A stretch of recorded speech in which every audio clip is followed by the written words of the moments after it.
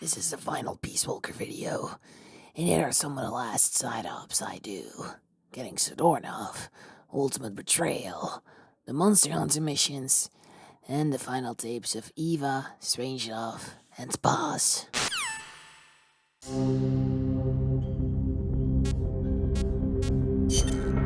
Let's get this mission started. Complete the mission and proceed to the Fulton recovery point so we can get you back alive and well. Good luck out there.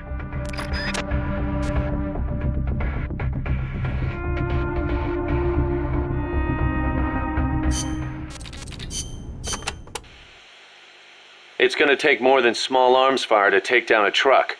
Some kind of rocket's your best bet. Another tactic to try would be setting off an explosion from afar. You could also call in a support strike if you can manage to tag them with a marker.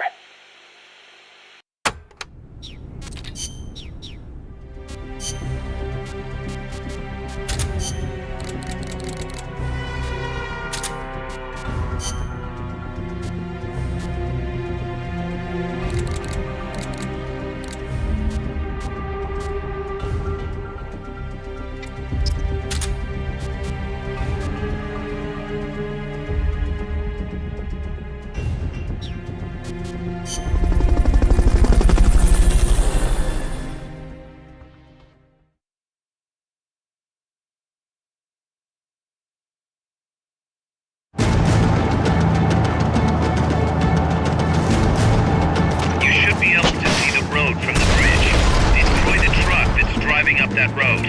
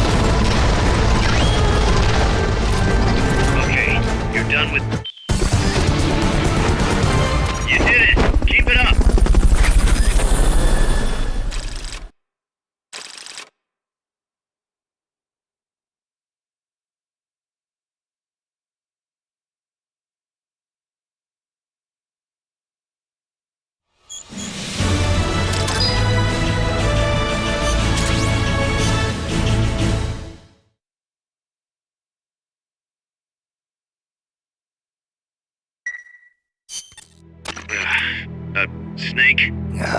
Don't tell me. Zadornov. Bingo. The guard left his post and the dude was gone when he got back. Sounds like the guard needs a guard. He was off with the girls. Haas invited him to try some of their cooking. He says he loved every second of it. Is that jealousy, cuz? Anyway, there's a new mission waiting for you. Find Zadornov, Snake. Okay.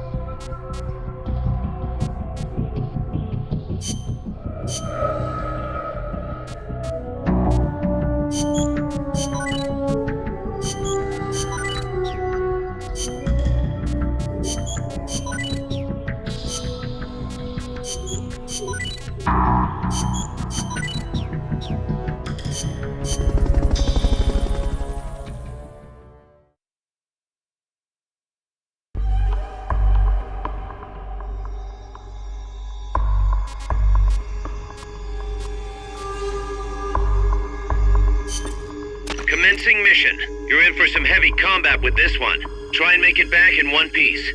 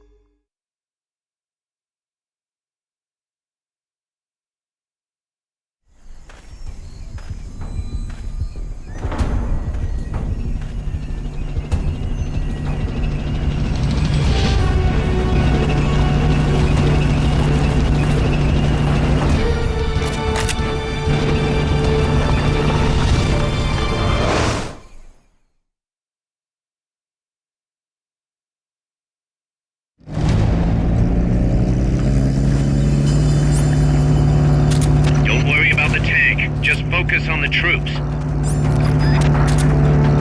They haven't seen you yet. Perfect. Now's your chance.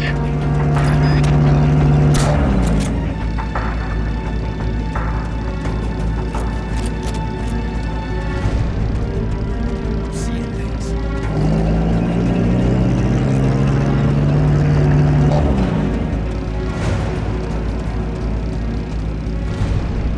Main cannon ready to fire!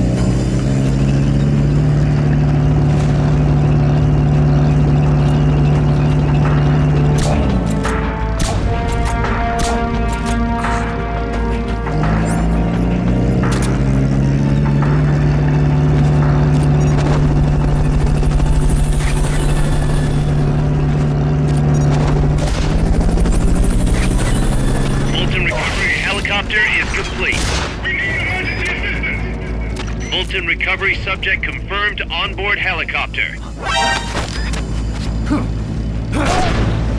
Back at it, boys!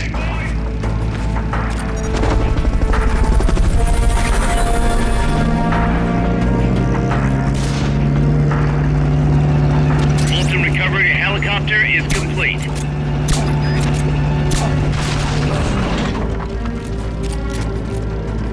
What is it?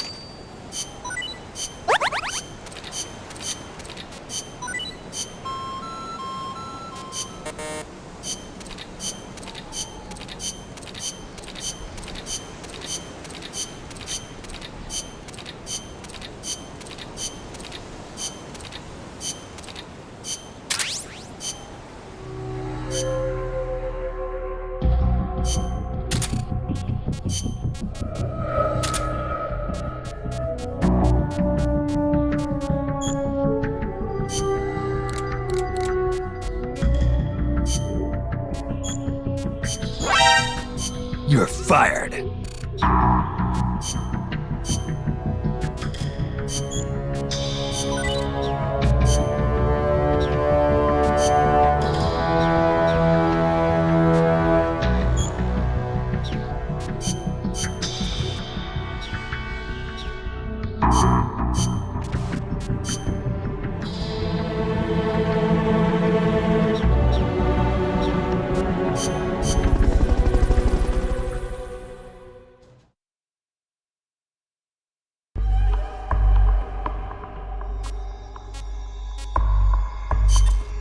Commencing mission.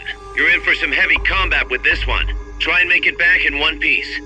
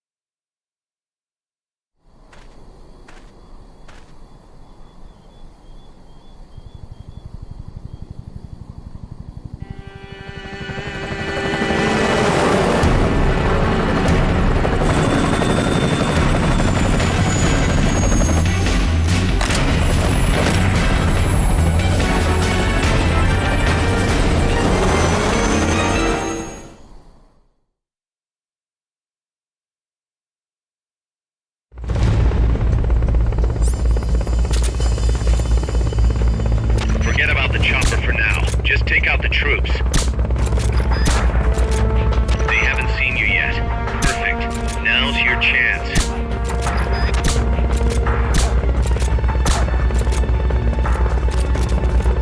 The enemy's attacking! Going to alert status!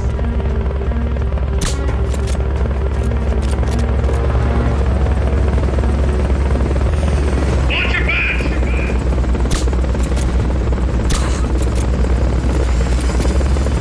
What is it?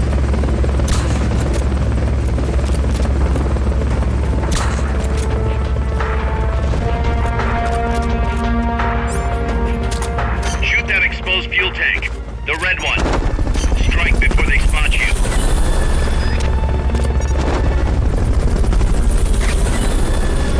Molten recovery helicopter is complete. What? Molten recovery subject confirmed onboard helicopter.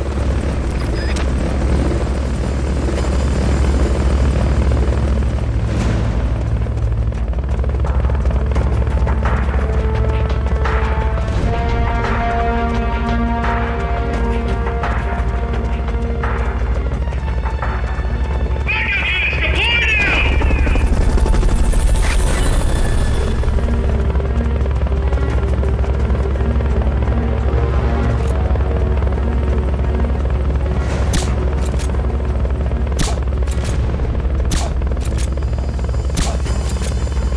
The enemy's attacking! Going to alert status! What is it?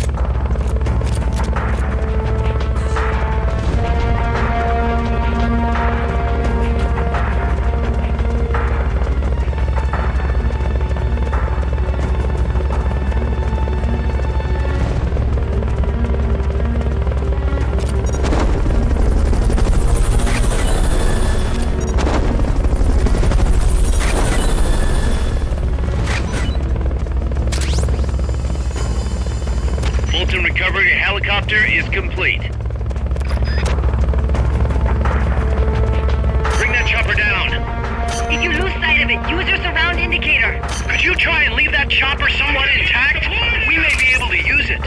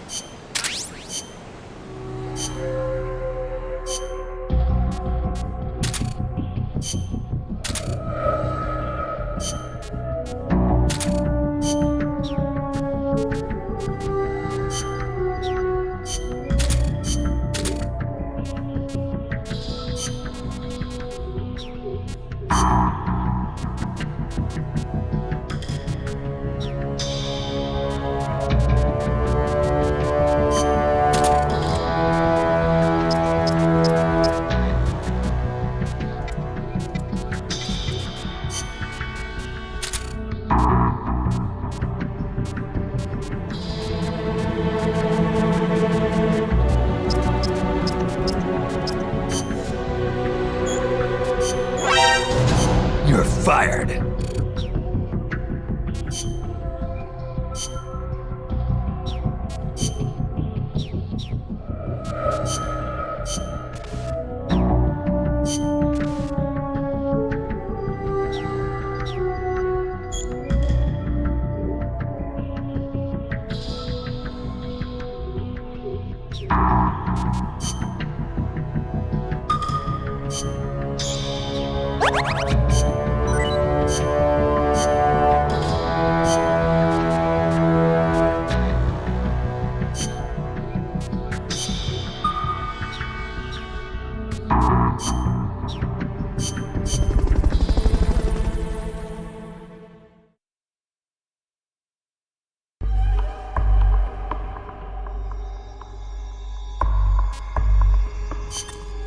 Snake, Zadornov's disappeared again.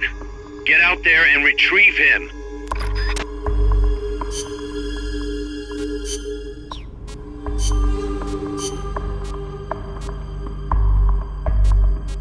Survival.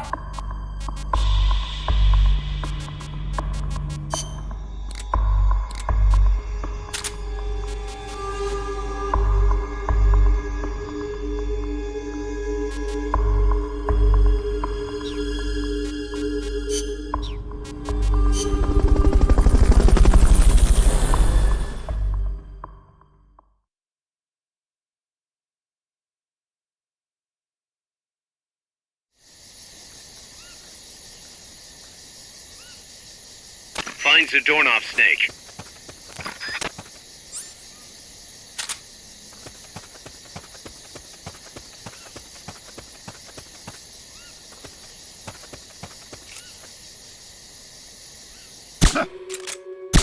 We're under attack! What's wrong? We have a situation. Backup team, head over and investigate.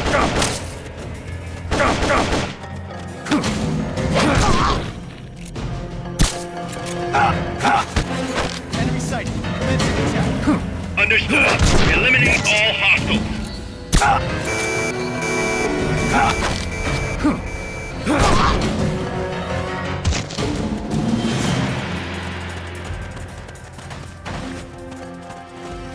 The enemy!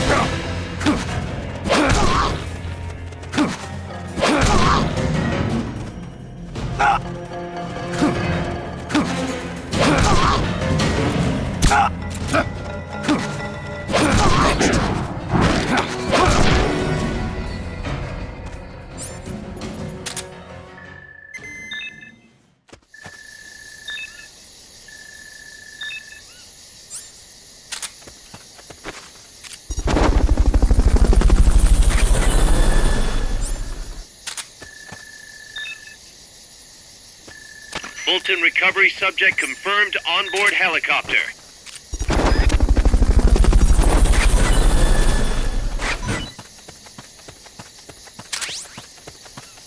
Fulton recovery helicopter is complete.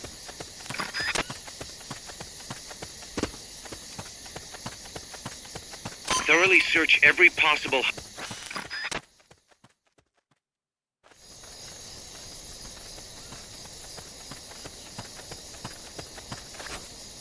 Good God, the man could swim his way out of Alcatraz. Does this guy have a Houdini complex or what?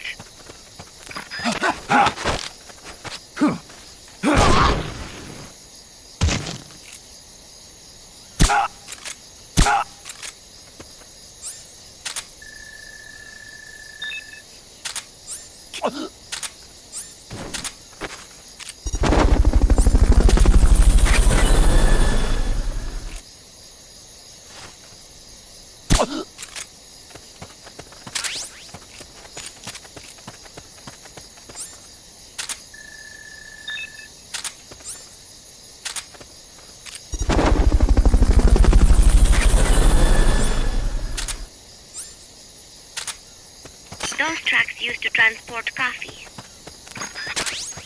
Where the hell'd Zadornov go this time? I'm sick of him and his walks.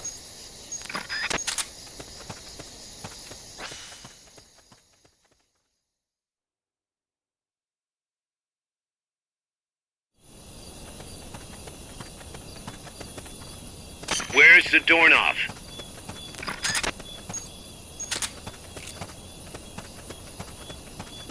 Good God, the man could swim his way out of Alcatraz.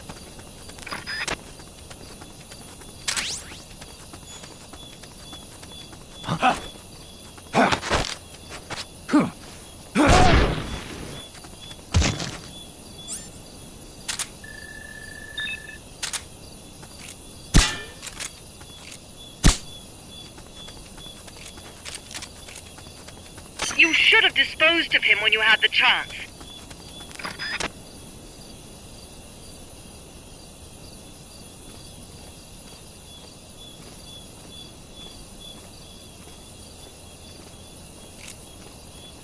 Freeze.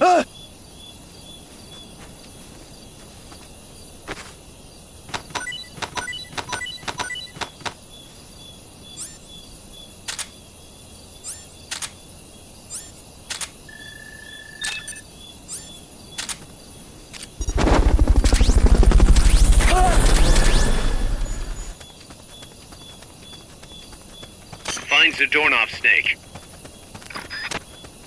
I know it is not easy. We're counting on you, boss. Snake, help us reclaim peace.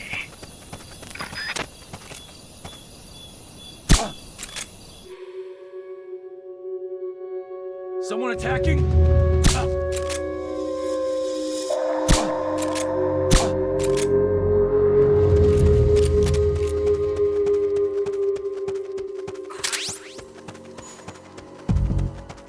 Where the hell'd Zadornov go this time? I'm sick of him and his walks.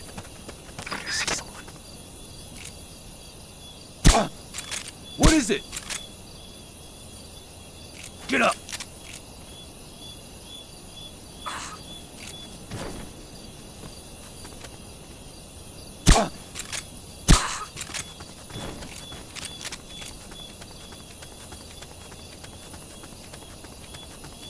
Our future is in your hands. Does this guy have a Houdini complex or what?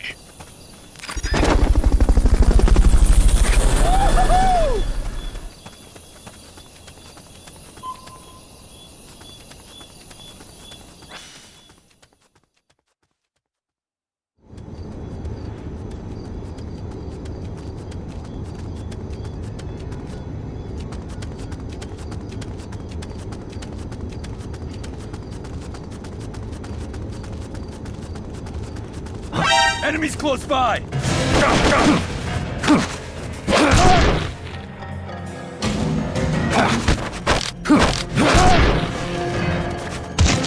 Enemy sighted. Quick backup. Understood. Dispatching reinforcements now.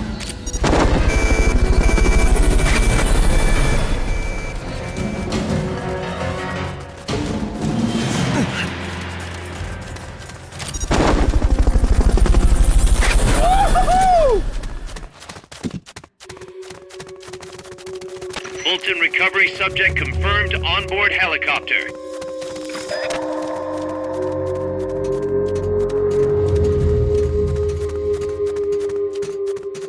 HQ, come in.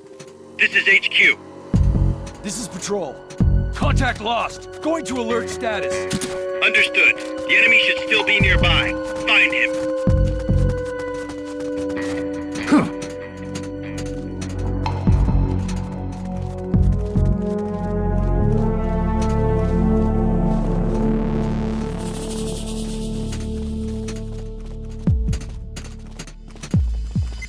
HQ, come in. This is HQ. This is patrol. All clear. Understood. Return to base.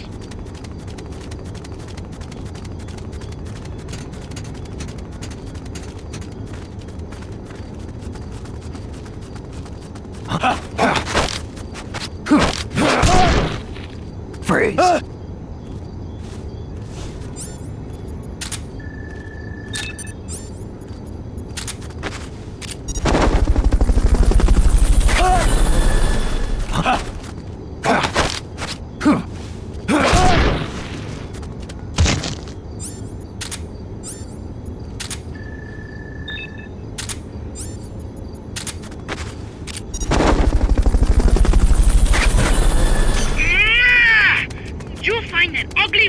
and bring his butt back here. I can't believe he tricked back like that.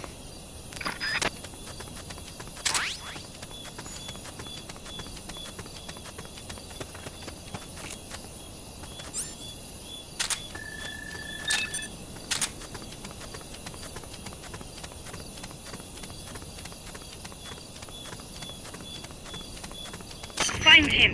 Leave no stone unturned. I know it is not easy. Thoroughly search every possible hiding spot. We're dealing with a real escape artist here.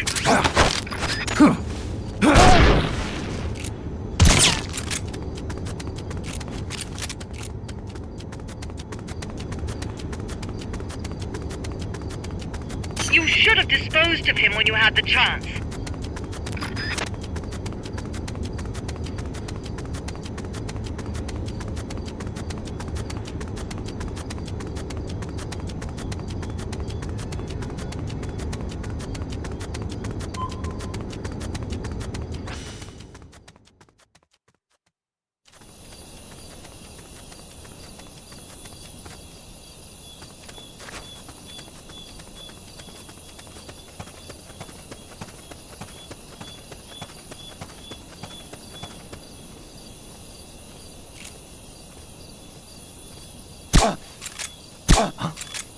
Enemies close by!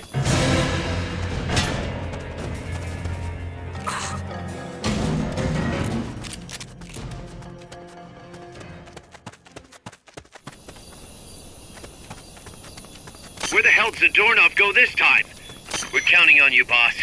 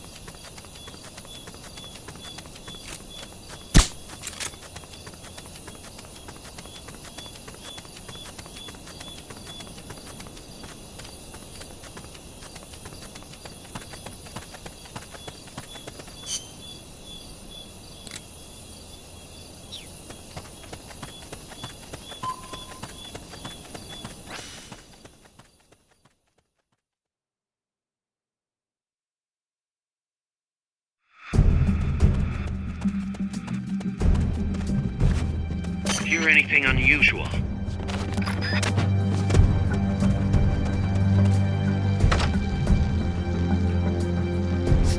Mama!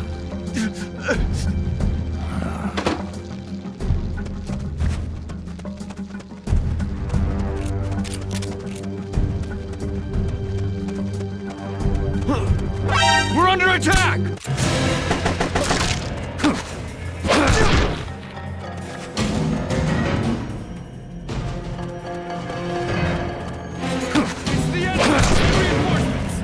Understood. Dispatching reinforcements now.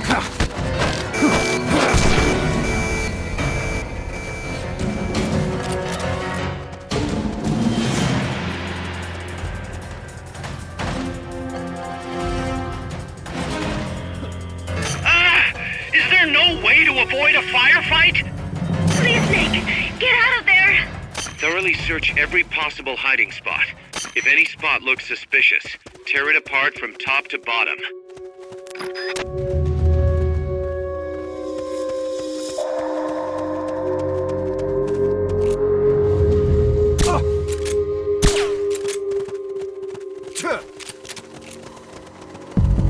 He's here!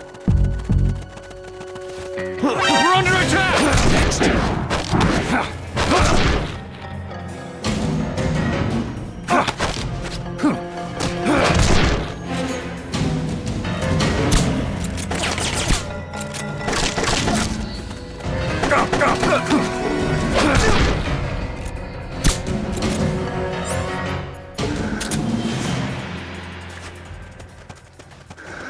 Forget about the houses for now. Wait for the alert to be lifted first.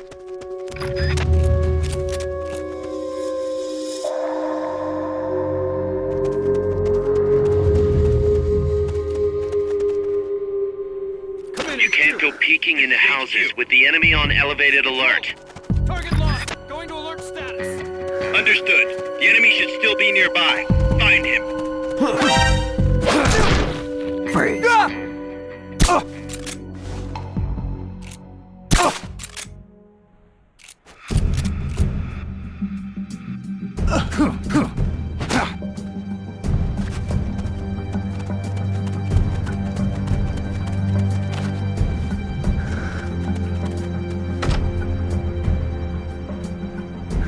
Gotcha.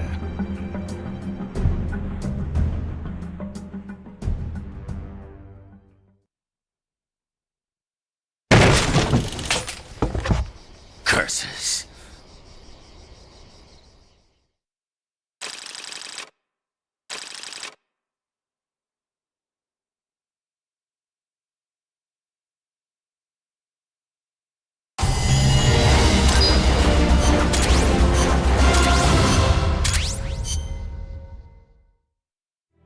I got him, Kaz. Slipped up again. Acknowledged. Bring him on in.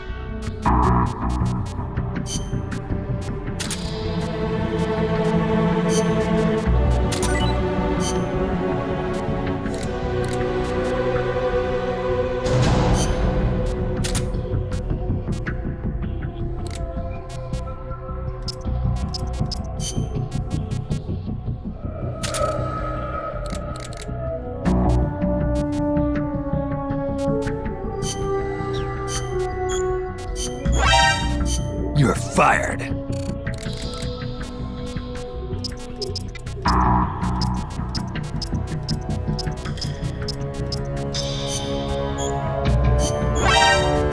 You're fired.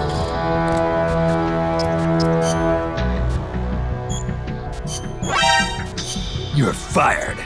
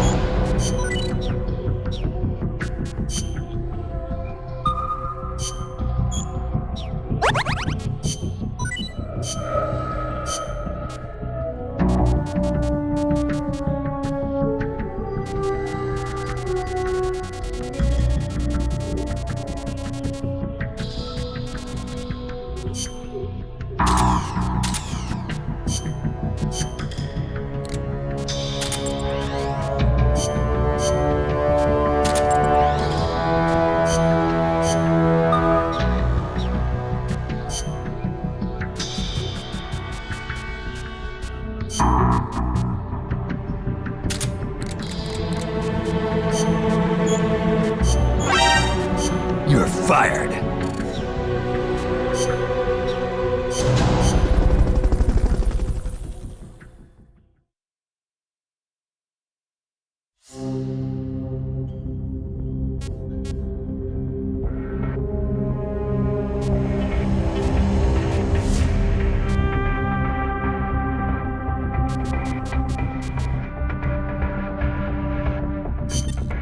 Someone's planning to extract enemy soldiers via Fulton Recovery. Thwart their attempt by shooting down the balloons. We're calling this the Puyan mission. Support our troops. Shoot those balloons.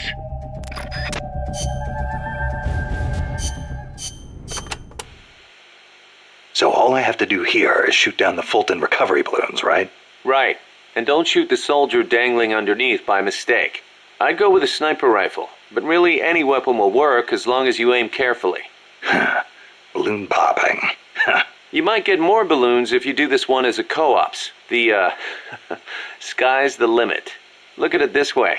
It'd get real depressing real quick if every single mission were a bloodbath. It's good to have a nice, relaxing challenge like this once in a while, you know? Oh, come on, don't those Fulton balloons look tasty? Like big, juicy, floating pigs? Yeah, sure, whatever. So, this is called a Puyan mission. What's that supposed to mean? When I was a kid, my neighbors had a pet pig they called Puyan. Every time I see a Fulton balloon, it reminds me of that little porker. Okay, but the objective here is to pop those balloons, right? Doesn't sound like a good idea getting emotionally attached. Good point. Man, if only those were real pigs dangling from the balloons. Now wouldn't that be something? Ugh.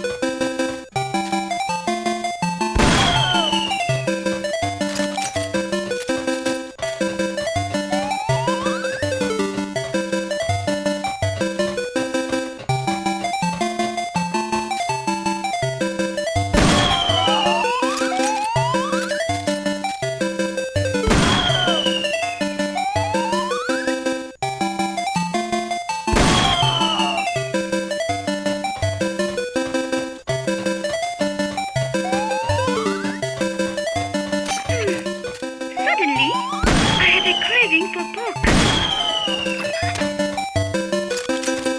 Hey, Snake, did you know the yan in Puyan means something like Mr. in the Osaka dialect of Japanese? You stick it on the end of people's names, so you'd be Seiyan.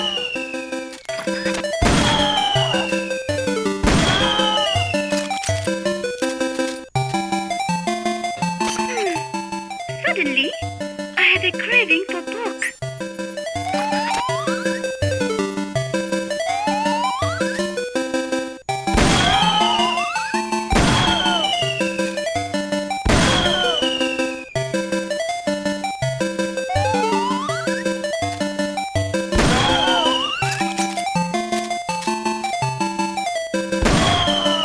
Hey, Snake, did you know the yan in Puyan...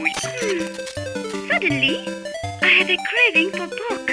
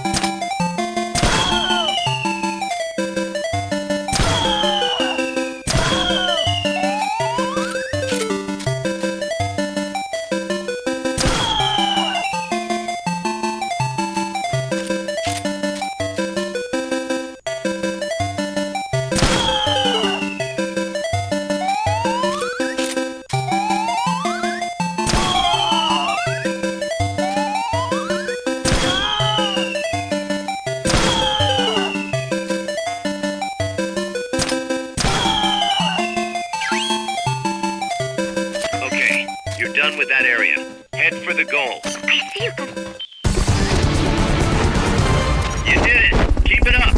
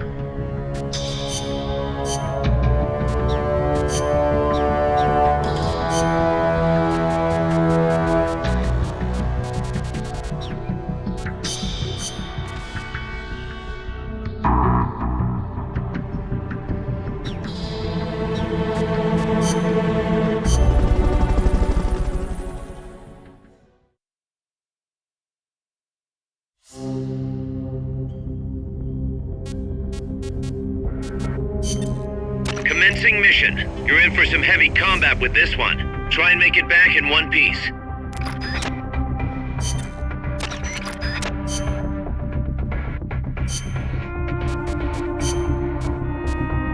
Combat.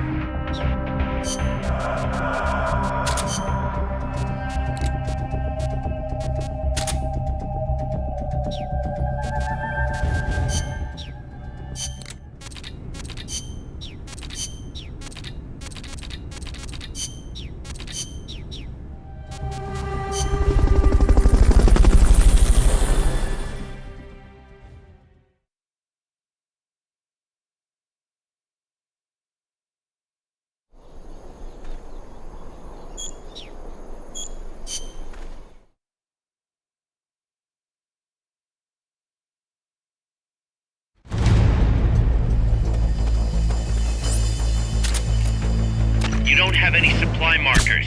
Are you gonna have enough ammo? Maybe you should pull back and reorganize things first.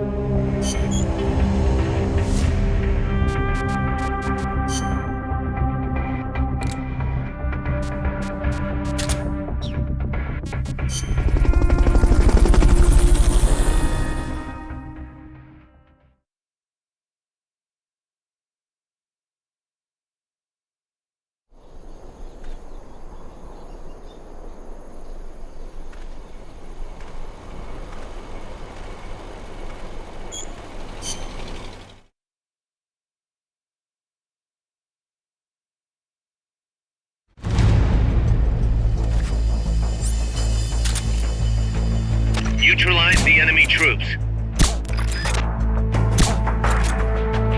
Strike before they spot you. Enemies attacking! Going to alert status!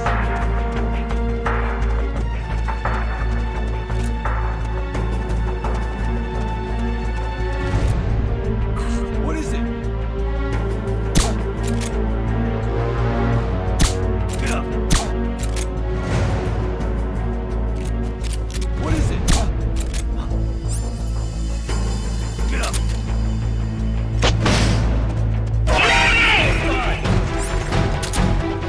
Try and knock this one! Fire! Fire! Try and knock this one! Armed and ready!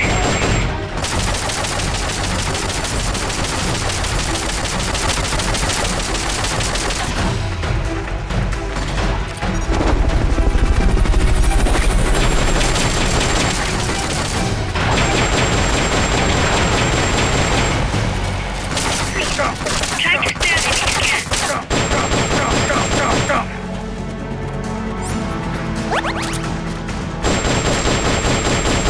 Try and knock this one!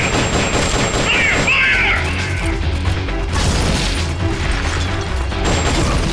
Back up! Prepare for immediate deployment!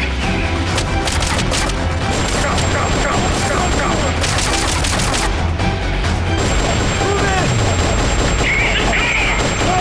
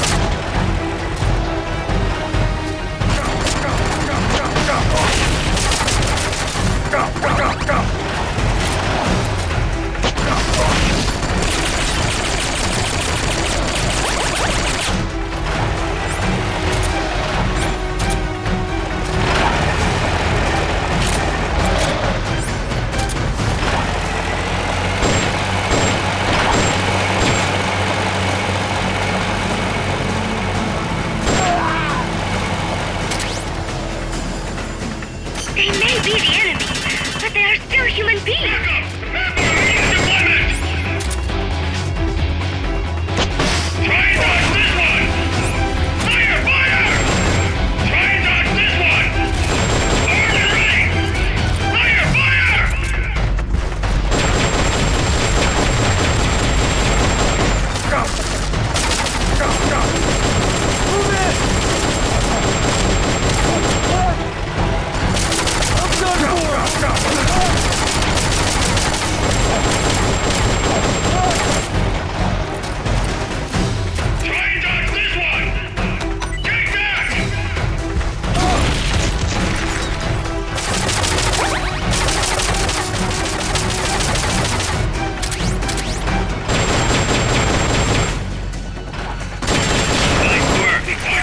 Tank's gone. That should stop him for a while.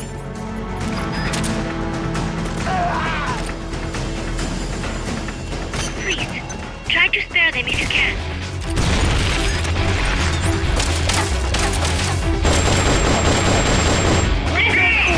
Damn it! Looks like they've got a backup fuel tank.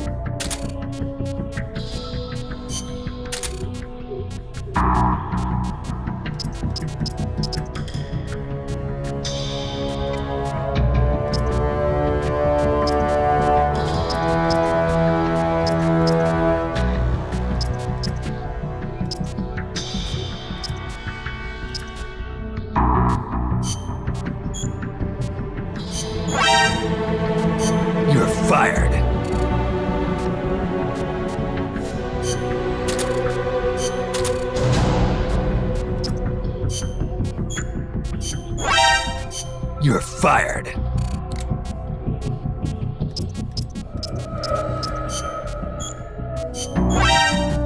You're fired.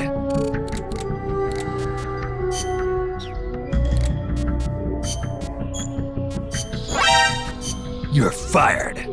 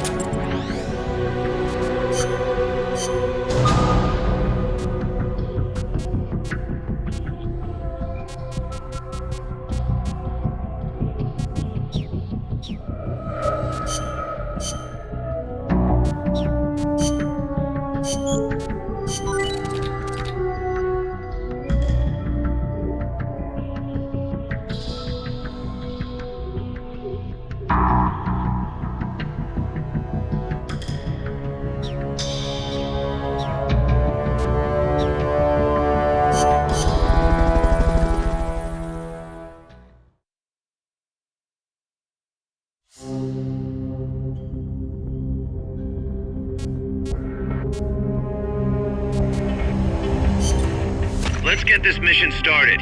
Complete the mission and proceed to the Fulton recovery point so we can get you back alive and well. Good luck out there.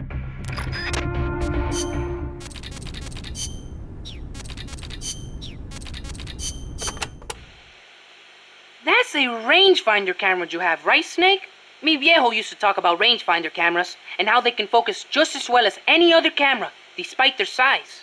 He also said they don't have much picture blur either. To bring an object into focus, make sure the two images overlap before taking the picture. But you could probably do that in your sleep, couldn't you? All you need to worry about is making sure your subject is in the frame. Remember, Snake, photography is all about timing.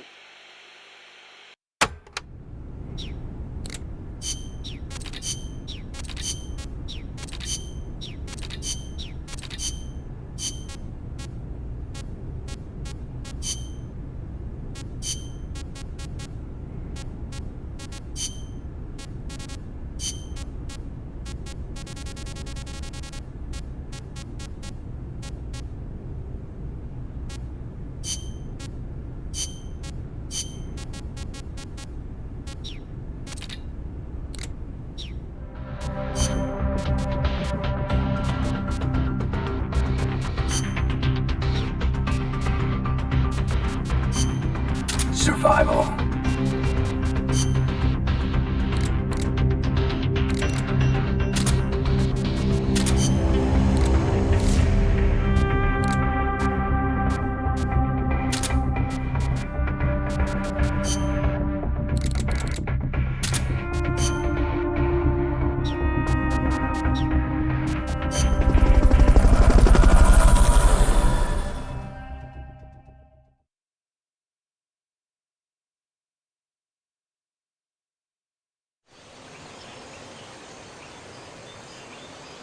Get a photo of the enemy commander while he's out scouting. If anyone spots you, it's game over.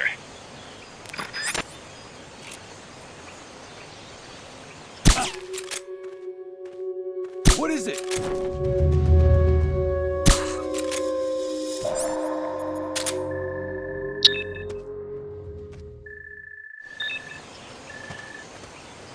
Huh? I think I see someone.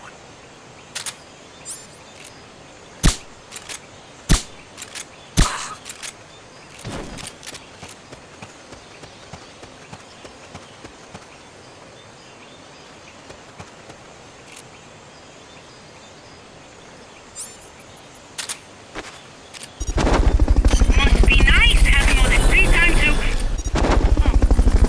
I wasn't talking about you, boss. You're doing great. A comandante in el frente would never have time on his hands for something like that. Enemies close by. The mission's a failure. Return to base.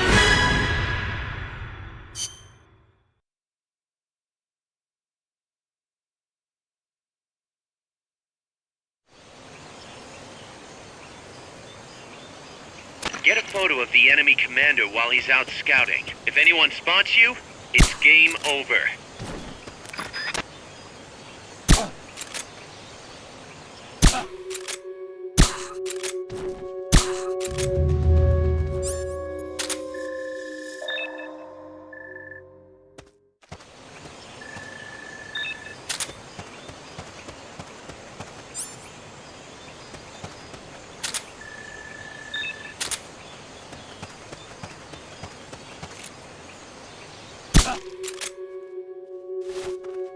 Someone attacking? A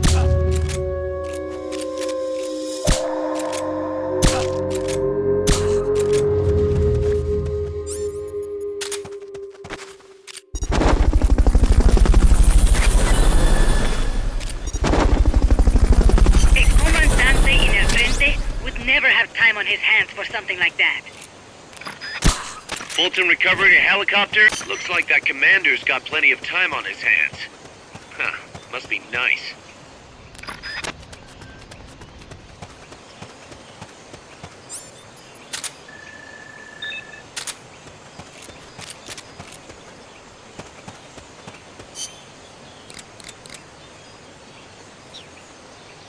We're counting on you, boss.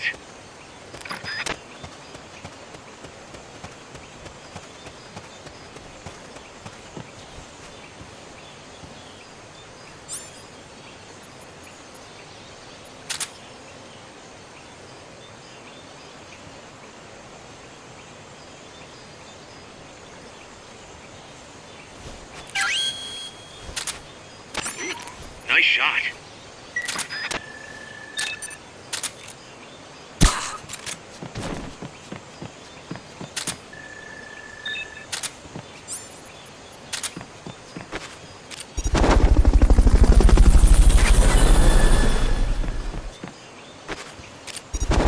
Now simply make your way to the recovery zone. Mission complete. The folks back at Mother Base will be thrilled.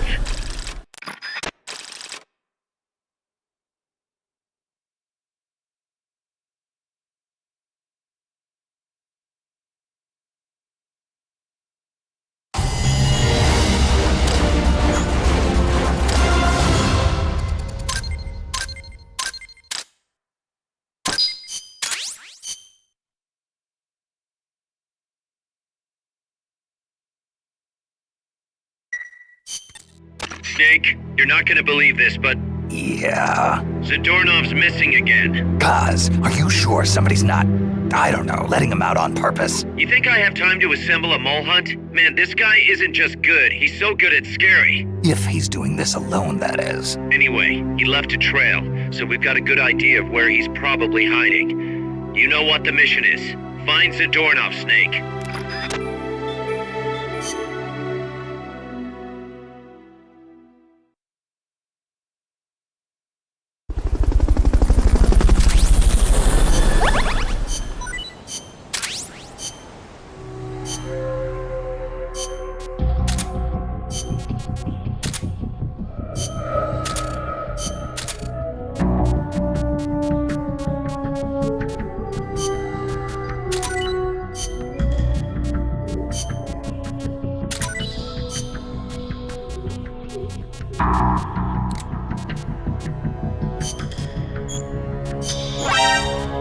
You're fired.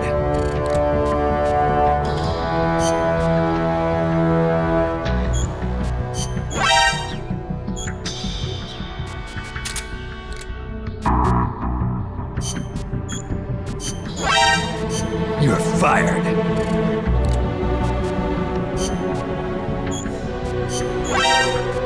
You're fired.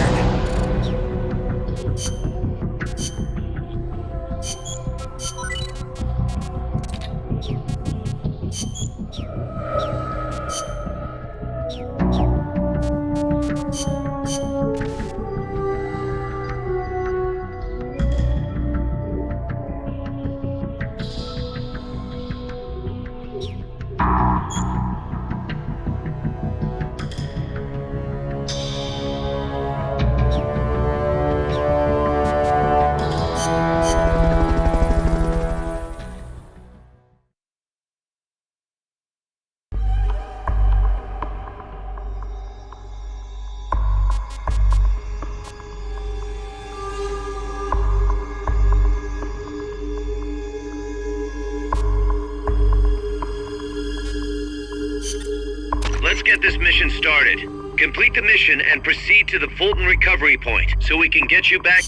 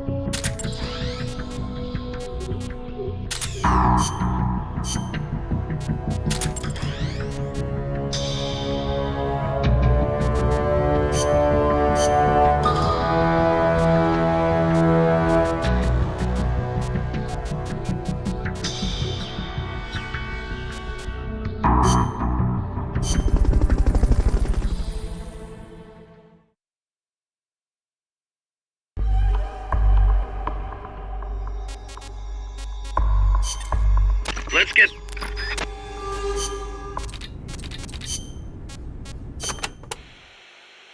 You can't always see Phantasma with your naked eye. If some unseen presence is making a noise, you can be sure one is around. When that happens, try taking photos in the area.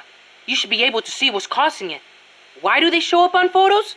I'm not the one to ask about that, but maybe Phantasma are somehow able to deceive our minds on a subconscious level. They're right there in front of us, but they whisper, "Hey, we're not really here, but a camera's a machine, so they can't do anything to it." Yeah, that's it. That's gotta be it.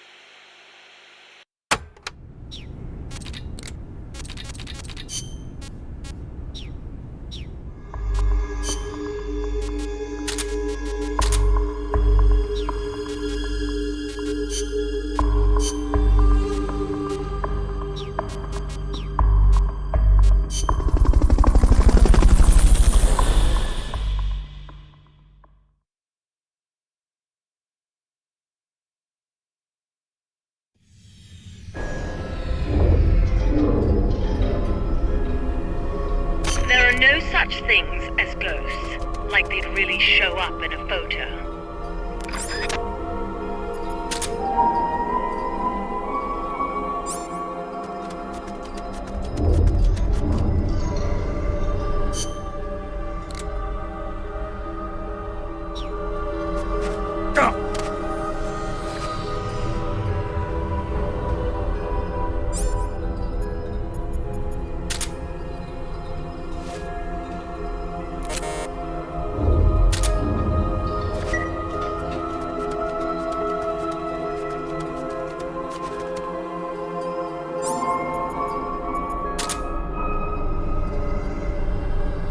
Hurry and get a picture of the Phantasma! I'm dying to see one!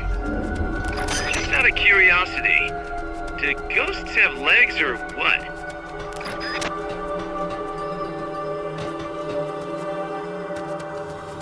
There are no such things. Hurry and get A photo of a ghost?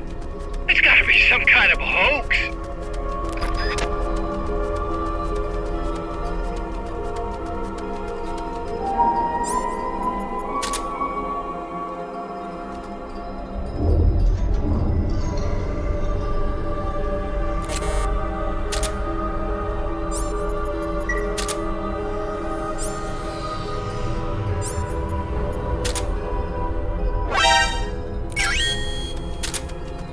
Okay, you're done with that area. Head for the goal.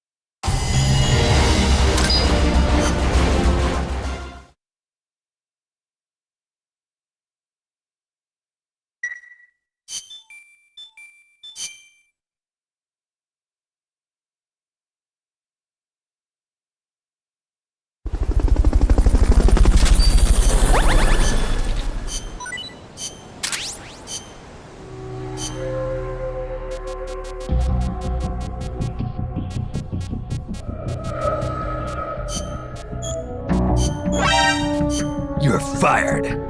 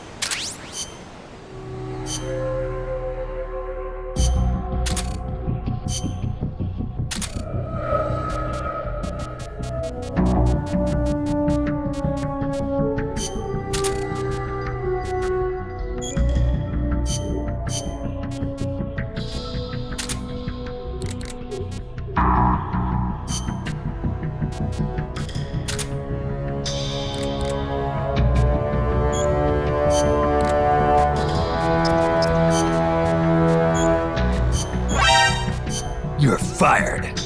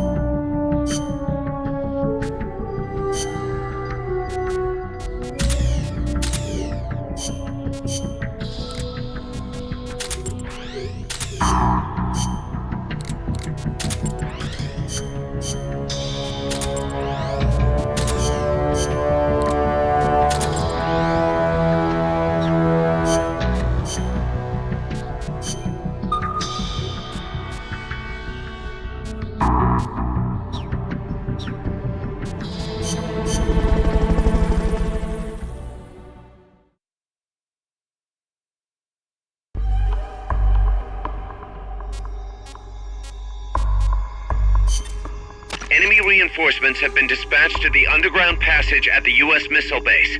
They must not be allowed to enter the control tower while Snake is there. Defend this position. Do whatever it takes to prevent the enemy from breaking through.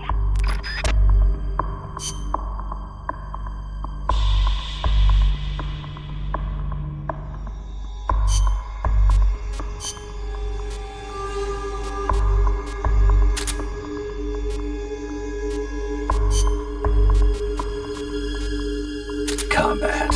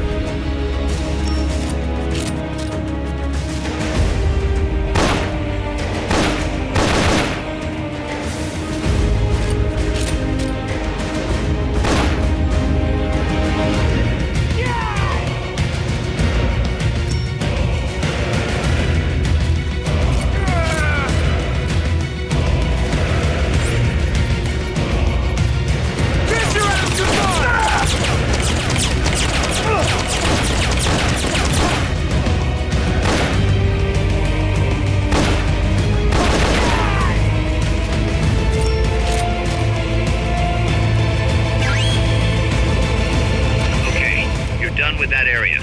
Head for the goal. Good job. Return to base.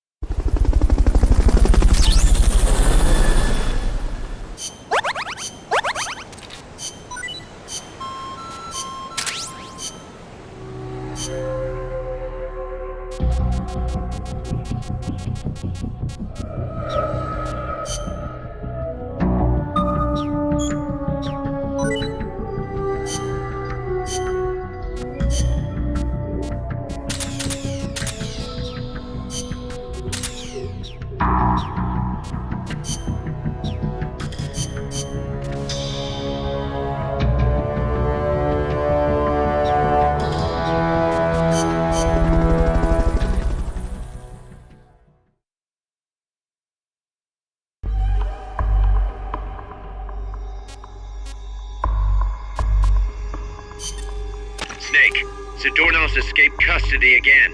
You have to track him down.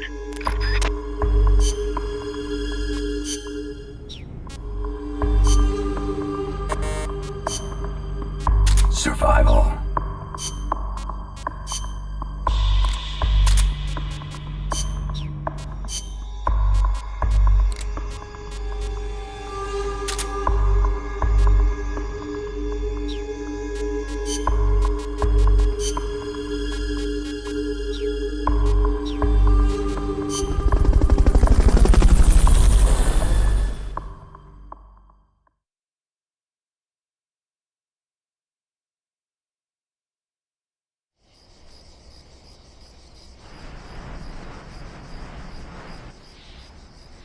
Thoroughly search every possible... Find Zadornov, Snake.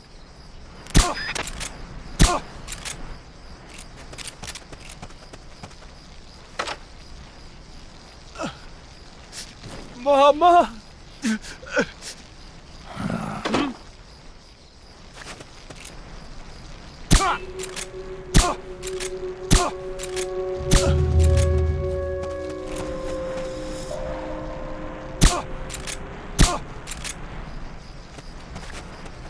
You're doing great, Snake.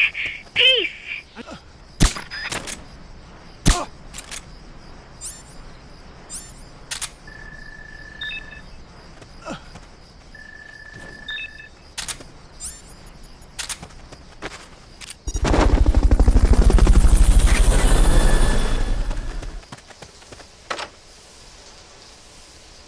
Fulton recovery helicopter is complete. Who's there?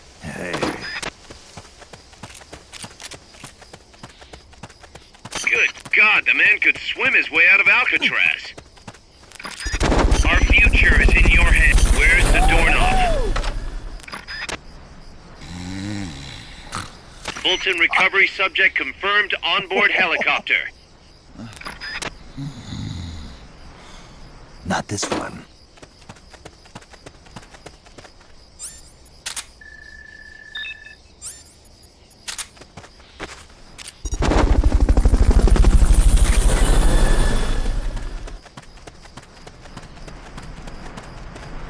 Fulton recovery helicopter is complete.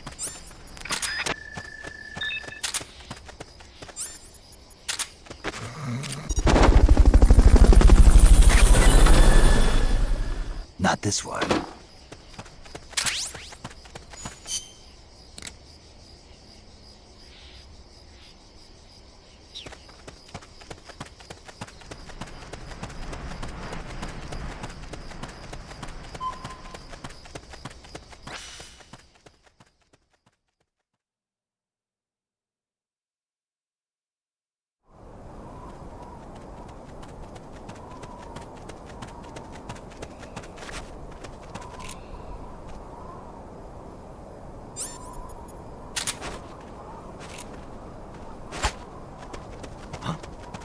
was that noise?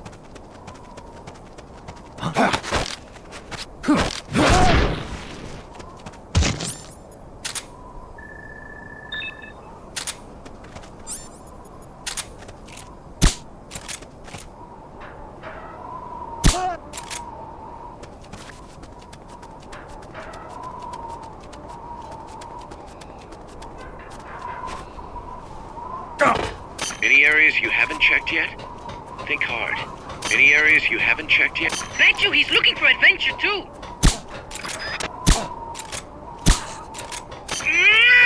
Find him. Leave no. You should have disposed of him when you had the chance.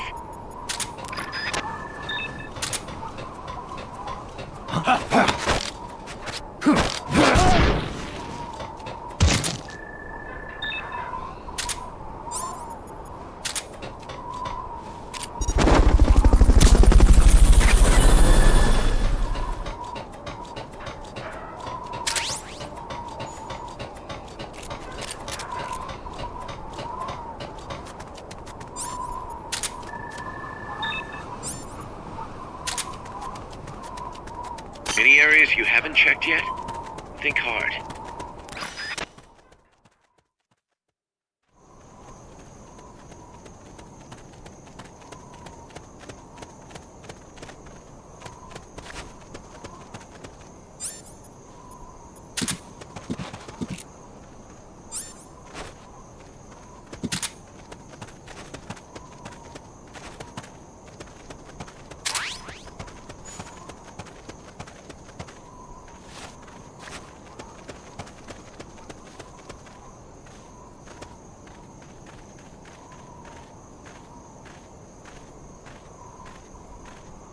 Bet you he's looking for adventure too.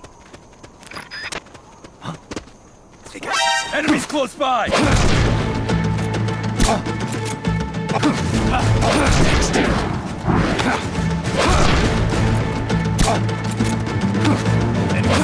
Requesting backup.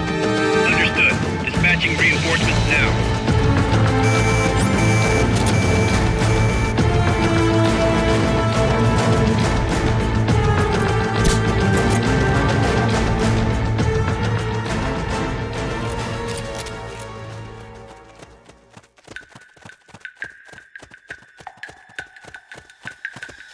Enemy!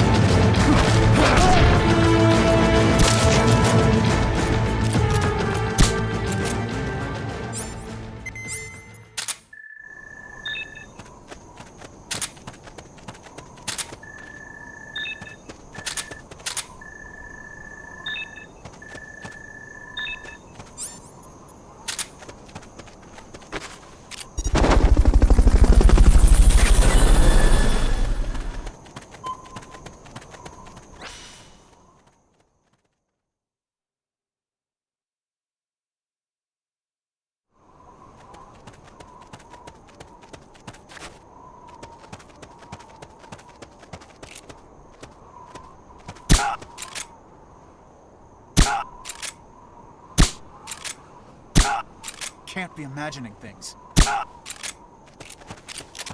What's going on?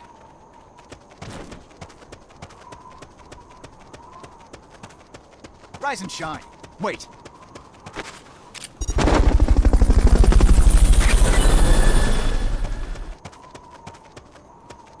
Can't be imagining things.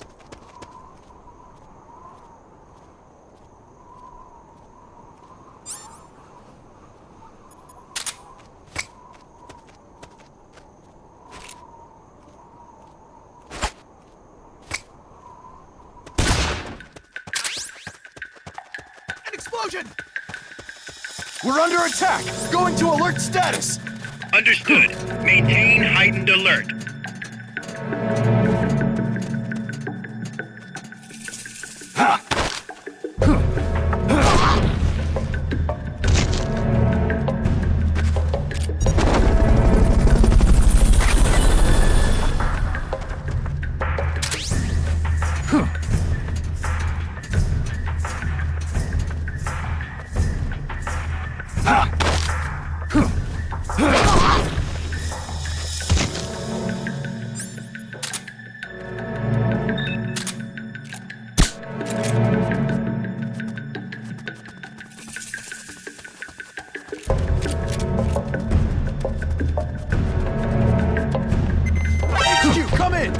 This is HQ.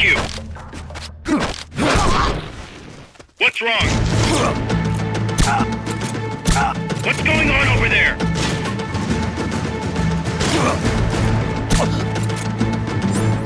Enemy sighted. Commencing Quick! attack. Find somewhere to hide! Eliminate all hostiles.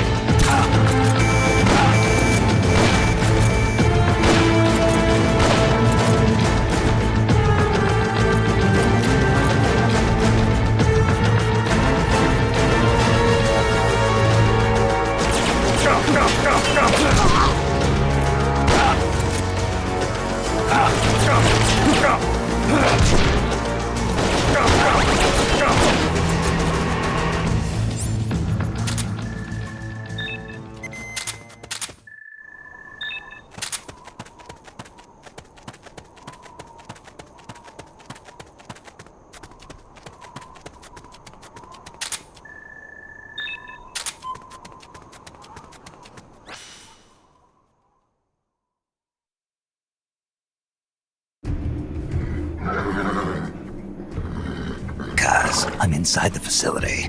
There's rows and rows of trucks here. Zadornov should be somewhere in that area. Find him.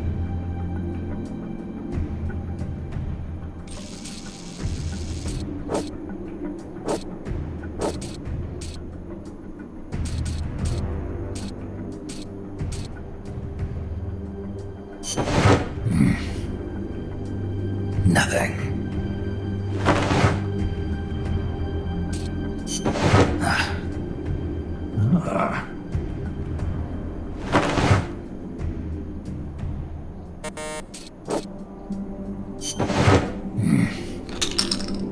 Not this one.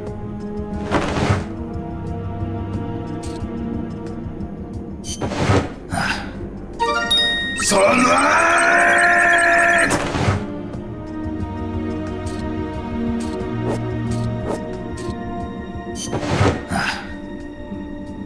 Not this one.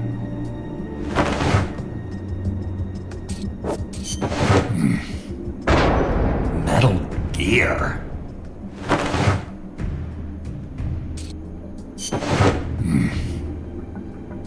Nothing.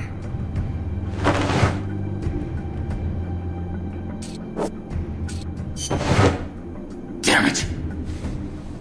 You found me.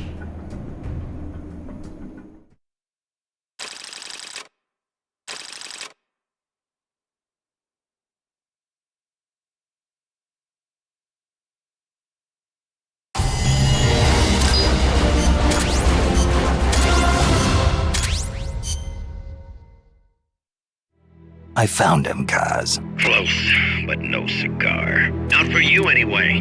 Snake, we're coming to pick him up.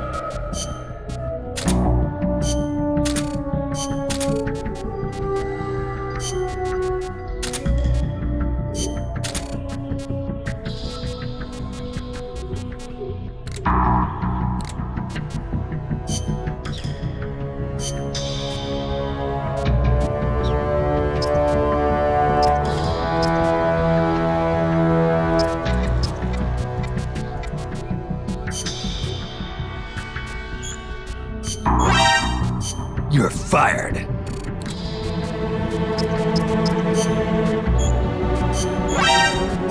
You're fired.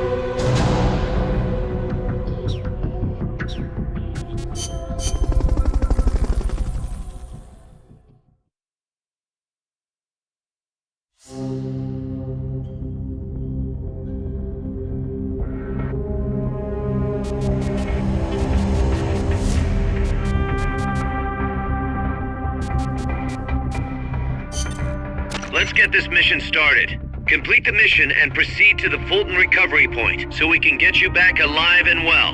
Good luck out there.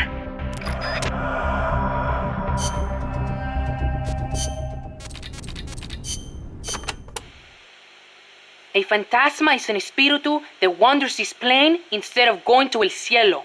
There are different interpretations, of course, but that's what I think. See, the fantasma has a reason for remaining in this world, and if that were, say, a deep hatred for someone, they just might be capable of inflicting harm on that person. You probably realize this, but your weapons or CQC won't work on Phantasma.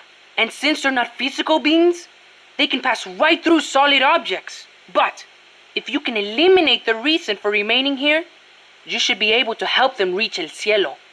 People say words can work wonders on Phantasma. You could try talking to them through co-op's communication.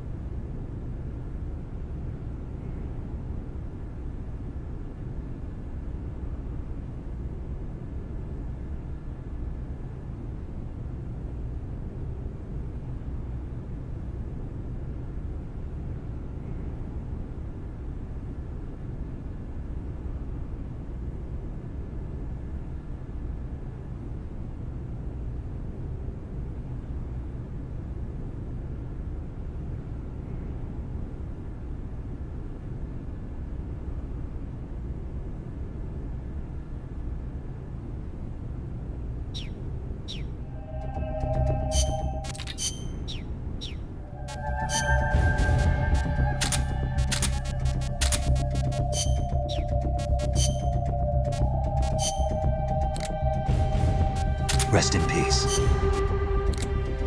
Sweet dreams.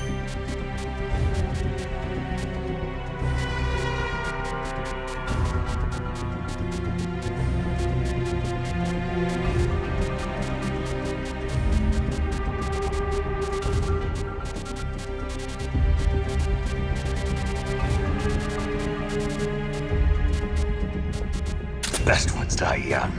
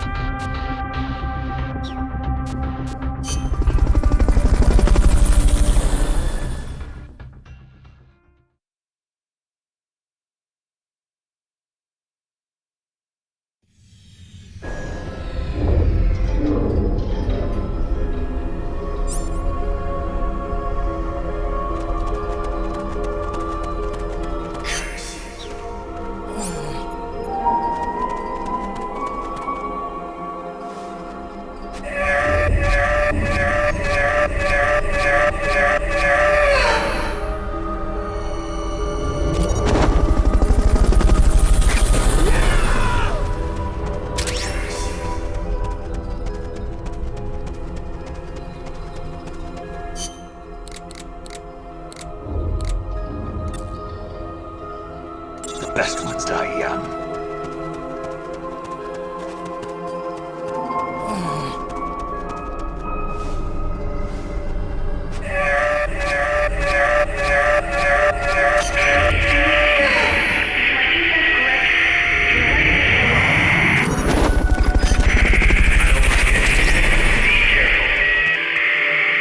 So, saving the soldier's life caused his spirit to reunite with his body?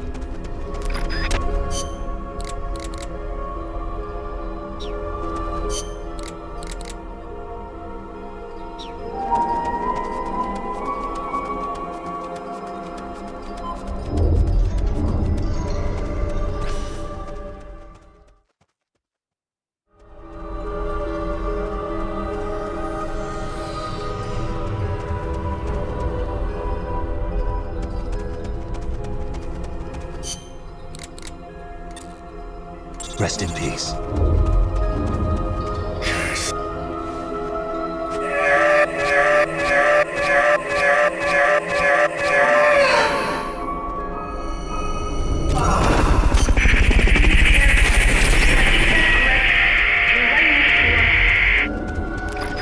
Are you Collect the rest of the targets. Rest in peace. The ghost was sucked into that soldier's body? Whoa! Do you think that's what brought him back to life?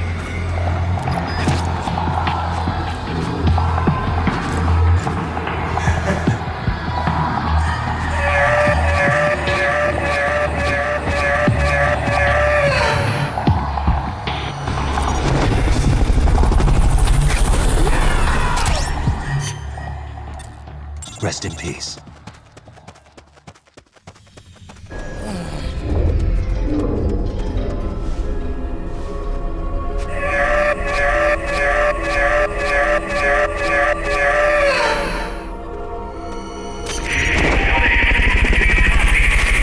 ghost was sucked, so saving the soldier's life caused his spirit to... Head for the recovery zone. I see you completed. Now simply make your... I see you completed your... Mission complete. The folks back at Mother Base will be thrilled.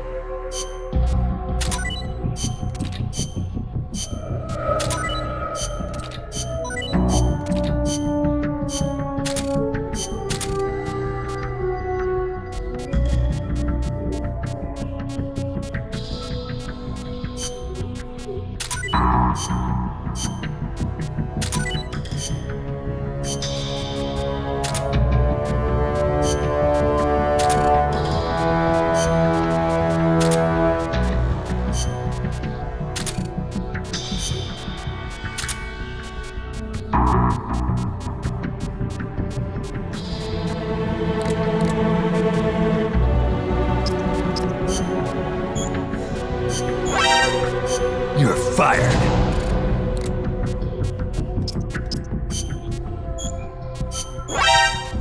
You're fired.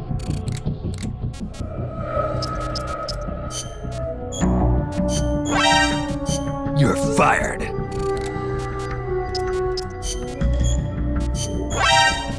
You're fired.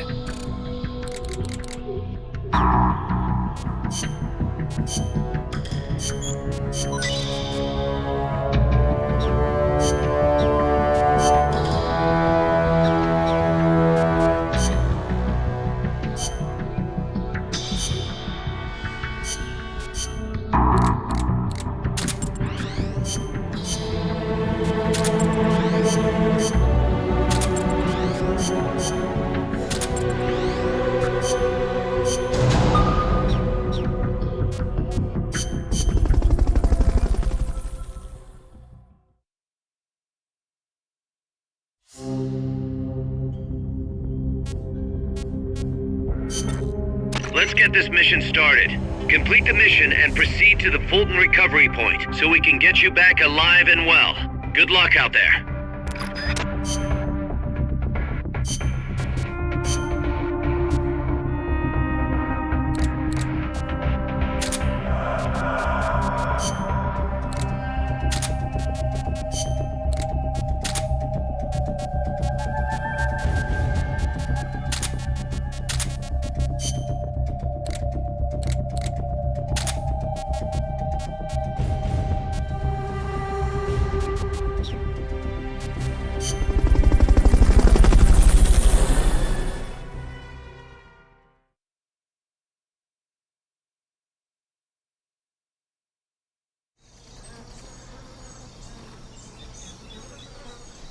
Get control of all the enemies by holding them up.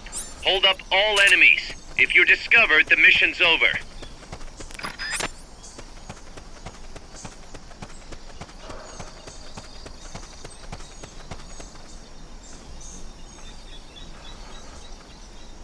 Bruce,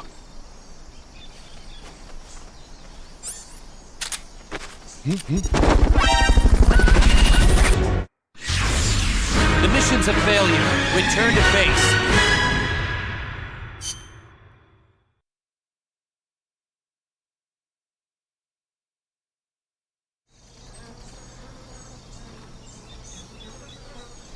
Get control of all the enemies by holding them up. Hold up all enemies. If you're discovered, the mission's over.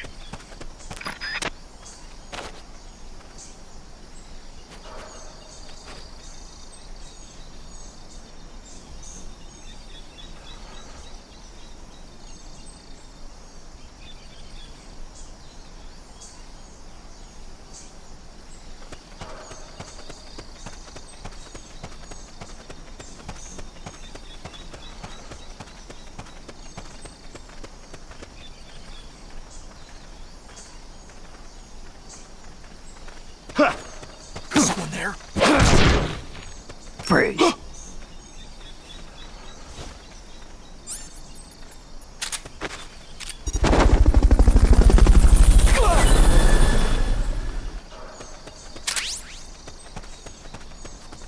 Fulton recovery helicopter is complete.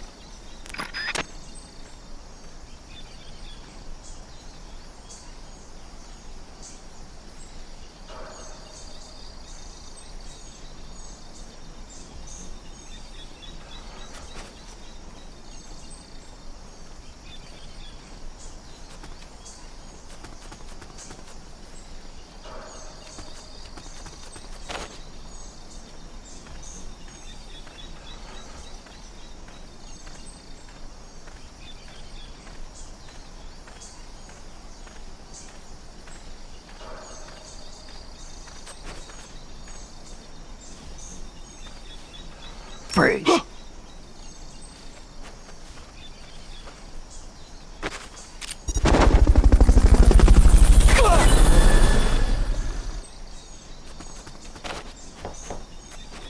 Fulton recovery subject confirmed onboard helicopter.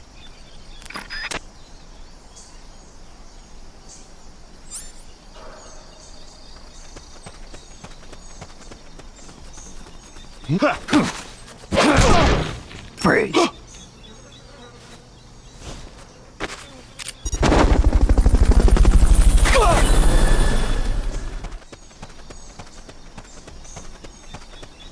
Fulton recovery helicopter is complete.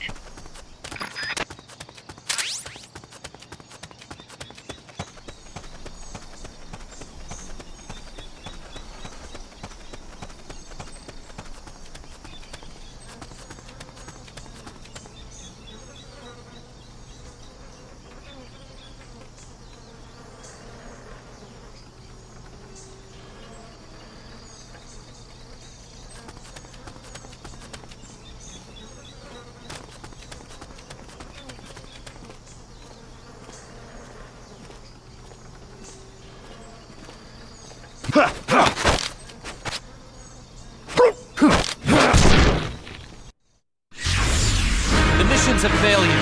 Return to base.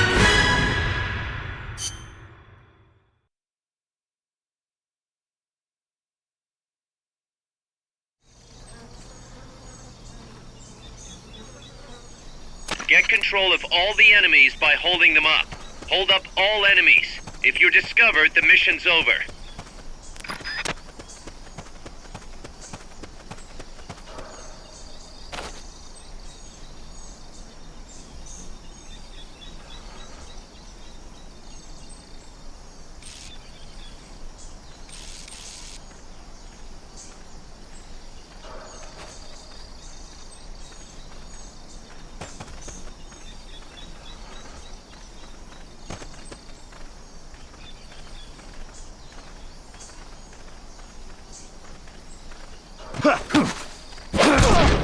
Freeze.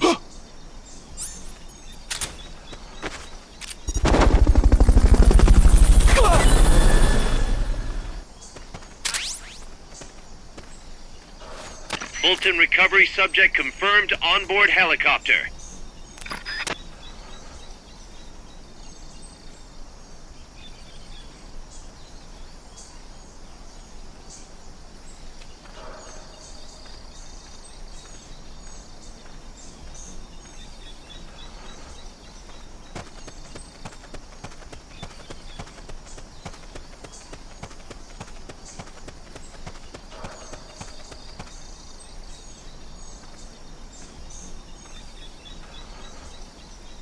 Freeze.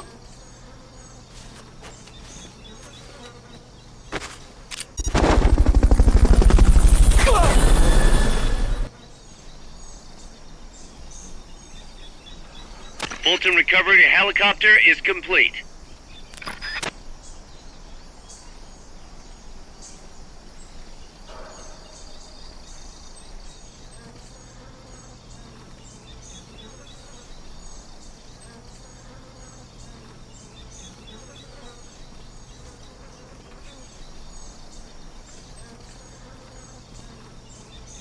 Oh, isn't a banana just a tasty snack? Your objective is to hold up all enemies. Please, do not... Your objective this time is to hold up all enemies. Your objective is to... Pesticides from banana plantations could be killing off mecos, you know? No one's stupid enough to tempt fate and step on a banana. I wouldn't bother trying to place them on the ground.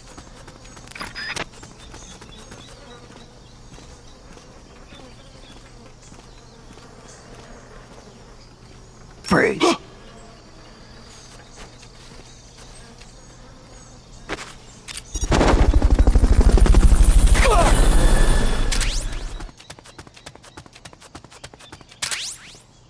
Fulton recovery subject confirmed onboard helicopter.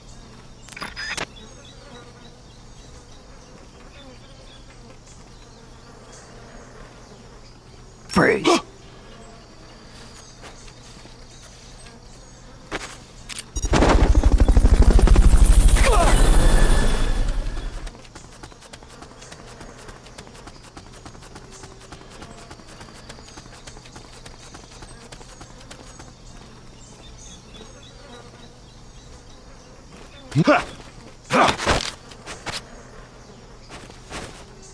Freeze.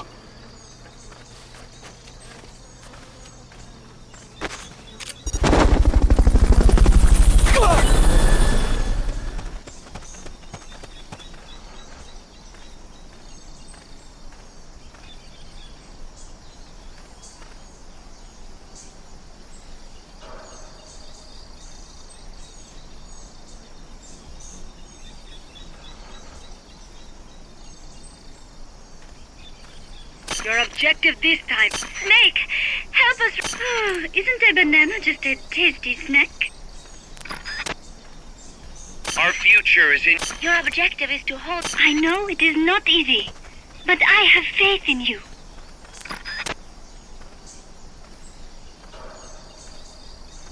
Freeze. Head for the recovery zone. We'll pick you up there. Now simply make your way to the recovery zone. Now you just have to make it to the goal. Mission complete. The folks back at Mother Base will be thrilled.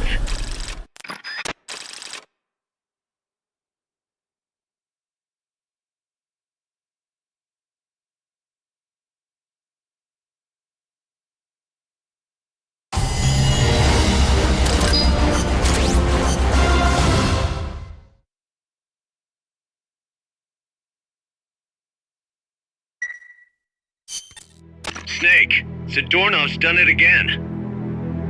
Great. Snake, Zadornov's done it again. Ah, give me a break.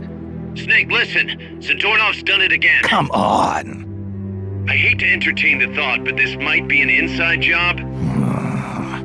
What the hell's he after anyway? No clue. Can't imagine he's just out to annoy us, though. You know, it might not be worth keeping him here if he's not gonna join us. You may be right. I thought it might boost our Russian compatriots' morale, but okay. I'll think it over.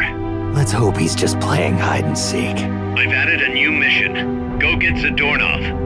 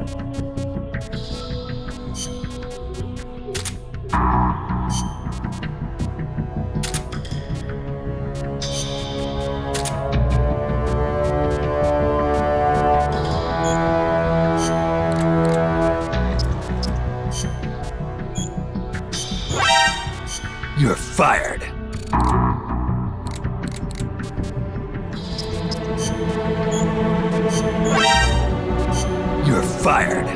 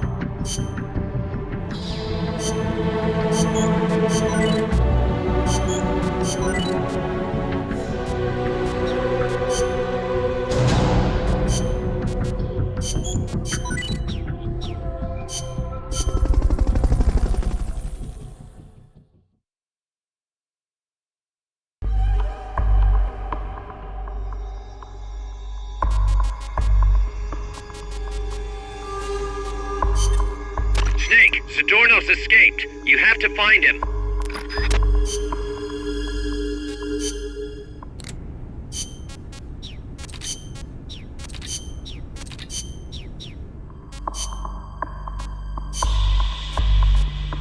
Survival.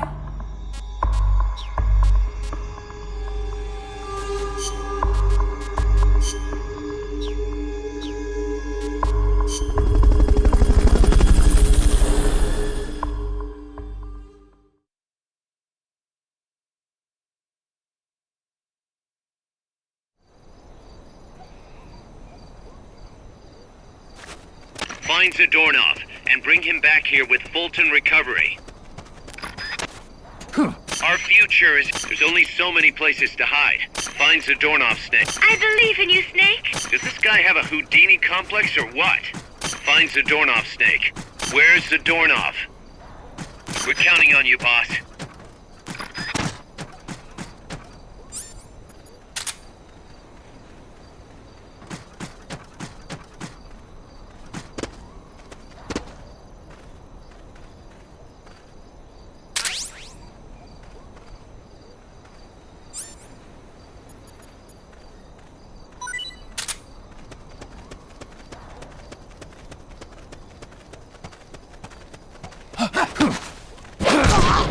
Freeze.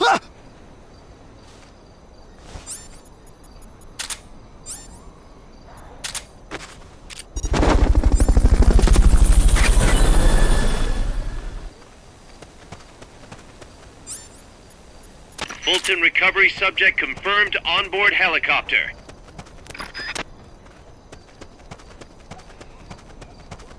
The enemy's here!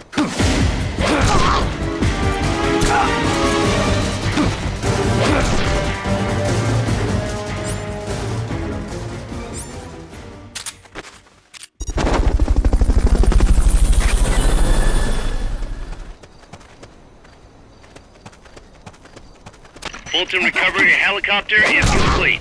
Freeze.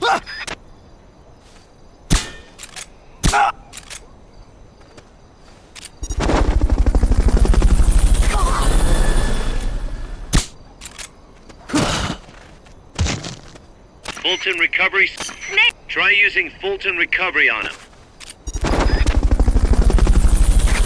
Our future is in your hands. Head for the recovery zone. We'll pick you up there. I see you completed your mission. Now hurry to the Mission complete. The folks back at Mother Base will be thrilled.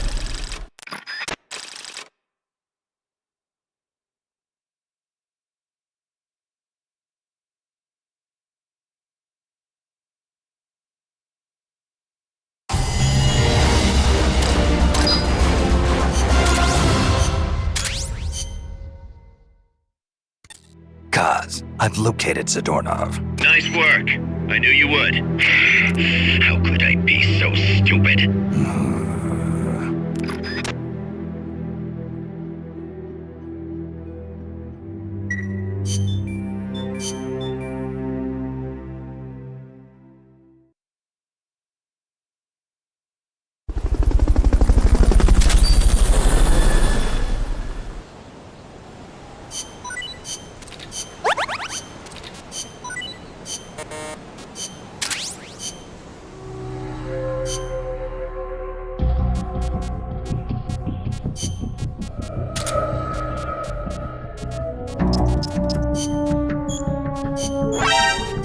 You're fired.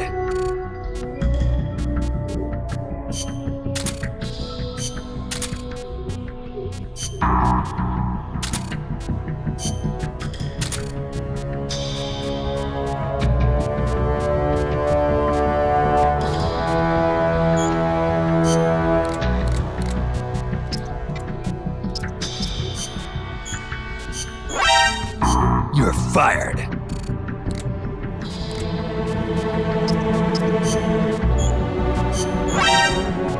You're fired.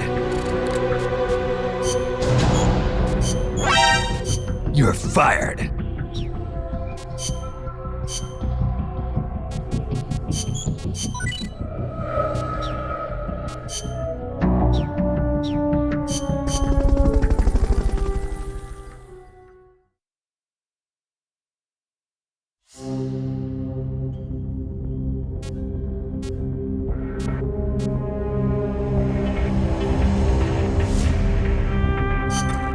This is a high-risk mission.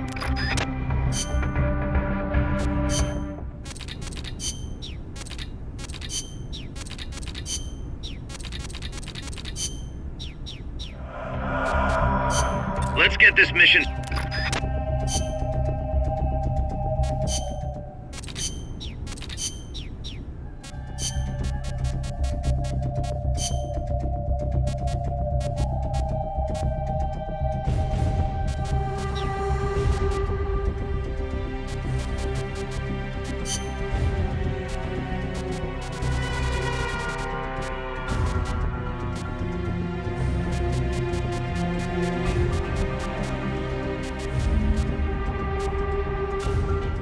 Survival.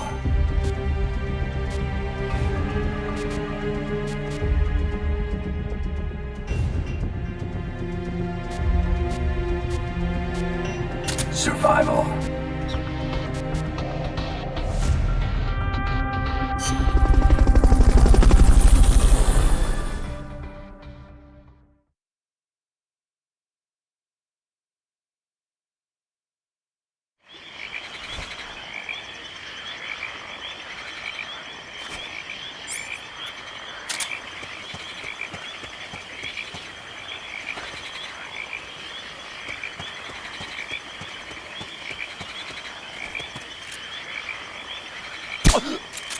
Our future is in your hands.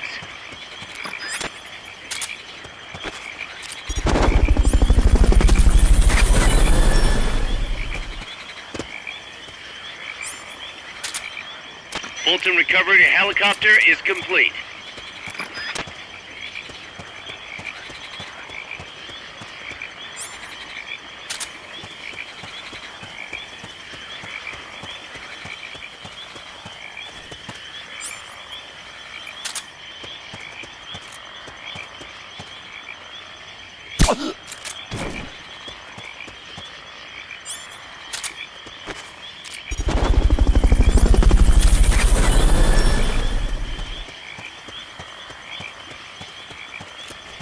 Fulton recovery subject confirmed onboard helicopter. Neutralize all the soldiers without killing them, and then use the Fulton recovery.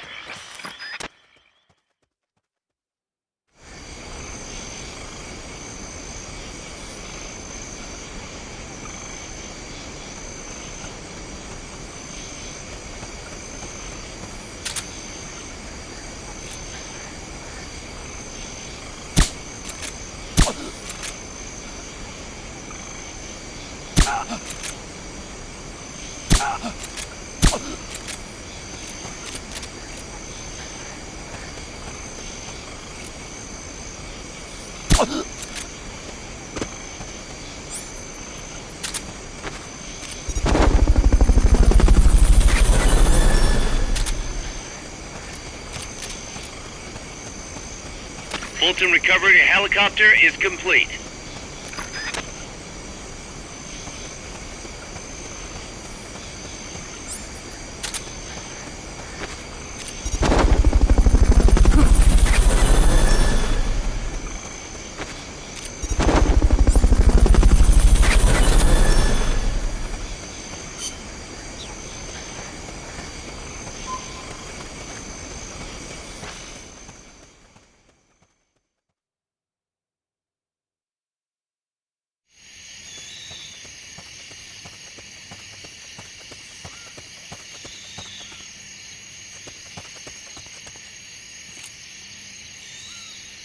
You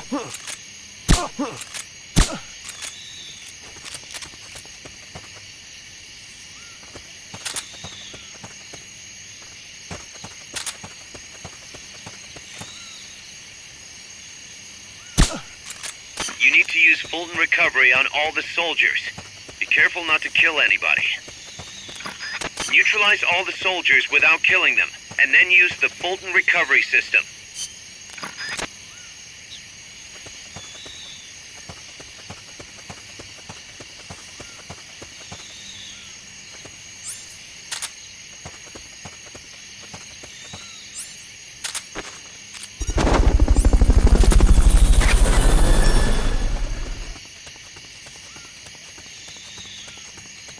Fulton recovery subject confirmed onboard helicopter.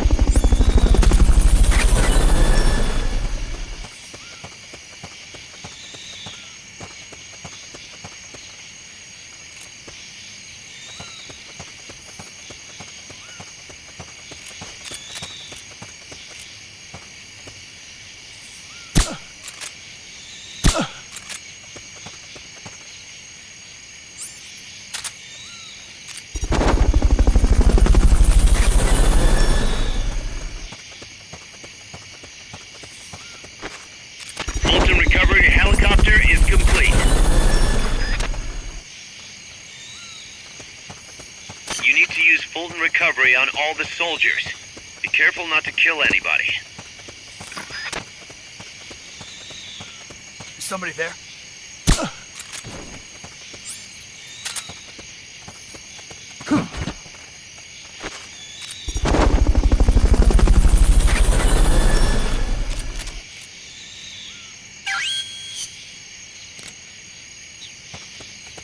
Okay, you're done with that area. Head for the goal. Now simply make your way to the recovery zone.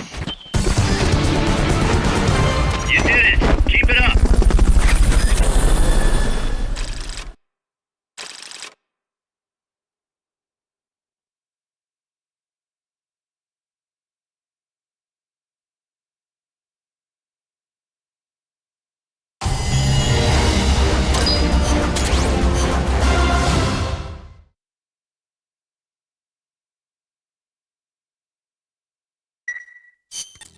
It, happened again, Snake. Oh, Zadornov?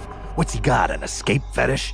He clearly has friends on the inside, but we've got no way of knowing who. Persistent bastard, I'll give him that. Where is he this time? That's the thing. He must have found and gotten rid of the transmitter. We've got no idea where he is. Snake, think you can find him? We can't just let him run around. Makes us look bad. I'll say. Since we can't locate him, I'm afraid I can't add a new mission. You know what to do, Snake.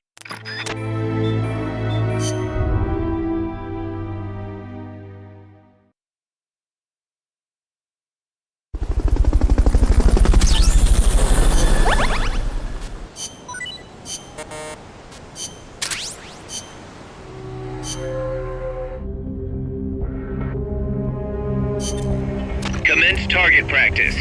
As a special treat, you can practice freely.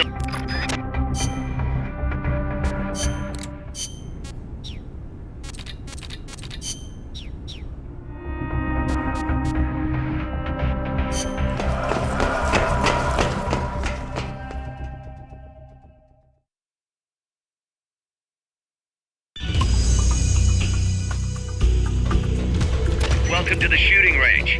Just the place for a little target practice, huh? When you're done, head over to the exit.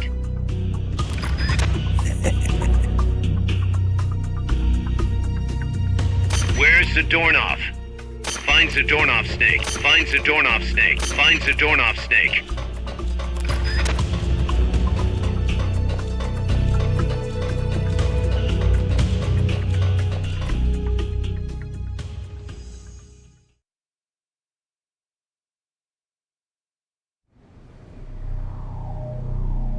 Big Boss!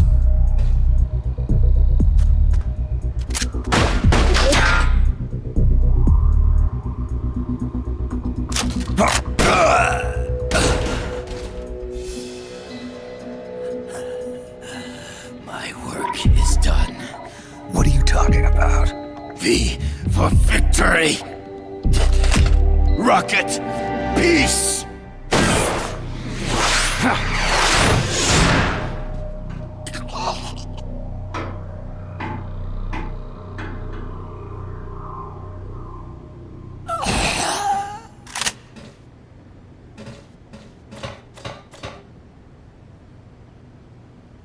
Kaz, I found Zadornov.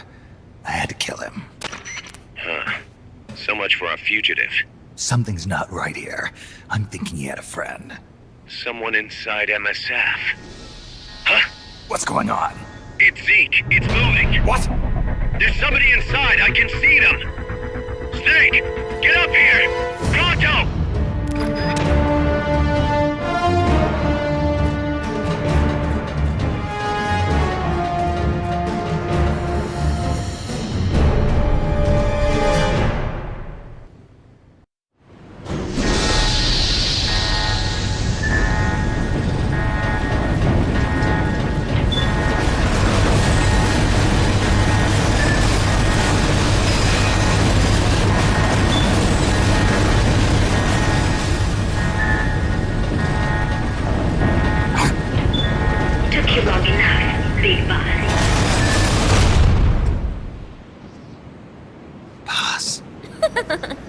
Get down from there before you hurt somebody. Maybe I want to hurt somebody.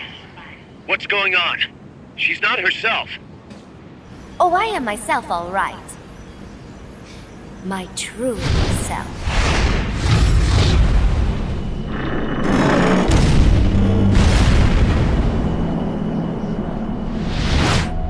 Kaz, shut that thing down. I can't! The controls aren't responding! Then how's it moving?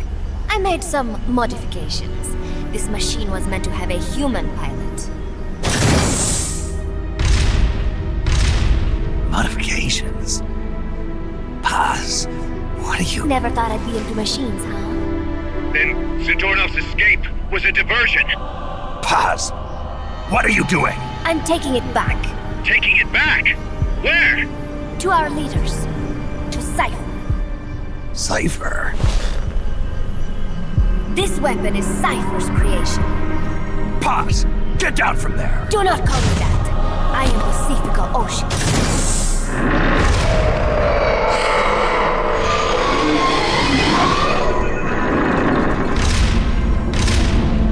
My name, my age, my mission. Cypher gave them all to me. My entire life has but one purpose. To carry out Cypher's plan. The nasty tobacco, the angel of peace crap, the whole teen with a dream routine. I am through with all of it. Paz, you can't. I told you not to call me that. It makes me want to puke.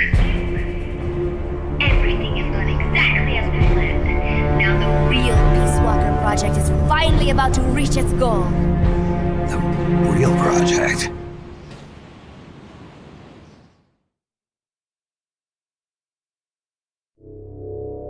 Once upon a time, there were two young men who idolized a hero called the Boss. One day, they suddenly lost the point of origin. This Cypher, that was like a mother to them. Unable to come to terms with their sorrow, they each decided to carry on the will of their hero. But they could not agree on what that meant. In the end, they became bitter enemies, and the zero from which they both started was split into two. And you have been on the wrong path ever since. There is no happily ever after waiting for you in the end, unless you obey the will of Cypher. Where does an army without borders call home? A state without borders, of course. A world without borders. A world without borders. The Cold War order is about to collapse. The age of electronic intelligence is about to begin. The NSA, CSS, NRO, DIA, etc., etc. The intelligence community that is long bickered amongst itself will be united in a world governed by electrons. Cypher will gather all information, watching over the world and guiding the will of its people, all while they remain blissfully unaware. There will be no one to oppose them. For the first time, the world will be ruled by a single will. Until the new order is in place, you and your army will be the force that protects it. You will be Cypher's deterrent, pulling the wool over the eyes of the old order with your charisma and military prowess. Accept our offer, and we will allow you to retain control of MSF and Zeke. That's an offer. The boss threw down her gun, and with it, her life's calling. You, her disciple, have never been able to do that. You are too afraid to let go. I was made to fight. I am a gun. Is that so? Then what do you call this? Is it a gun too? You are a lousy liar. Admit it. This thing is a monstrosity, a product of your own fear. But not Cypher. Cypher thought of something different. Cypher's going to control guns. Control guns? That is right. Not deter, control. It is the ultimate approach to the illusion of peace. Control power. You're gonna be disappointed. Then we are done. Thank you for playing. Better luck next time. The offer is rescinded. And now the ultimatum. Zeke is already in nuclear strike mode. What? I'm taking the weapon you built and using it to launch a nuclear strike on the east coast of the United States. You're insane. What are you after? But wait, here is your consolation prize.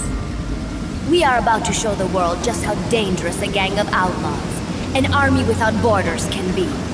You and your men will become pariahs, and you will be wiped off the face of the earth. Rather than heroes, you will be seen as a well-armed extremist cult prone to indiscriminate outbursts of nuclear aggression. You will give rise to a new world order, an age of deterrence defined by its fear of extremist cult influence. Do you like the picture I am painting, Big Boss? When all is said and done, peace is nothing but a fantasy. A game is a game. You either win or you lose. All you can do is fight. Stop me if you can. The peace sign is the V of victory. Say, peace.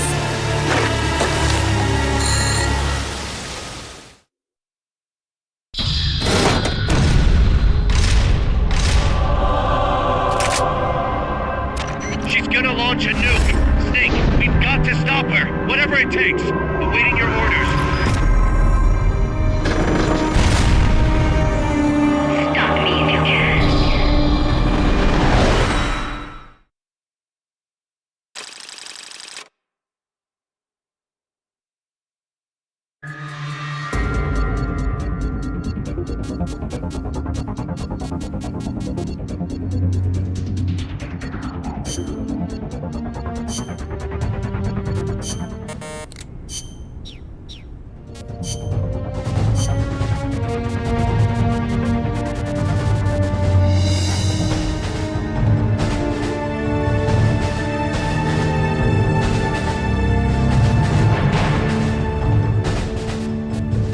Combat.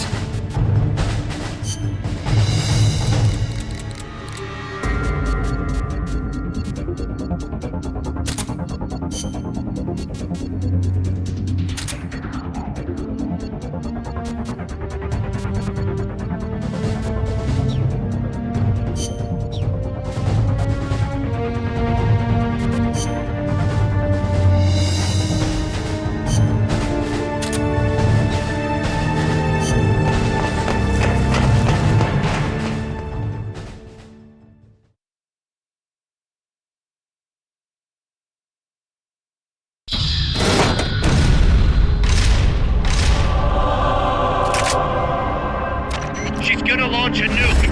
Snake, we've got to stop her. Whatever it takes. Awaiting your orders.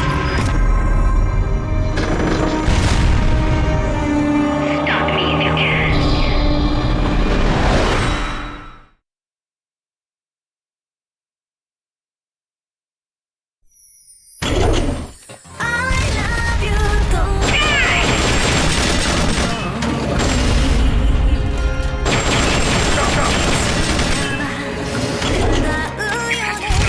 Before she can launch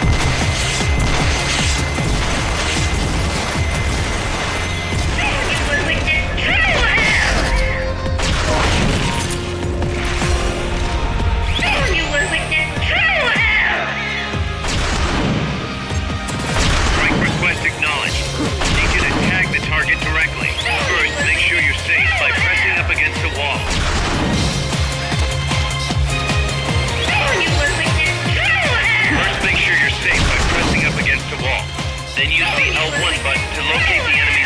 Target acknowledged. Bombs away. Put Mother Base's gun platforms to use. The control panel is on the edge of the deck.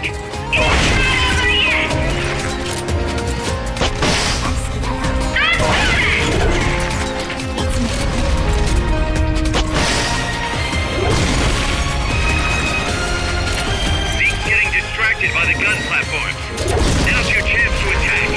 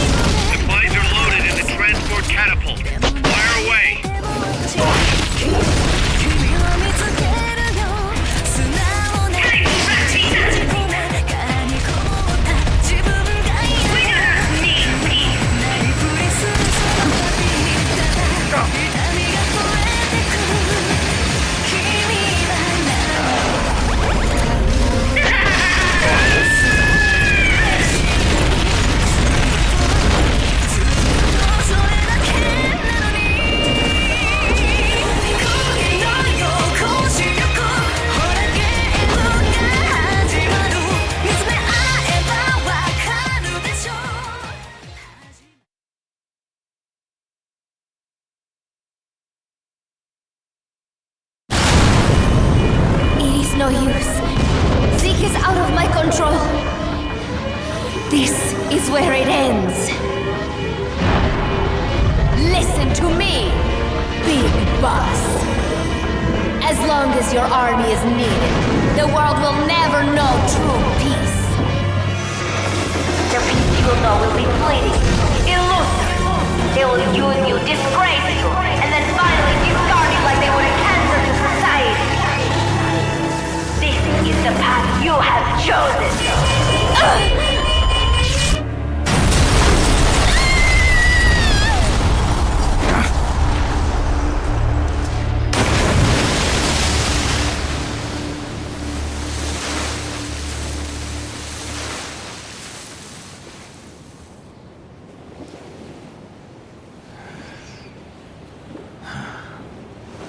Pass.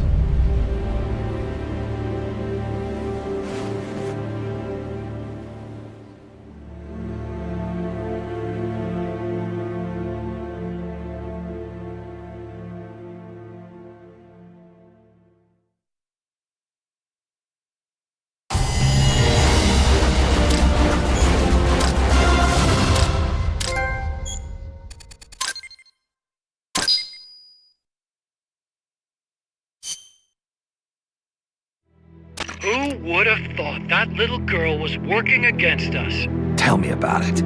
She had everybody fooled, me included.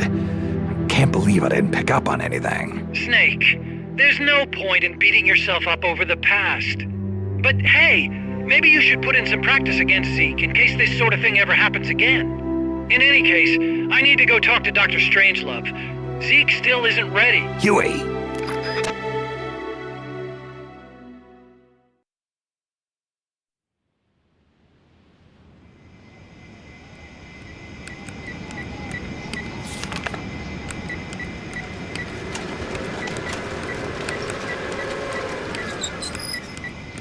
How's it going? How's Zeke look? The attitude control AI had a backup, so it should be able to walk. Really? That's good. Beyond that, it's up to the creator. Stop! Don't come any closer, Doctor. There's something I've been meaning to ask you.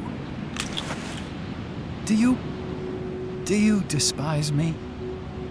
Doctor, are you asking me out? No, not at all. No? Pity. Because I've just had my heart broken by someone else. What? I only like those who can stand on their own. If you fancy me, then come walk with me. Who knows what miracles might happen. Love is blind after all.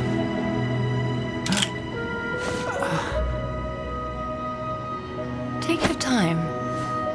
I'll be waiting.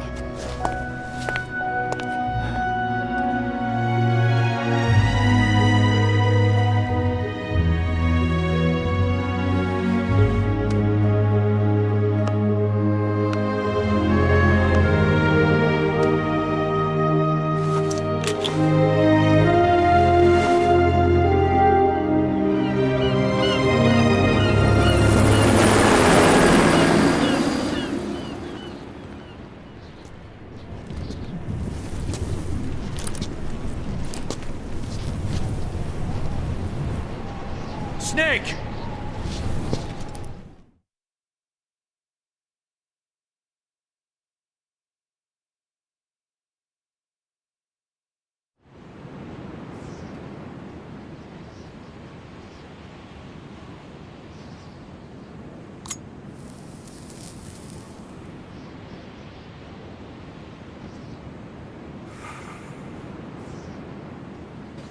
That name Paz mentioned at the end, Cipher, it's a code.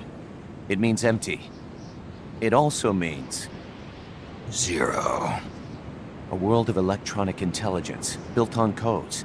And at the center of it all, a zero. Cuz. Look, boss. I owe you an apology. Hear me out, okay? Sure. knew Paz and the Professor. I knew who they really were all along. Cuz... I used them. I suppose you were the one that brought them to Columbia in the first place, huh? Guilty as charged. Paz wasn't just CIA, you know. She was working for the KGB, too. And for this cipher group. In other words, she was a triple agent. You knew all of this? Wait, let me finish. Listen. MSF never would have gotten this big if it weren't for them. This mercenary business we built. Someday it's gonna be a new driving force in the world economy. Is that your goal all along? The Cold War's not gonna last forever. Sooner or later it's gonna give way to an era of regional conflicts and terrorism. A paradigm shift from counter-communism to counter-terrorism. In the new age, armies won't be tied to states, and war will become a business. We'll be a valuable commodity. There'll be clients all over the world who need our services. MSF is only the beginning. What we're creating here is a revolution in itself. Am I right? Cuz, it's not going to be that easy. What do you mean? This whole Peace Walker thing has left our mark on the history of the old order. We've put ourselves on the radar of intelligence agencies and governments east and west. The whole world probably knows about us now. Including that cipher outfit. We've let ourselves interfere with the times, with the Cold War system of deterrence. We're an army without a flag. We weren't supposed to take sides in international affairs, but we did. I see your point. So what happens to us now? We'll be hunted. Not everybody's gonna be happy with us, huh? You're damn right. We upset the global military balance of power. And these people would rather our army without borders not exist at all? They're gonna come knocking real soon. There's no turning back now. We're a wrench in the old system of deterrence. As long as the times refuse to change, we're gonna make a hell of a racket. Then who are we gonna fight? The establishment. Anybody who tries to restore the old balance wants to snuff us out of existence. Which establishment? It won't be a particular country or ideology that hunts us. Who then? We are going to be fighting the biggest beast of all. The Times. 10 years ago, the Times rejected the boss and killed her. And now, we're the ones being tested. Will the Times erase us? Or work with us? It's gonna be a lonely battle. No good or evil. No winners or losers. Business will have to wait. The question we have to ask ourselves now is, can we survive long enough to see the 21st century? I'm with you, boss. We'll see how it turns out, together.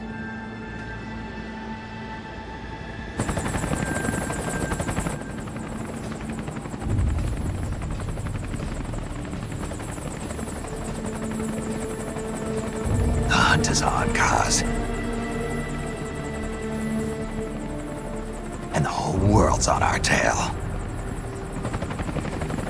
Assemble the men.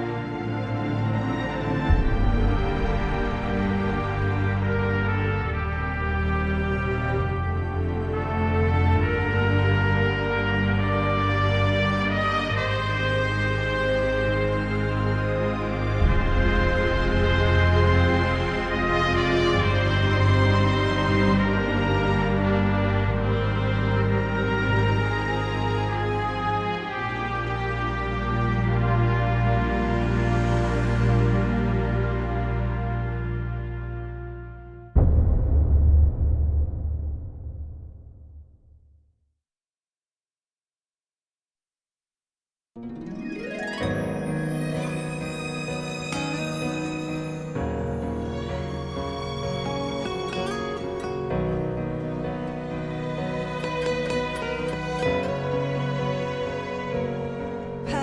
of white cover fields flowing in grieving tears, and all the hearts once new, owned and shattered now. Love can kill, love will die. Give me wings to fly, fleeing this world so cold. I just wonder why. Cold as a dog, now my words are frosted with every breath. Still the hate burns wild, growing inside this heart. When the wind changes course, when the stars align, I will reach out to you and leave this all behind. When heavens divide.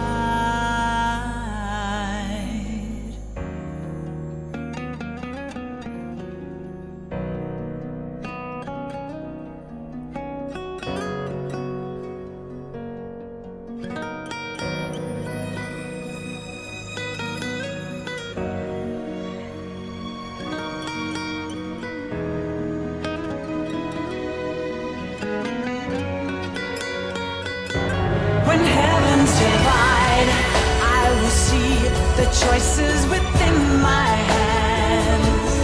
How can we ever protect and fight with our tiny souls? Let me shine like the sun through the doubts and fear.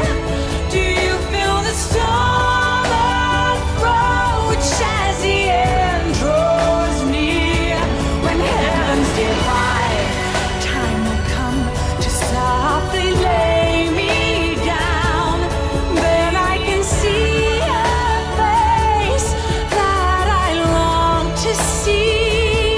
And for you, only you, I would give anything, leaving a trace for love to find the way. When heavens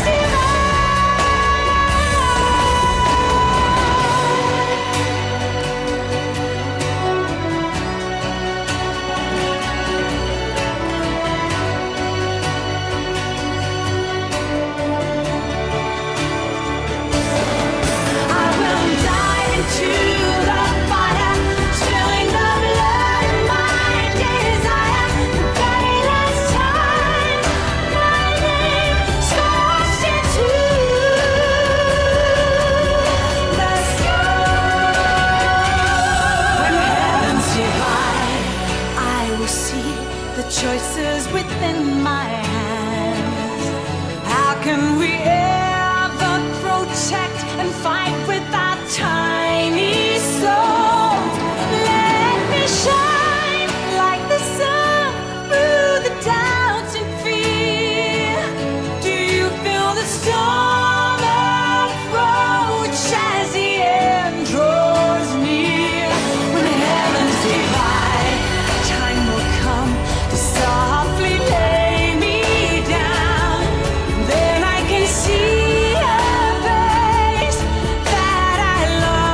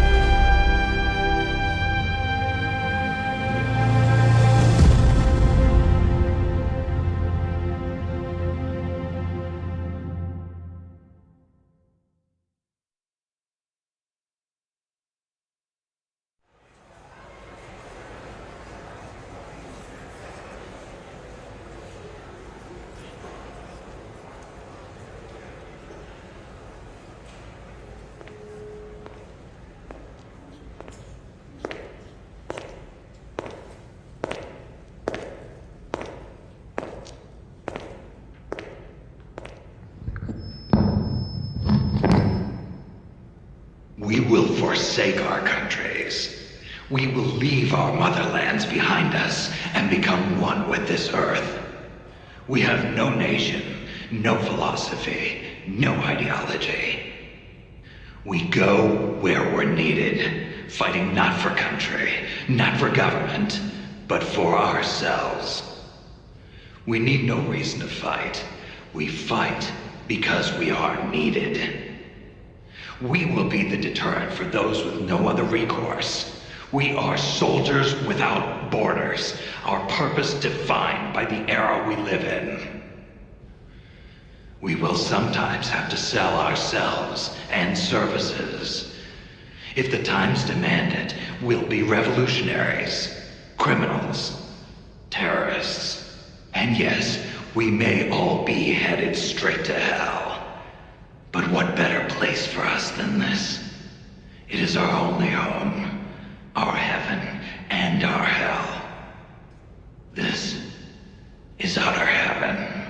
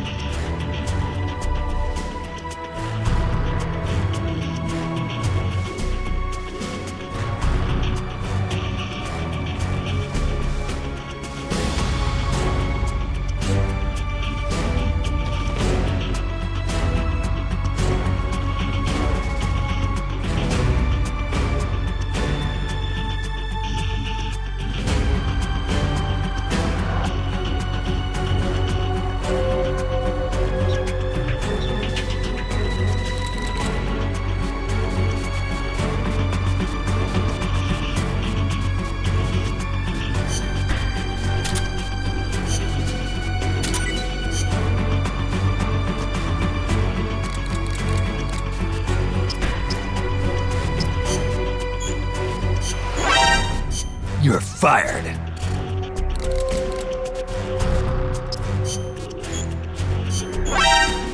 You're fired.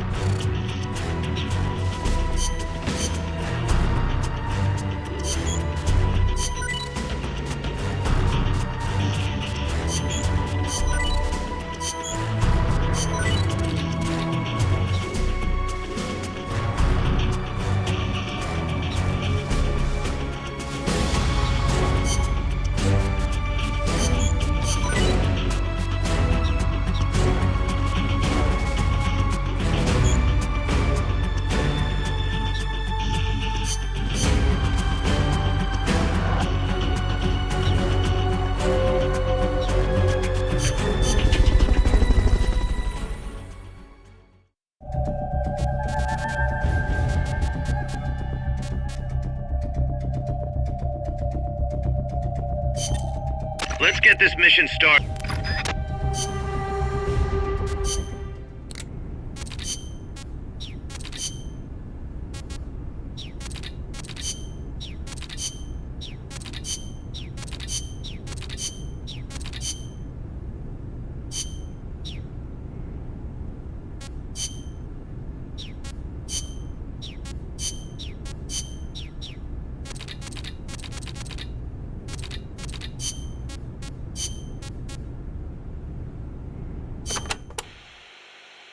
Remember that habit Paz had, Snake? How she always had her index finger on her upper lip like this? Yeah. It bugged me ever since we first met her. Never figured her for a snuff user. I can't believe we never noticed. She used the kind where you keep a pouch of leaf in your upper jaw, let it absorb through your gums. She might not have been used to it. Probably used her finger to keep it in place.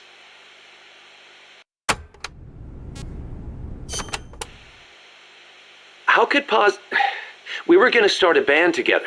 She was posing as a KGB agent, too. She must have put on the act to get close to Galvez. Wonder how much Coleman knew. But the whole time she was working for some organization called Cypher. Cypher? Ring any bells, Kaz? Cypher. It means code, or zero in Arabic numerals. Zero. Does that mean something to you? Not sure. You know, cipher and zero were basically the same word. It's a linguistic redundancy. The word stems from the Sanskrit shunya. It corresponds to the Buddhist concept of emptiness. In Buddhism, shunya means hollow. It supposedly refers to something that's swollen and empty on the inside. A big swollen emptiness. Just like outer space.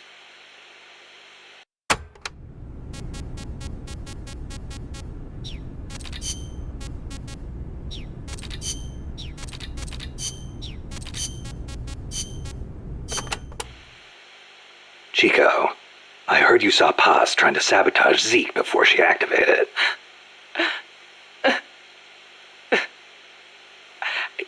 I should have stopped her. If only I hadn't run away. I could have captured her before she got inside. If I'd done that, she'd still be here. She was carrying a gun. Probably trained to use it too. Don't blame yourself. You couldn't have stopped her anyway. You were unarmed. I could have at least talked to her.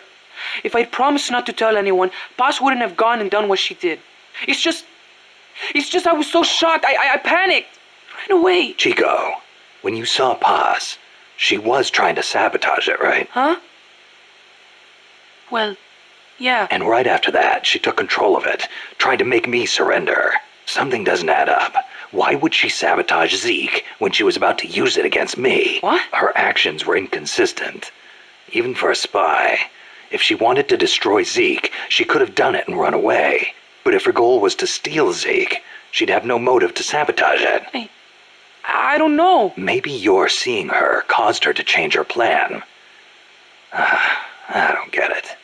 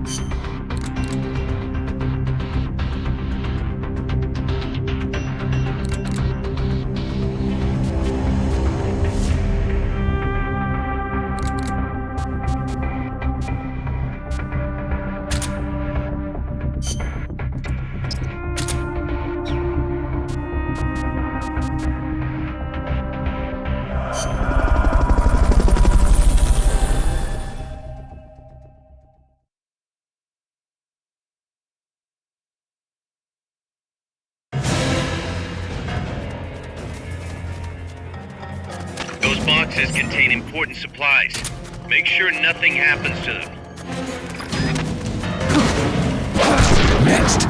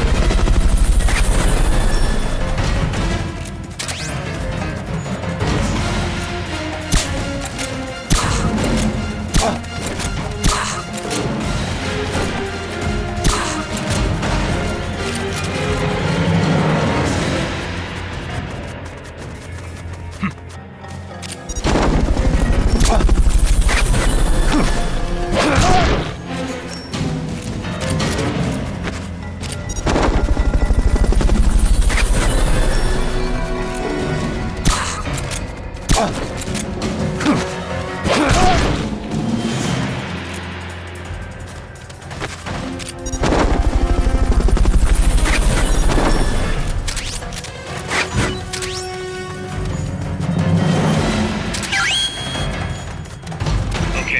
you're done with that area. Head for the goal.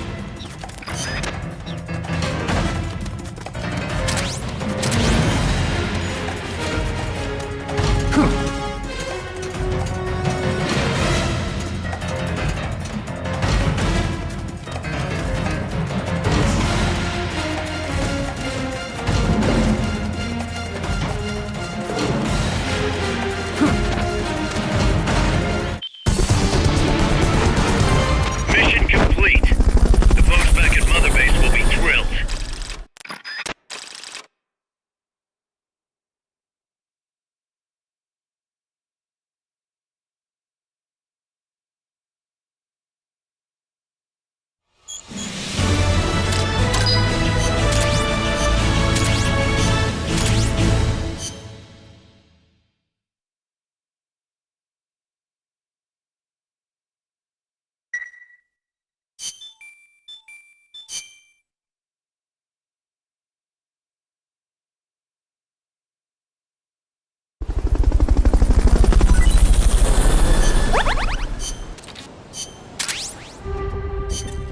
Let's get this mission started.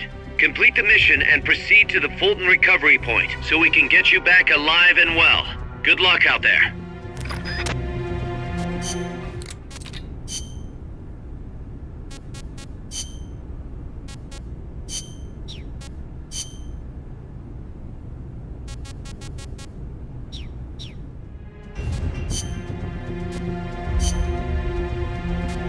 Stealth.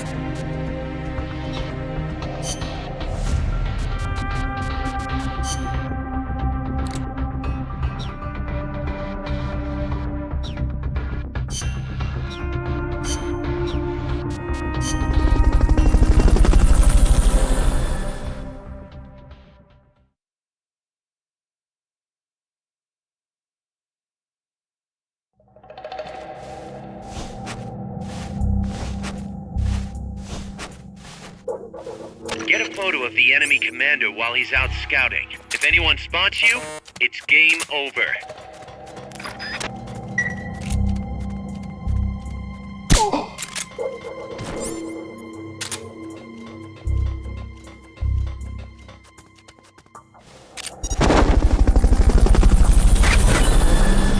A comandante in el frente would never have time on his hands for something like that.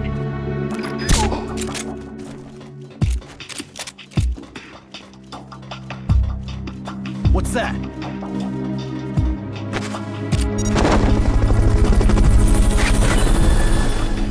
Guess not. What's that? Fulton recovery helicopter is complete. Looks like that commander's got plenty of time on his hands. Huh, must be nice. Must be nice having all that free time to... Oh. I wasn't talking about you, boss.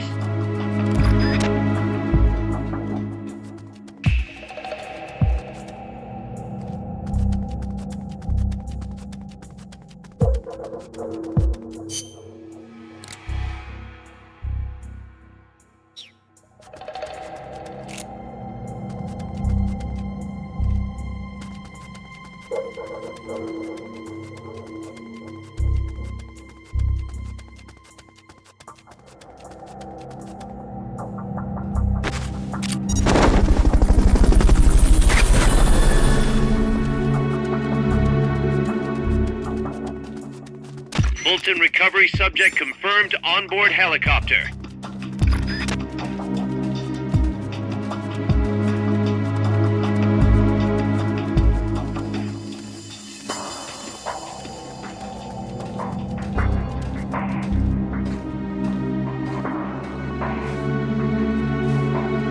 Guess not.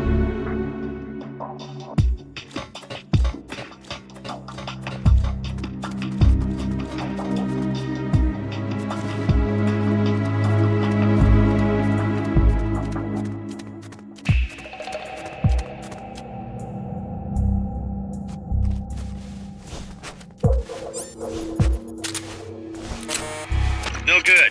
We need a complete shot of the subject without any objects in the way. And make it as big as possible.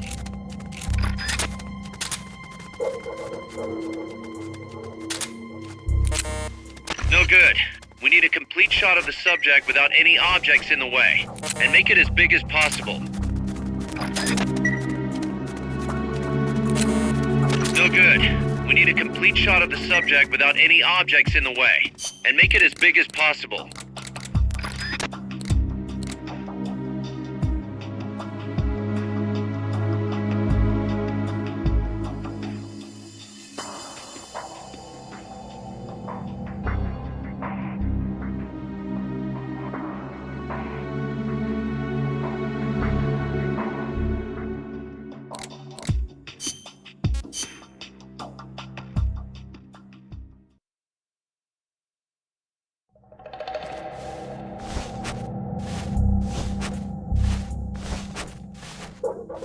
Get a photo of the enemy commander while he's out scouting. If anyone spots you, it's game over.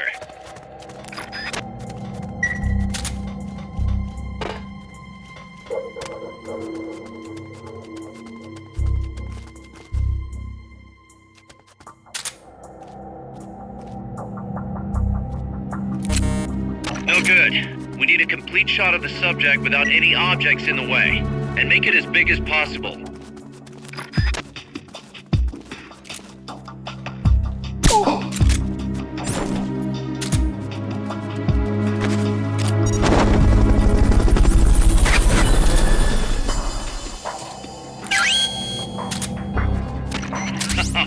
Oh, there's one for the scrapbook. Let's get that developed. Hurry on back.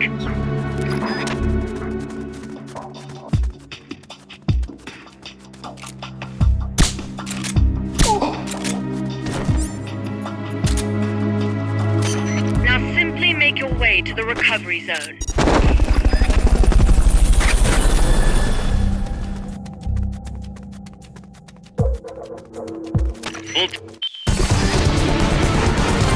Mission complete.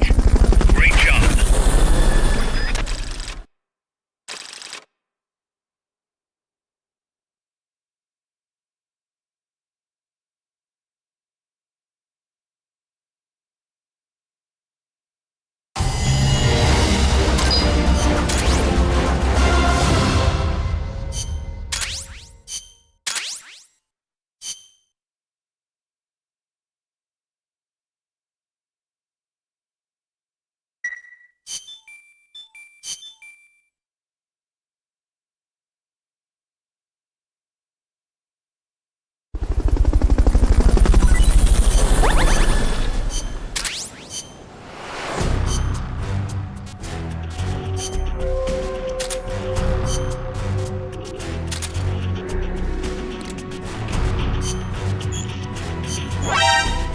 You're fired.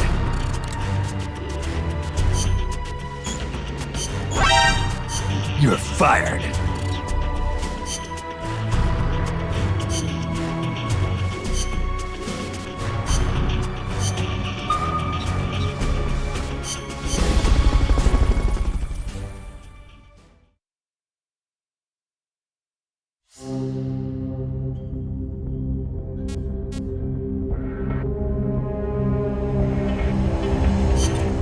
Let's get this mission started. Complete the mission and proceed to the Fulton recovery point so we can get you back alive and well. Good luck out there.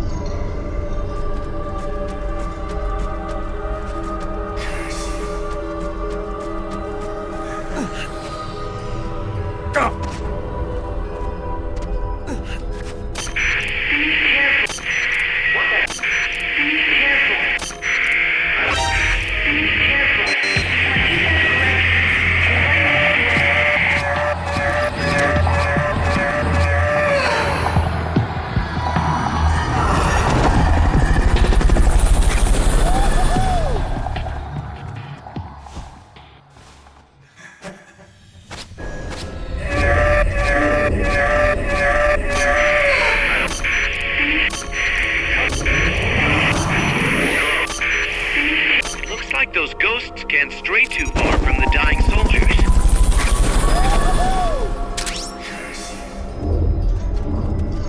You are still not finished with the recovery.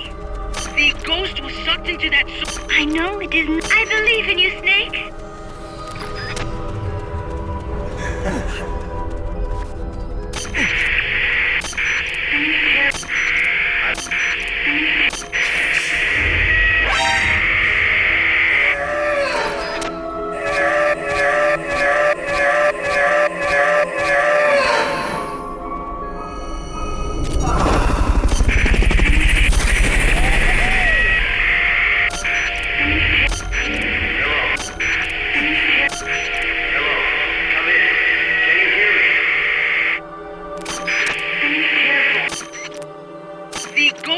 Are you calling it quits already? Finish your mission. Collect the rest of the targets.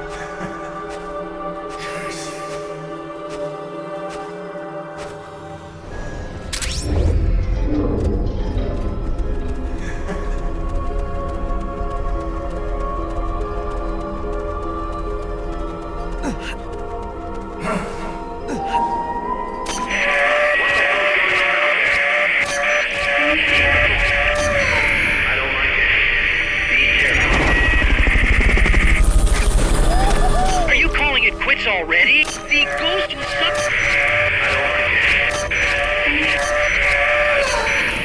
Careful. If my intent is correct. You're right next to us. Looks like those ghosts can't stray too far from the dying soldiers. The ghost will suck. I know it is not. Our future is in your hands.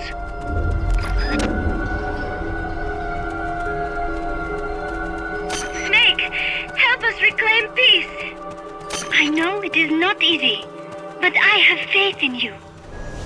You are doing great. I wish there was something I believe in you, Snake.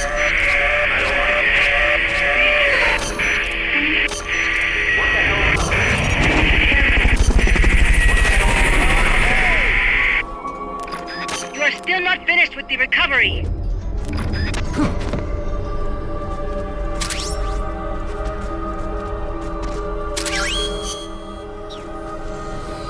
Okay, you're done with that area. Head for the... Now simply make your... Now you just have... I see you complete. Now you just have to make it to the goal point. You did it! Keep it up!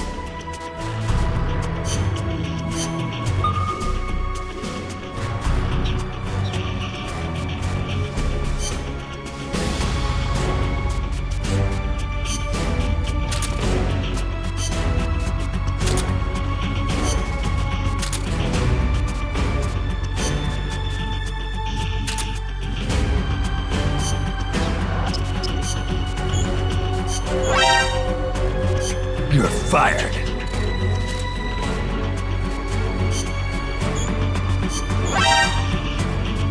You're fired.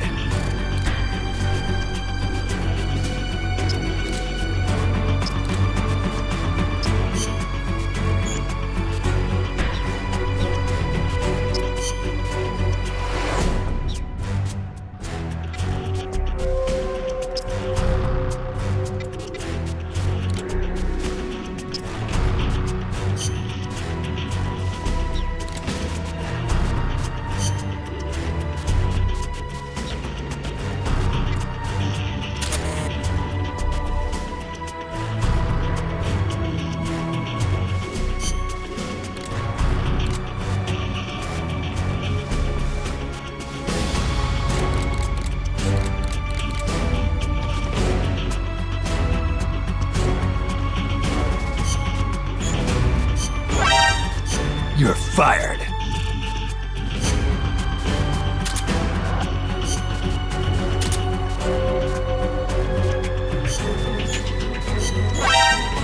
You're fired.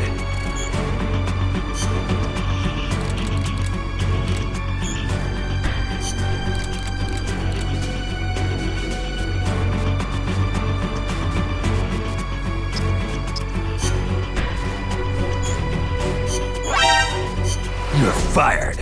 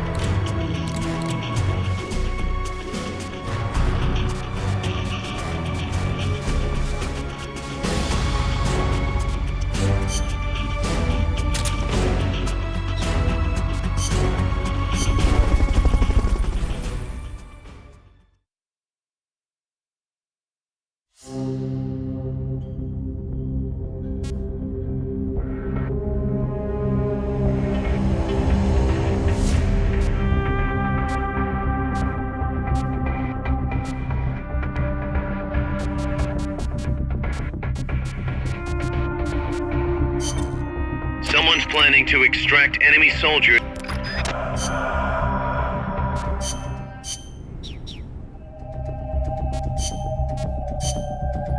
Combat.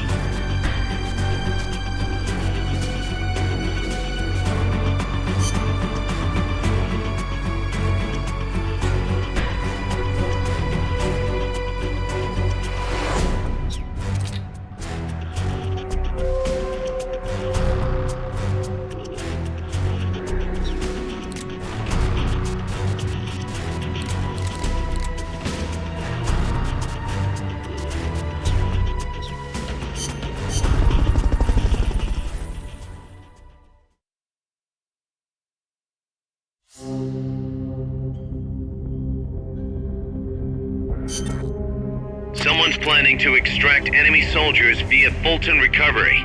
Thwart their attempt by shooting down the balloons. We're calling this the Puyan mission. Support our troops. Shoot those balloons.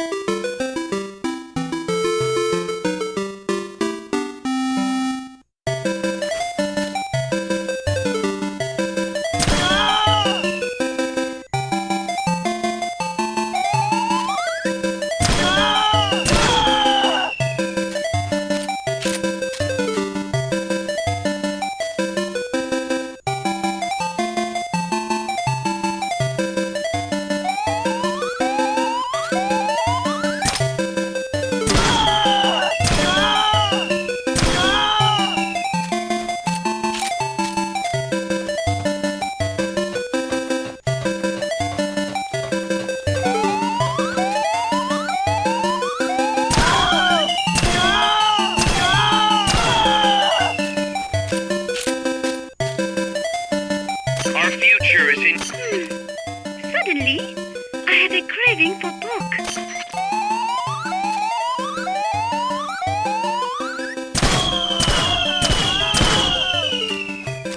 Snake!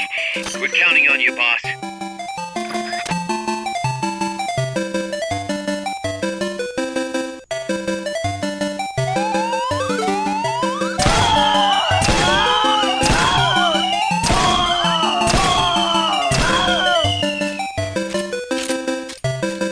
I believe in you, Snake.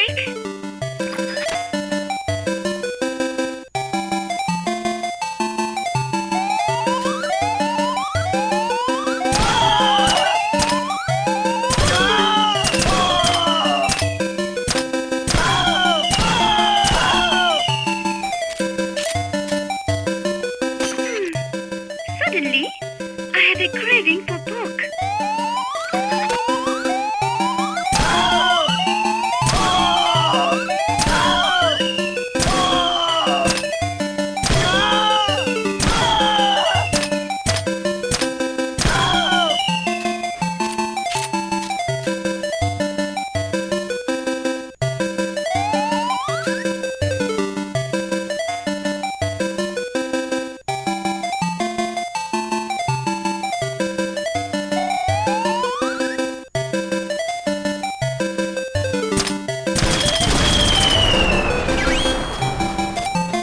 Okay, you're done with that area. You did it! Keep it up!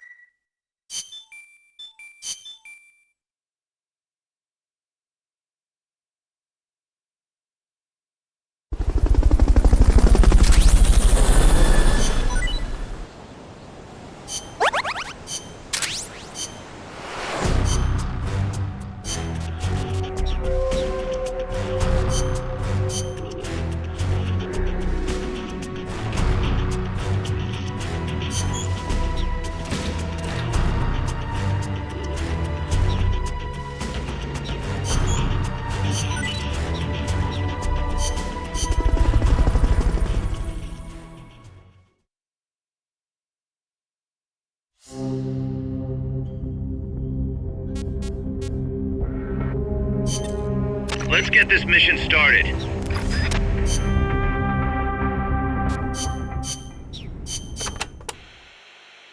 In this mission, you're prohibited from killing any enemy combatants, and if you're spotted even once, you fail.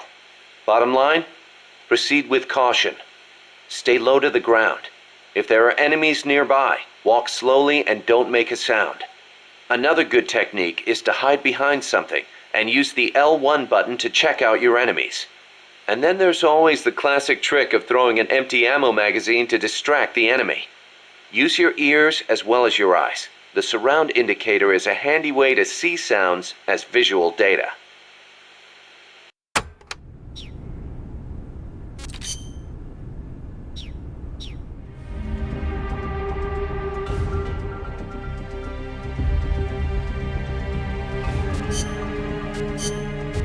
Stealth.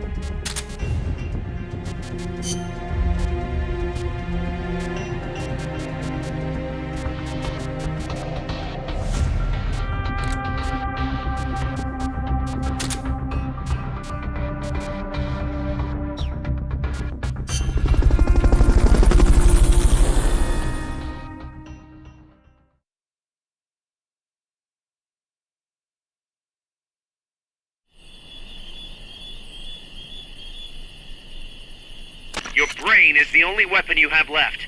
Do whatever it takes to keep going.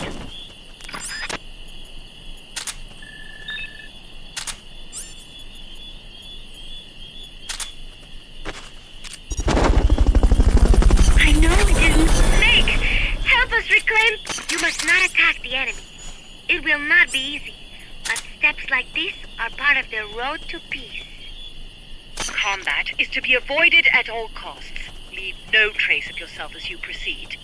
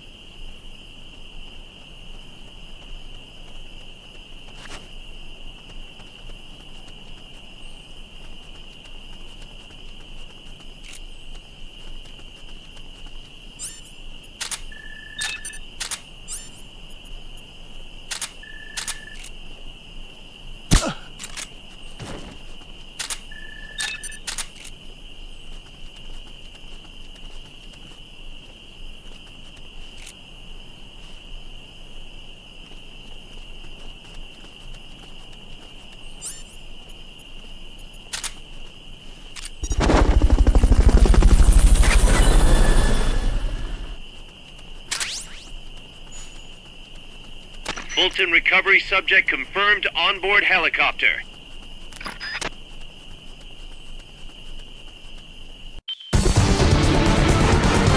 You did it! Keep it up!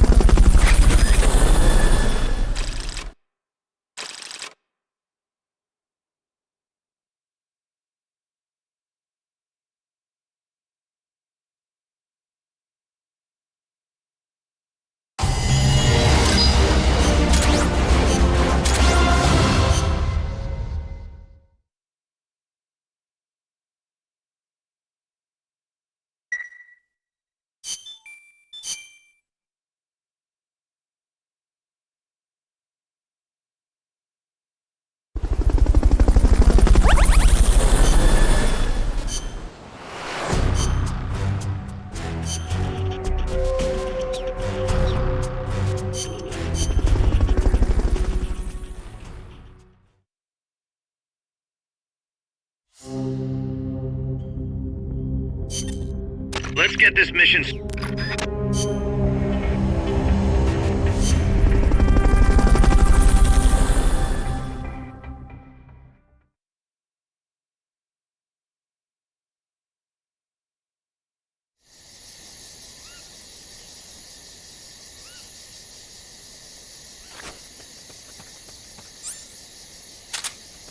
You're doing great, Snake. We're counting on you, boss.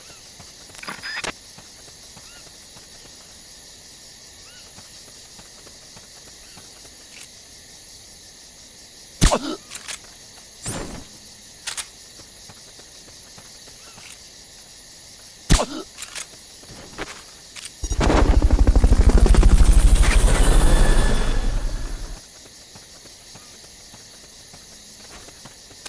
recovery helicopter is complete.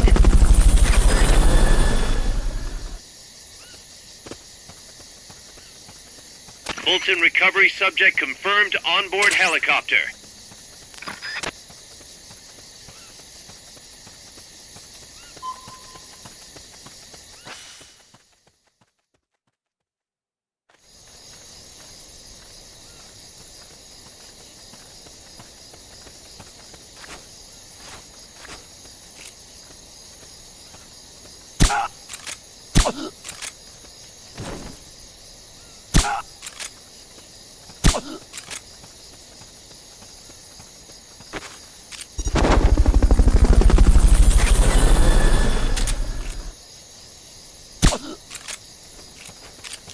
Fulton recovery helicopter is complete.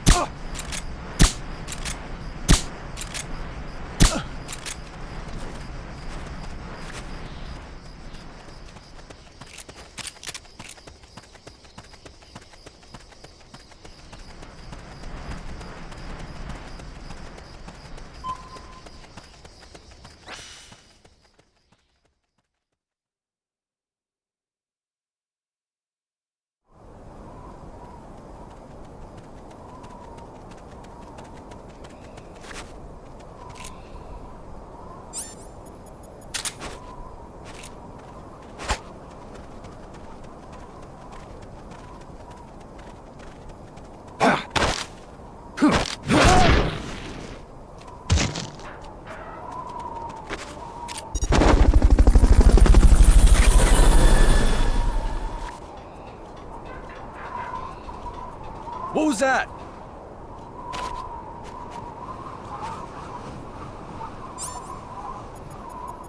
I'm seeing things.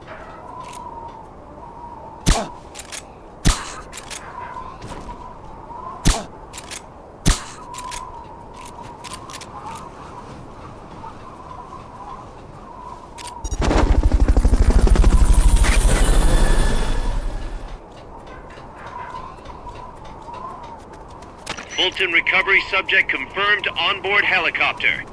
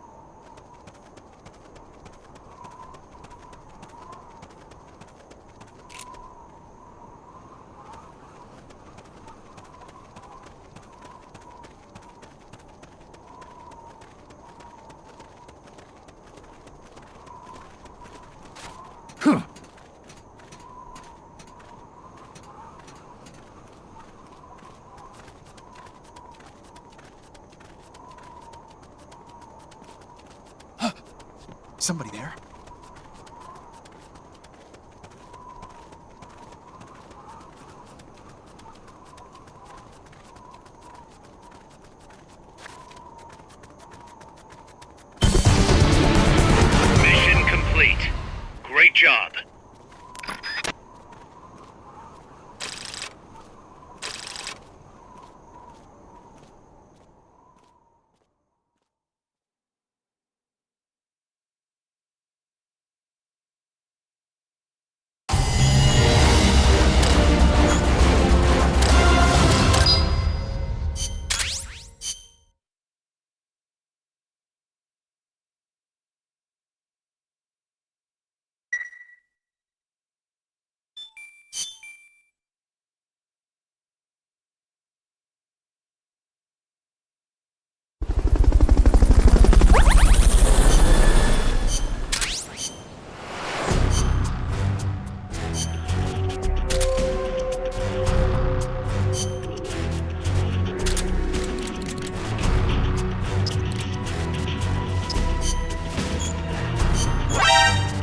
You're fired.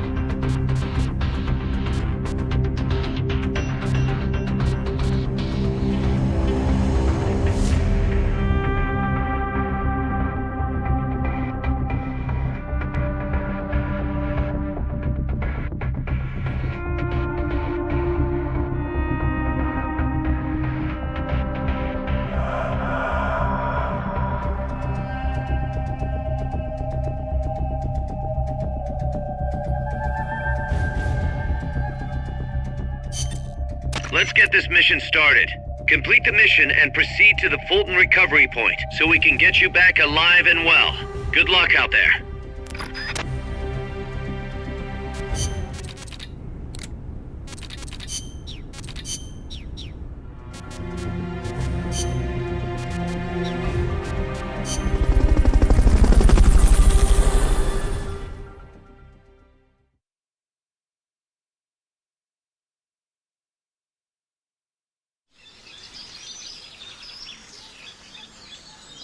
Stay out of the enemy's sight as you recover those supplies.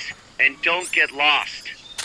I believe in you, Snake. I know it is not easy. Keep going till you've got all the items.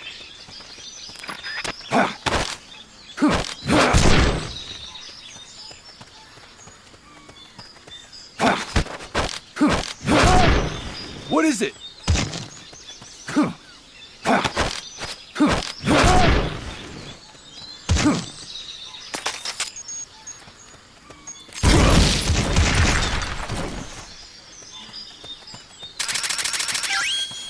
You've killed them. Head for the recovery zone. We'll pick you up there. Now you just have... Okay, you're done with that area. Now you just have to make it to the goal point. I see you completed your mission.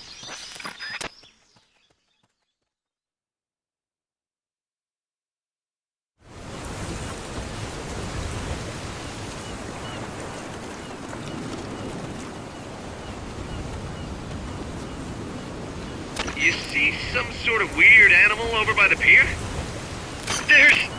There's a man inside there, right? No? I'm dreaming, right? I don't believe it! A real-life May! Oh, my word! So, darling, bring it back with you, Snake. It's walking on 2 legs? Oh, I gotta take notes of this. I'm dreaming, right?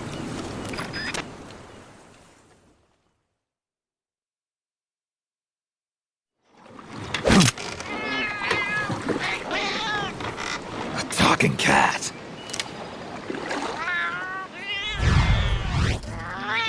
Trenya.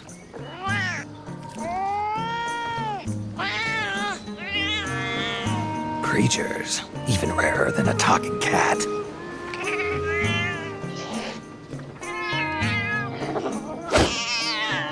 Monsters. Sorry, kitty, but I'm no hunter.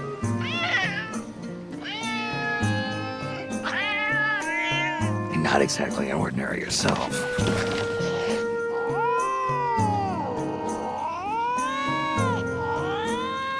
Not to be rude, but I've got things to do, so if you need someone to go monster hunting with you, find someone else.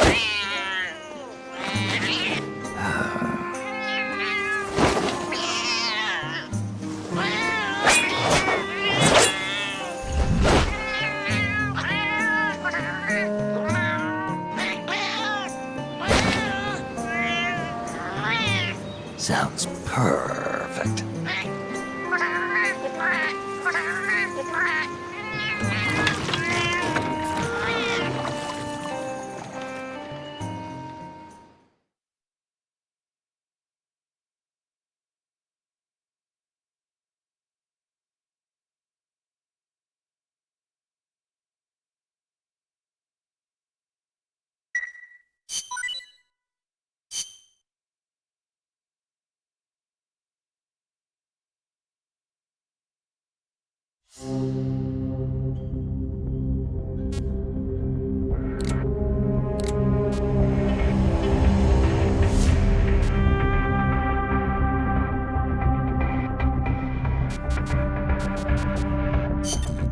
This is a high-risk mission. You'll be facing some powerful opposition, but it's nothing you can't handle.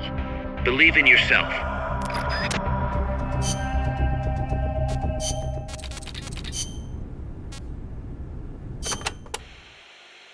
Chico, I met that talking cat. The legendary Trenya? Really? Trenya, yeah, that's what it called itself. Is it famous? In certain circles, yeah. I'm still having trouble believing it. I never thought I'd be talking to an animal one day. What a world. Amazing you could understand his language. Picking up the local lingo is one of the basics of intelligence work. That's what makes you the boss. Hey, say something in Trenya's language, will you? Meow. Meow. Meow, meow, meow. Wow. I have no idea what you're saying. Of course you wouldn't. So what did Trenya say? It said it would take me to that island you talked about. Really? Oh, take me too, boss, please. I know you must be excited, but we don't know what's out there. Could be dangerous. I'll scout it out first. No fair. Come on, Chico. This isn't as cut and dry as you think. You can come next time, depending on what I find. I'll take some photos if I get the chance. Sorry, kid, but that's life.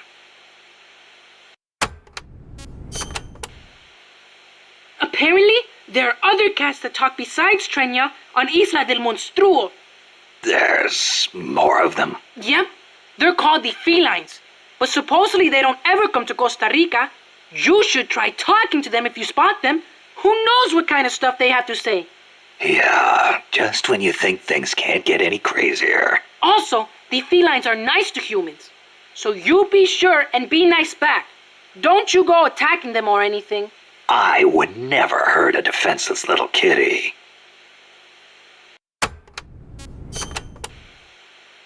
I used to have this book full of pirate lore.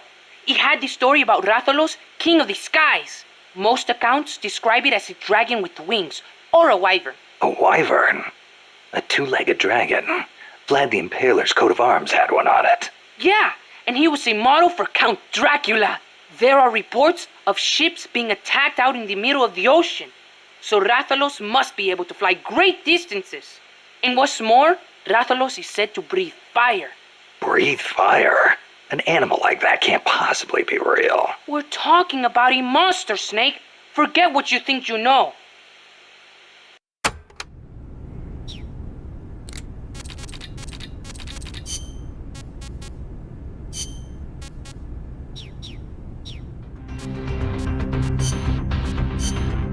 Combat.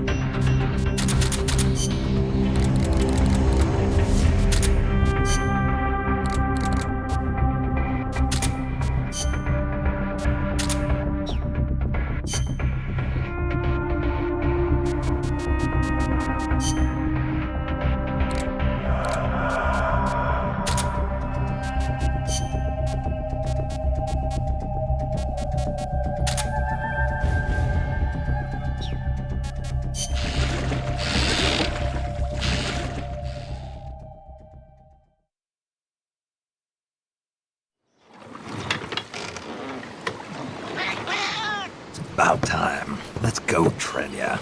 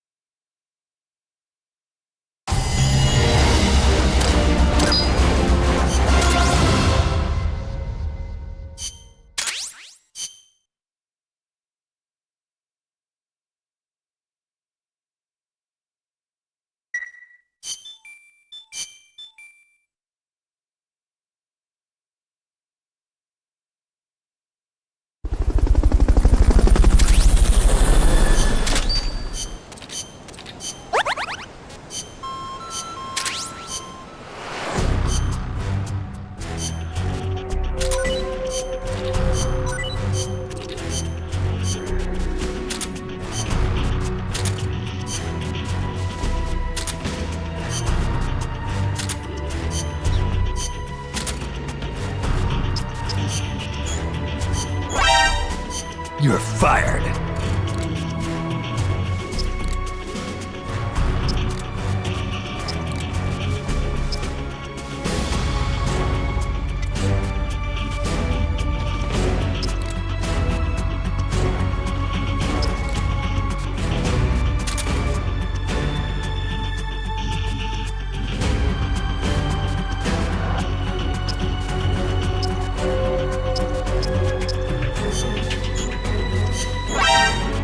You're fired.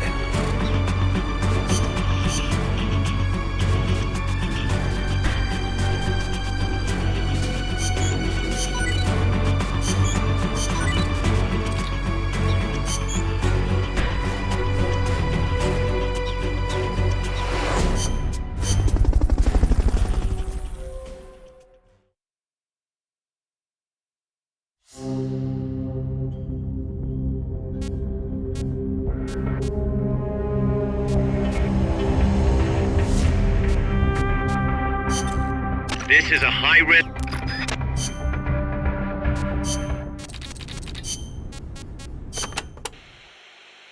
Tigrex is a flying dragon just like Rathalos. But it's good at moving around on land too. It can blast you with rocks from a distance or rush at you with incredible speed. People have seen it on land? See, it's said that these two lady pirates, Anne and Mary, visited Isla del Monstruo. It was there that they did battle with Tigrex. Anne was quite a marksman, wasn't she? Must have been a heck of a battle. I wish I'd been there. You know, I'm not so bad with guns myself. I've already seen how good you are.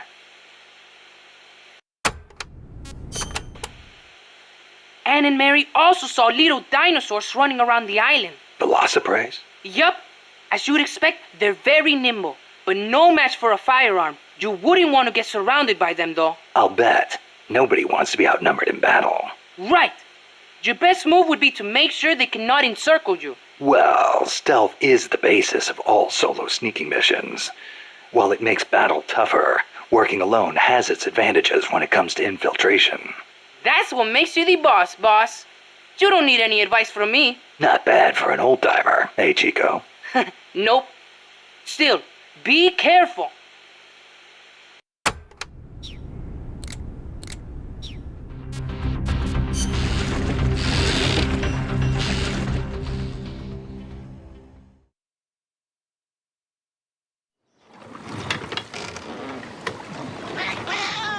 About time. Let's go, Trenya.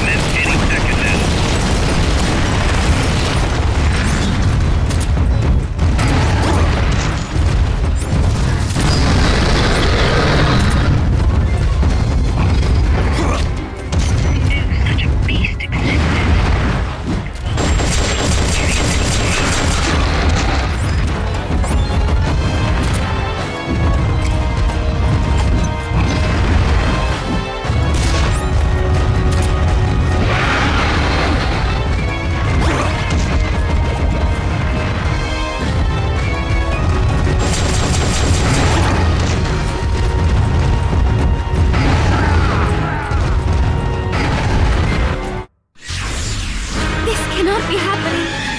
Tell me you're okay. Snake! Snake!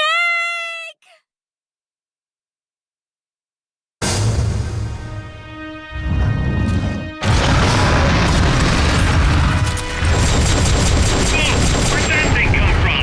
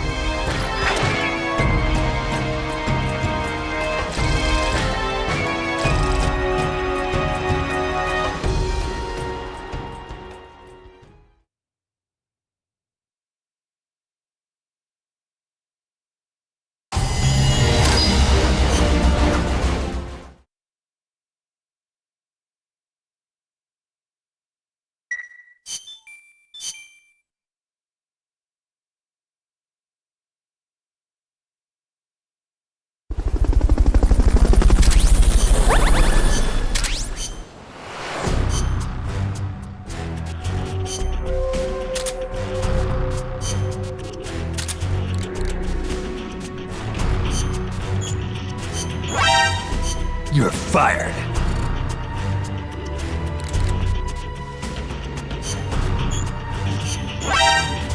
You're fired.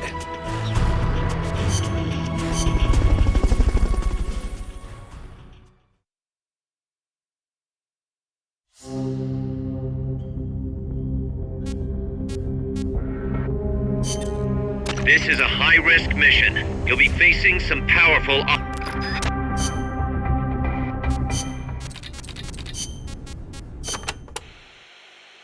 Have you heard the legend about the dinosaur that came back to life as a zombie and attacked people? Zombie? You mean the living dead? Yeah. Dinosaurs may be extinct, but technically it would be possible for one to come back to life as a zombie. Not so fast. Dinosaurs were real. Zombies, not so much. What are you talking about, boss? Zombies have been used as slaves on Haitian plantations for years. In Haiti, they've handed down a secret zombie powder for generations. Really? People from long ago must have used that same stuff on dinosaur remains. But dinosaurs had been extinct for millions of years before the first humans. That hypothesis has to be wrong. In any case, this zombie was incredibly powerful. Its name was Gear Rex. They say nothing could kill it. Some say its bodily fluids would burn right through your flesh. Then the spines that fell off his back would impale you. The pain made even worse by the deafening roar rattling every bone in your body. You sure it wasn't just some really strong monster? Who knows what kind of dinosaurs were out there? We could be talking about something strong enough to resist small arms fire. Are you afraid of zombies, boss? No, I just find the whole thing hard to believe.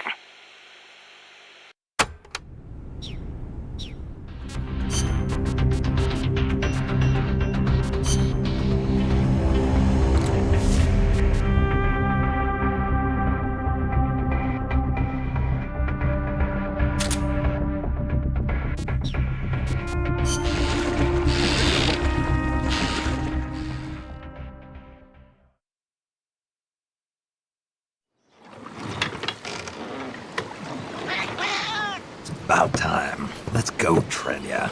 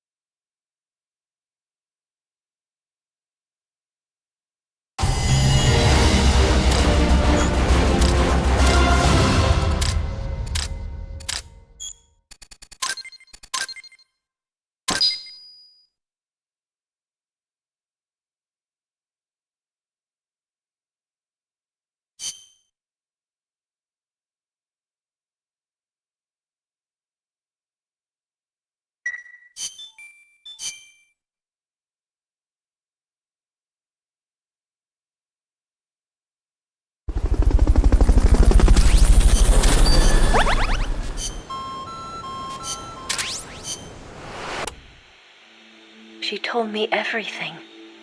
Why did she open her heart to me like that? At the time, I couldn't understand it. But now, I think I do. Snake, she wanted you to know the truth. She chose me to tell you.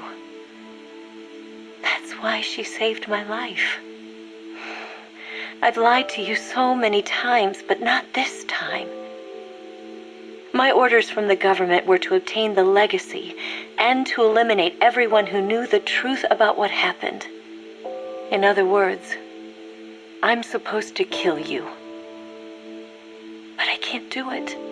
Not because we loved each other, and not because you saved my life, but because I made a promise to the boss. And I intend to keep it. I just wanted you to know. And you have to live. Snake, listen to me. She didn't betray the United States. No, far from it. She was a hero who died for her country. She carried out her mission knowing full well what was going to happen. Self-sacrifice, because that was her duty. The boss's defection was a ruse set up by the U.S. government. It was all a big drama staged by Washington so they could get their hands on the philosopher's legacy. And the boss was the star of the show. They planned it so that they could get the legacy that Colonel Volgan inherited and destroy the Shagohod at the same time. Only a legendary hero like the boss could have earned Volgan's trust. Finding out where the philosopher's legacy was hidden was to be her greatest mission. Everything was going according to plan. But then something happened that no one could have predicted. Colonel Volgan fired an American-made nuclear warhead at Sokolov's research facility. Khrushchev demanded that the U.S. government provide proof that it wasn't involved. They couldn't just abort the operation to steal the legacy. So the operation itself was greatly expanded and revised. The authorities in Washington knew that in order to prove its innocence, they'd have to get rid of the boss. And that one of their own would have to do the job. The public couldn't be allowed to find out about it. Not ever. This, they concluded, would be the best way to keep the whole thing under wraps. The boss wouldn't be allowed to come back home alive. And she wouldn't be allowed to kill herself. Her life would be ended by her most beloved disciple. That was the way the government wanted it. That was the mission she was given. And she had no choice but to carry it out. Her death, at your hands, was a duty she had to fulfill. Out of duty, she turned her back on her own comrades. A lesser woman would have been crushed by such a burden. The taint of disgrace will follow her to her grave. Future generations will revile her. In America, as a despicable traitor with no sense of honor. And in Russia, as a monster who unleashed a nuclear catastrophe. She will go down in official history as a war criminal. And no one will ever understand her. That was her final mission. And like a true soldier, she saw it through to the end. But I think she wanted you, of all people, to know the truth. She wanted to live on in your memory, not as a soldier, but as a woman. But she was forbidden to tell you herself. And that's why she told me. Snake, history will never know what she did. No one will ever learn the truth. Her story, her debriefing, will endure only in your heart. Everything she did, she did for her country. She sacrificed her life and her honor for her native land. She was a real hero. She was a true patriot.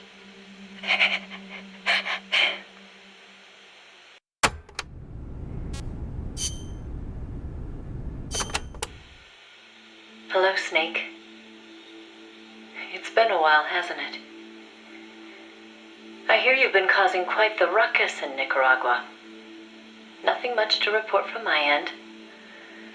The legacy's being put to good use. Or so they tell me. But enough with the small talk. There's something I need to tell you. You saw the photo that came with this tape, right? The boss gave that to me 10 years ago. I'm sorry, I should have told you sooner. I probably should have told you right away. But sending it to you hasn't been an easy decision to make. It's taken me 10 years. Once you've heard what I have to say, you'll understand why. That photo belonged to her. I know what you're thinking. What does she have to do with this? You've probably seen it 100 times in the press already. Obviously, it's of the Mercury 7, the first group of American astronauts, the heroes of Project Mercury. But there were actually 8 people in that photo. One of them was edited out, erased, without a trace. That 8th astronaut, the one airbrushed out of existence, that was her, Snake. Now, why did they need to keep her existence a secret? What were they trying to hide? The answer goes back even further. 17 years ago. It was the height of the Cold War. The Eastern and Western blocs were racing to develop space technology to match their nuclear arsenals. In 1957, the Soviet Union launched Sputnik 1, the first artificial satellite. The Americans were stunned. They'd been led to believe their country led the world in science and technology. That shock quickly turned into fear. If the Russians had the know-how to launch a satellite into space, they could use it to launch a nuclear missile, too. Frantic, the U.S. threw everything it had into the space race. The following year, the Army succeeded in launching the first American satellite, Explorer 1. The National Aeronautics and Space Administration was established that fall, and Project Mercury with it. The goal was to send a man into space, and 7 men were chosen as pilot candidates. The media dubbed them the Mercury 7. They were immediately hailed as national heroes, icons of Western space exploration. But after Explorer, America suffered a series of failed rocket launches. Desperate, the government made a fateful decision. Unable to wait for its space program to mature, they'd steal the Soviets' technology, at the same time sabotaging their space program. You know better than anyone how hard a mission that was.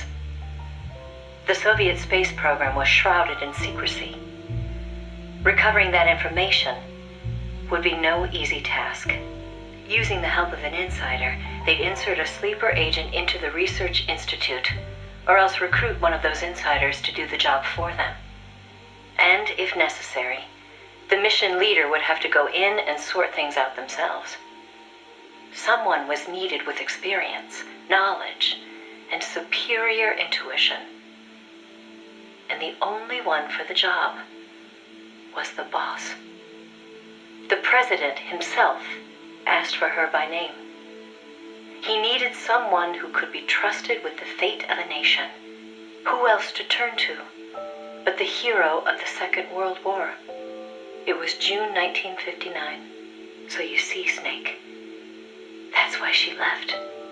That was the top secret mission that took her from you. But her selection ruffled a few CIA feathers. They didn't appreciate the president going over their head like that. The mission was tough enough already, and now the CIA was dragging its feet. She couldn't get anything out of them. No manpower, no information. Left to her own devices, the boss made a decision she knew would come back to haunt her.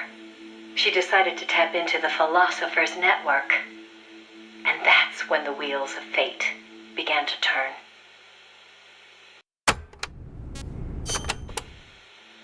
The Philosophers were a secret society of power brokers formed in a pact between the US, Russia, and China in the early 20th century.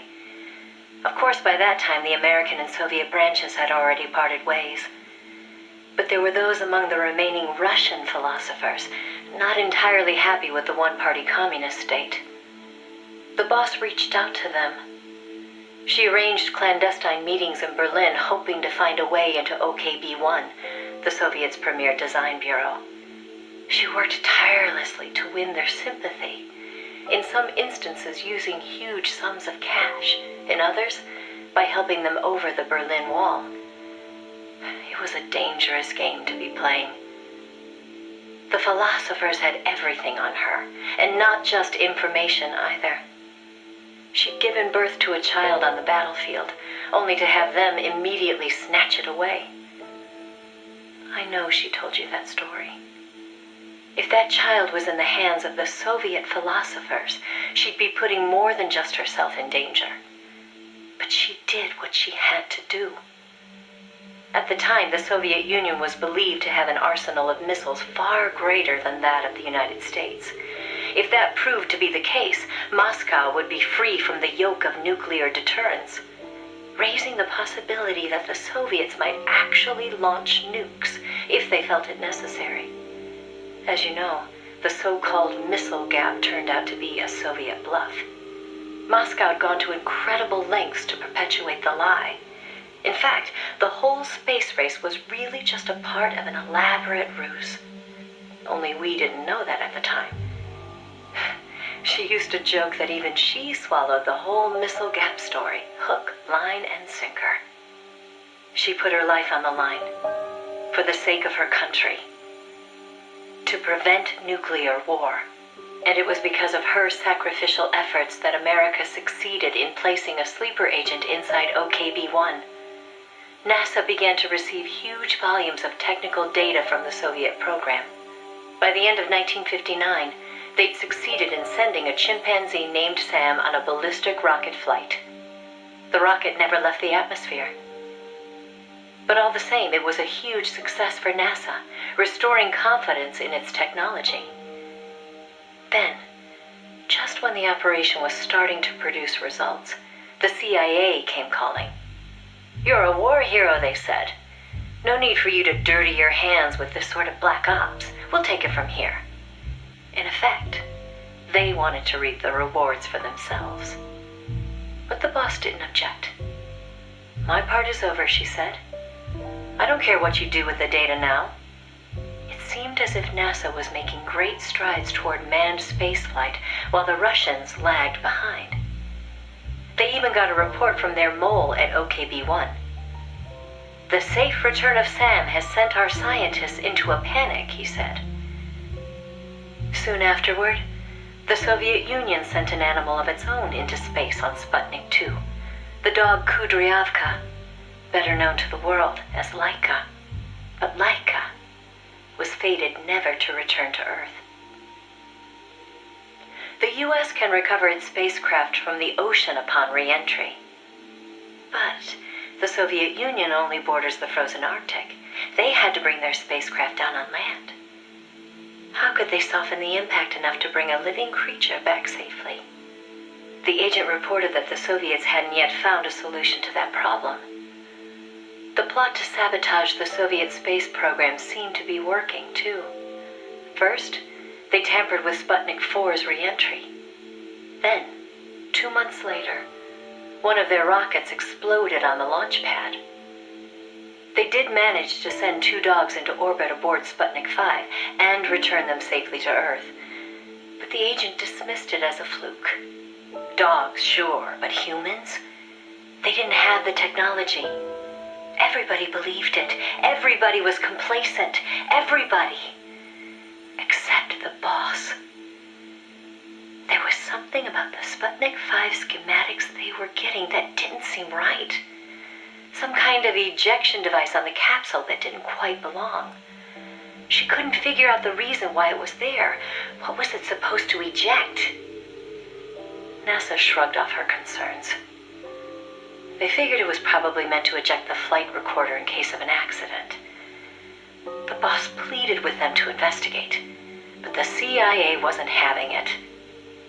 They probably thought she was trying to reclaim some of the glory for herself. The boss wouldn't give up. She decided to head to the Soviet Union herself, alone, without any backing from the CIA. By the beginning of the next year, 1961, she'd succeeded in infiltrating OKB-1. That's when she saw the truth, for the first time.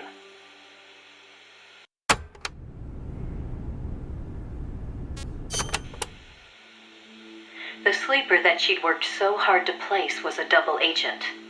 He'd been turned by the Soviets and was feeding the Americans lies. But what shocked the boss even more was why. The CIA's access agent had been taking a large cut of the sleeper's pay. The sleeper felt what little he was left with wasn't worth the risk. When he got a better offer from Moscow, he took it. At some point, the Americans' intelligence operation had become an open book to the Soviets. And contrary to what the sleeper had been reporting, the Soviets' manned spaceflight technology was quite advanced. It wasn't until she infiltrated OKB-1 herself that the boss learned the truth about Sputnik 5. After the spacecraft re-entered the atmosphere, it ejected the pilot, seat and all, at an altitude of 7,000 meters. It was the Soviet solution to the problem of land recovery. The mystery device attached to Sputnik 5 was for that purpose. The pilot would parachute down from that high altitude wearing a bulky spacesuit. Crazy, I know. The Soviets knew exactly how dangerous it was, of course. So much so that they gave Yuri Gagarin, the first man in space, a special 2-rank promotion before re-entry. Only Moscow could come up with this kind of plan. With total state control over information, they could easily pretend it never happened in the event of a failure. The boss passed the info on to NASA. It was their worst nightmare. The glory of mankind's first spaceflight was about to be stolen from them by the Soviet Union. It was Sputnik all over again. And the CIA was caught no less off guard. Their ineptitude had caused the fiasco in the first place. The Soviets' deception was brilliant. They'd woven a masterful tapestry of truth and fiction to convince the Americans their intelligence operations were proceeding as planned. No one but the boss could have seen through it. It was obvious the Soviets had some gifted minds working on their side. But that certainly didn't excuse the CIA's massive failure. The CIA wasn't done, though, and devised an ingenious plan to avoid taking responsibility. Luckily for them, a new president had been elected the previous November, John F. Kennedy. As he didn't know the case history when taking office, the CIA was able to feed lies to his new administration. They masked their own failures, placing the blame squarely on the boss's shoulders. After all, she'd selected an unreliable sleeper. They claimed she'd failed to make use of one of the most effective means of controlling a sleeper agent's actions: holding their family hostage. The boss was well aware that would have worked. She told me so later, but she couldn't bring herself to do it. It seems clear it had to do with having her own child taken. She could never inflict the same pain on anyone else. The CIA used that against her.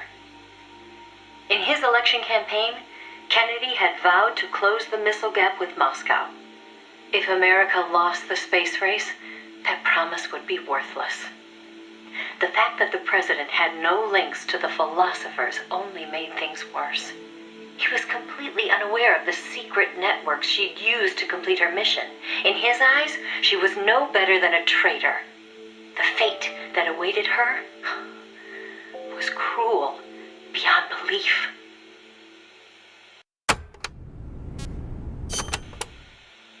The order came down from above. The boss would take the official blame for the sleeper's betrayal. More so, she'd serve as the guinea pig for NASA's manned spaceflight program. By then, NASA had gotten as far as sending a chimp named Ham into space. Now came a whole battery of ground tests to pave the way for a human to take its place. High-G tests, zero-G tests, spacesuit tests, simulations in pressurized oxygen environments. Some of the tests were highly dangerous, too dangerous for the Mercury 7, who were by then already media darlings. So the boss was made to stand in for them. She could have refused the order, argued her side of the story against the CIA, but she didn't. The way she saw it, her military experience made her a potentially valuable asset to those tests. She felt it was her duty to accept. She soon proved herself right. The boss was more than just a guinea pig. She drew on her experience to give the staff focused advice exactly where it was needed. NASA's space program took off again.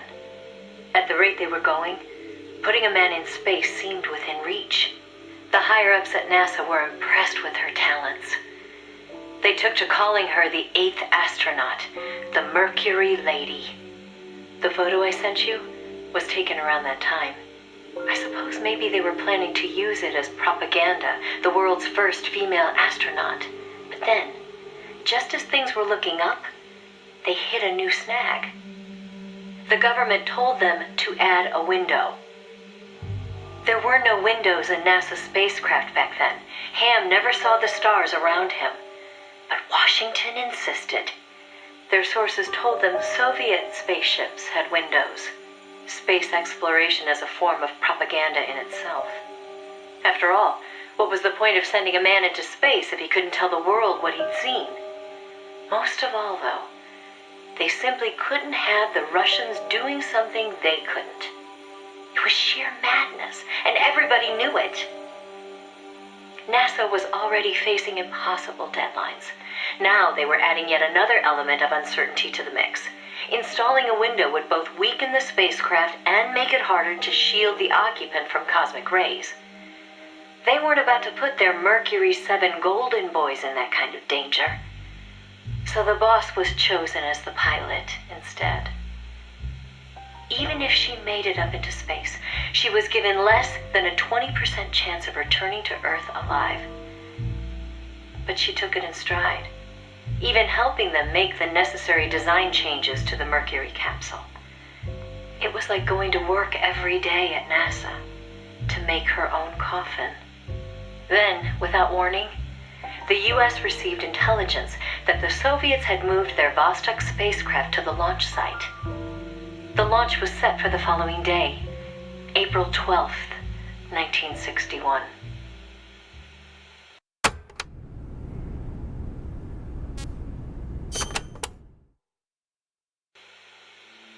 America couldn't let the Soviets beat them with Vostok.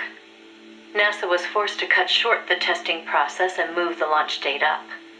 They pulled out all the stops to get it scheduled for the earliest hours of the next day.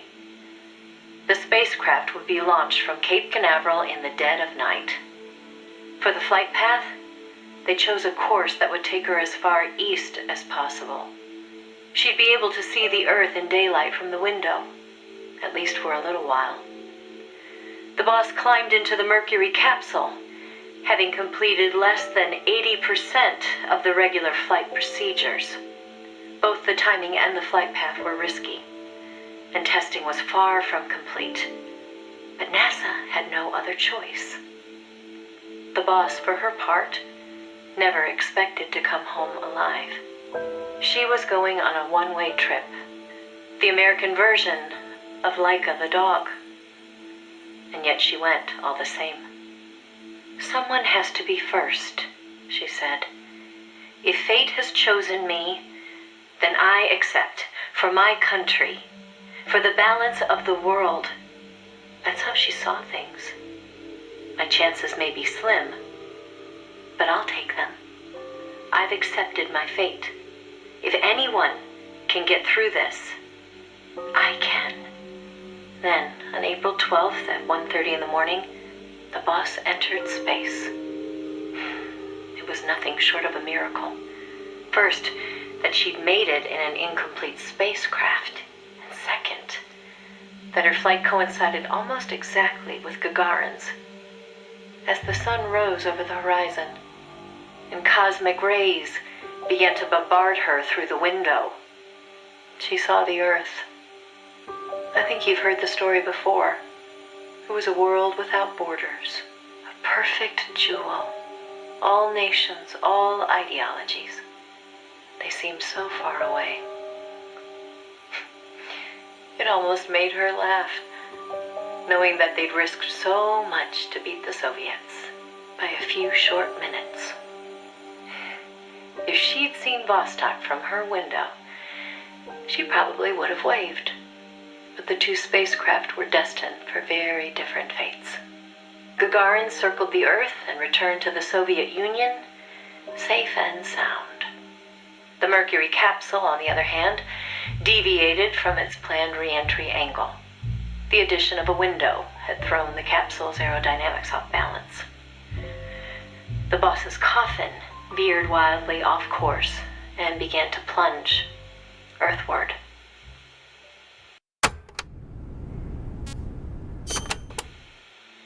The course deviation caused the capsule to miss its splashdown point by a wide margin. It didn't have enough time to decelerate before crashing into the sea. The force of the impact shattered the spacecraft before it started to sink like a stone. The boss used the last of her strength to escape to the surface. Her body was covered in bruises and scorched by radiation. It was a miracle she was still alive. She slipped into a coma and didn't regain consciousness for 6 months. To some, what was worst of all was that she had lost the space race to Gagarin by only a few minutes. That aside, it should have been a proud day for America. Its first manned spaceflight. Sadly, her accomplishment was kept out of the history books. An attempt to save face by Washington. In contrast to Gagarin's orbital flight, America had only managed a ballistic trajectory. Her flight time was much shorter, too. And most importantly, the Soviets had brought back both spacecraft and pilot safely. NASA couldn't even conjure up a half-hearted tale of heroic survival. The coup de grace, though, was the Soviet propaganda campaign that kicked into gear after the flight. The Earth was blue. Those were the words of Gagarin on his return, and the whole world was listening. In the blink of an eye, Gagarin was an international celebrity, earning accolades from every corner. It was a PR coup for the Soviet Union. Meanwhile, Washington could only grit its teeth in silence. They decided there was no value in making the boss's flight public, that it would only make matters worse. So they buried it instead, labeling it a dark mission. NASA and the CIA did everything in their power to erase all traces of the boss from Project Mercury. The result was the photo you see before you. Not a bad job, huh? Not only did they expunge her flight from the records, they denied that she ever existed. And that wasn't the end of it. As an alibi, the military claimed she'd taken part in the CIA's botched Bay of Pigs plot to take back Cuba. And when the boss was finally well enough to return to service, they wouldn't take her back. She was forced to go underground. In the public eye, the boss was still a hero of World War II. In reality, though, she was anything but that. She was a non-person, fit only for the blackest of black ops. In effect, she may as well have been dead. Gagarin went on a worldwide tour in front of millions of adoring fans. The boss, meanwhile, was a walking secret, unable to breathe a word about her experience. The authorities in Washington had this to say: Why are you still here? If only you'd had the decency to give us a nice quote like Gagarin and then die an honorable death, you'd have gone down as a hero. 3 weeks later, on May 5th, Alan Shepard, one of the Mercury 7, made his own ballistic flight. They sure didn't try to cover up his achievement. Of course, he owed his success to the lessons learned from the boss's tragedy. Before sending Gagarin up into space, the Soviets had used a mannequin called Ivan Ivanovich to test the landing procedure, which would make the boss America's version of a crash test dummy. But she didn't care. "I'm happy to be the dummy," she said, "if it'll help the project succeed. Nothing would give me greater satisfaction." And that still wasn't the end of it. The boss had worked through the anti-Moscow faction of the Soviet Union's philosophers to place the sleeper agent, and at some point, the Soviets found out about it. Yet the Americans remained oblivious to the end.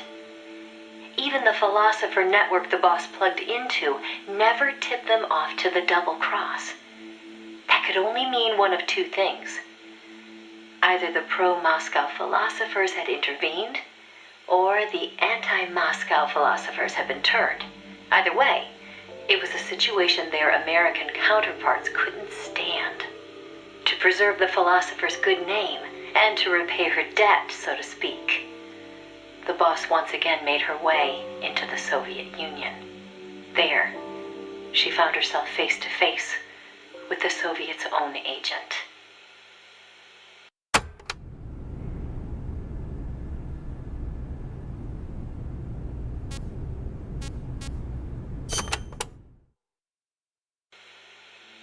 And who should she find awaiting her return to Russia? The one who'd turned her sleeper against her, who'd fed them lies all this time. It was her former comrade in arms, the father of her child, the man known as the Sorrow. He didn't know it was the boss who'd sent the sleeper. Or to be more precise, the Soviet philosophers never told him. Former lovers, forced to fight to the death. One would live and one would die, she told me. That was the revenge the Soviet philosophers had in store for me. If both of them survived, their child would suffer in their place. They were left with no other option. The boss shot him. He offered no resistance. When she returned from the Soviet Union, there was no place left for her to go. She'd sacrificed everything. Everything. For her country. And in return, they treated her like a dead woman. She was made a scapegoat for no good reason. Only because power had changed hands in Washington. Any lesser being would have long since cracked. It was then that one of her old SAS comrades reached out to her, Major Zero, and so Fox was born. She undertook a mission that, well, you should know better than anybody. You are a part of it. 20 days after Shepard's flight, President Kennedy announced that America would put a man on the moon. Without the intelligence the boss obtained, America's space program would never have caught up. Armstrong and Aldrin might never have walked on the moon, but the Americans' gain had cost the boss her health, her honor, and the man she loved. The word tragedy doesn't even begin to describe what she endured. The Soviets continued their manned space flights, and in 1963, Valentina Tereshkova became the so-called first woman in space. It's said they took their cue from NASA's long-buried Mercury Lady project. And so that, Snake, is the mission that kept her away from you for so long. Now, I know what you're thinking. Why not use me as her agent? She knew I'd never even think of betraying her. I think it's because she didn't want to drag you into it. She probably knew what was going to happen. To complete the mission, she'd have to turn to the philosophers, and once she did that, whatever came of it, there'd be a price to pay. No one understood that better than her. So please, Snake, let it go. When she gave me the photo, she left me to decide whether or not to pass it along to you. I know she was torn about it, just as I was. She knew you'd probably blame yourself. Why did she hold on to it for so long? That, I can't say. To remind her of how much it hurt to be erased. She wasn't that kind of person. No. I think she meant it to be a message to you. She had her identity, her life, taken away. But she wanted you, of all people, to know the truth. Snake, you've probably already figured this out, but it's no accident that I'm only now sending you something I've withheld for so long. A little bird tells me you recently made a big decision. You and the boss are different people. I understand that. And I'm not trying to second guess you. I simply wanted you to know what she saw, how she felt. That's all. Keep it with you, Snake. Keep it deep inside. Don't ever forget the path she took. Because you and I are the only people on this earth who know the truth. Boss, I'm sorry, but I can't.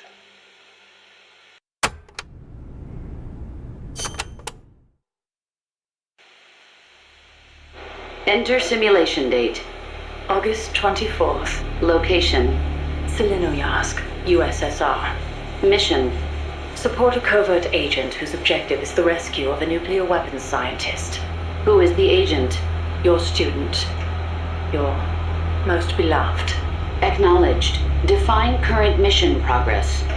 With your help, the agent has successfully made contact with the target. All that's left is to wait for recovery.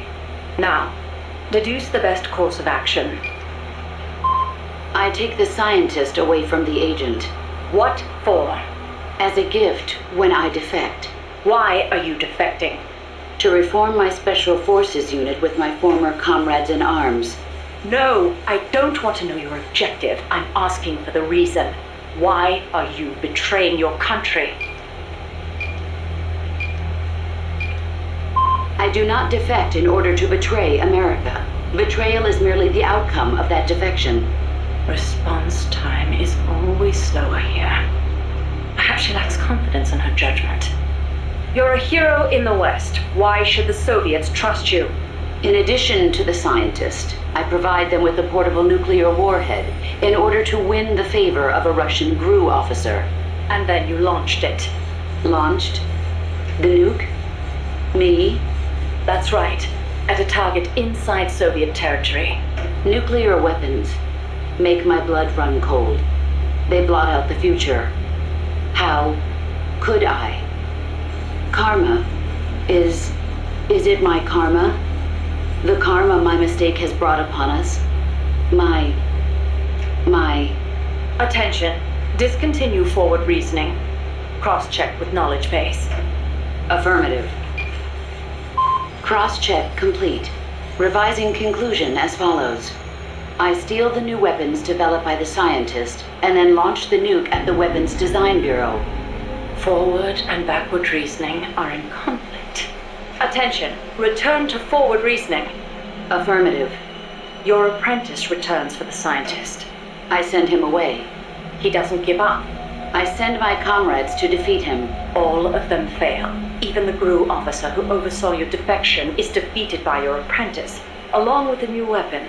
Now, What is your course of action? I fight him. Why? With your Gru patron dead, there's no reason for you to fight. Why not just run away? I must fight him. I do not see the reason. With a soldier of your caliber on his side, how could the Gru officer be defeated to begin with? Did you betray him too? I've been waiting for a long time. You could switch allegiance from Gru to KGB and take the remaining nuke as a gift. There's no chance they wouldn't welcome a hero of your stature. Drift away. My place is with them now. I didn't ask you that. Give me the basis for your reasoning. Tell me the truth. Politics determine who you face on the battlefield. Why won't you answer me? It's like you were just waiting for him to kill you. I was disloyal. Betrayed my country. I deserve to die. How can you say that? You can't be a traitor. You're not that kind of person. Kill me. Kill me now. Stop it! Stop it! Attention! Discontinue reasoning. One must die, and one must live. Stop it, damn you! Discontinue! Life's end. Isn't it beautiful? Shut down! Always in the same place. Her reasoning goes haywire. Someone holds the key. Perhaps it's him. I'll get it out of him. One way or another.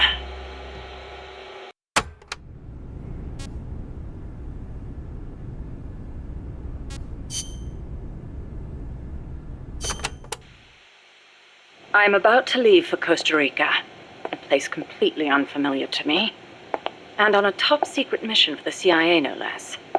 No guarantees I'll come back alive. Might even get rubbed out by the CIA itself. So I'm leaving behind this record. For her sake. For the boss's honor. Ever since I was a child, I've loved to look up at the night sky. I'd go outside after sunset and drink in the cold air. The moon, Venus, so many stars floating on the edge of infinity. In Manchester, it wasn't very often you saw the night sky in all its star-studded glory, but it was enough to stir a deep longing inside me. Even as others cowered beneath Nazi air raids, I was out there, watching the skies, dreaming of one day reaching the heavens. There were, of course, more practical concerns. My skin was incredibly sensitive. Even the slightest bit of sun would turn it an angry shade of red. Playing outside during the day was completely out of the question. Naturally, I hardly ever had a chance to play with other children my age. But I never felt lonely for it. Their way of thinking was irrational, making them simple, easy to predict. The boys would talk of tanks and aeroplanes and creepy, crawly bugs. The girls of pretty dresses, glass beads, and tea and cakes. Of boys they liked. I never had much to say on such matters. The curious thing is, adults really aren't all that different. They're simple, capricious, especially men. As they get older, their heads fill with thoughts of women, and more women. Thankfully, I always did have a head for mathematics. When I was about 10, I'd visit a Dr. Turing who lived nearby. We'd sit and discuss mathematical logic. The lights were always on at his house, even in the dead of night. Theoretically, he'd say, there's no algorithm that a computing machine couldn't reproduce. Dr. Turing wasn't foolish like other men. Although I didn't find out why until later, after he died. The time will come, he'd say, when computers will be able to think for themselves. That idea rocked me to my core. My aptitude for mathematics brought me closer to the stars. I breezed through school, then went to America for university. While I was studying at Caltech, NASA was established. I signed up in a heartbeat. I was a pretty good computer engineer at the time, and NASA needed skills like mine. The work was enjoyable. Even though I'd given up on going into space myself, It was a pleasure just being a part of it all. I was assigned to Project Mercury, America's effort to compete with the Soviets in manned spaceflight. 7 men were chosen as pilot candidates for the program, becoming heroes overnight. People called them the Mercury 7. The project made good progress, more or less. We had all the funds and materials we needed. After countless hours of analysis, we even had plans for something on par with Sputnik. We thought it'd only be a matter of time before we caught up with the Russians. They'd sent a dog into orbit and brought it back safely to Earth. But NASA top brass dismissed that success as a fluke. The Americans recovered their re-entry capsules at sea, but the only ocean bordering the Soviet Union is the Arctic, so their re-entry capsules had to make impact on land.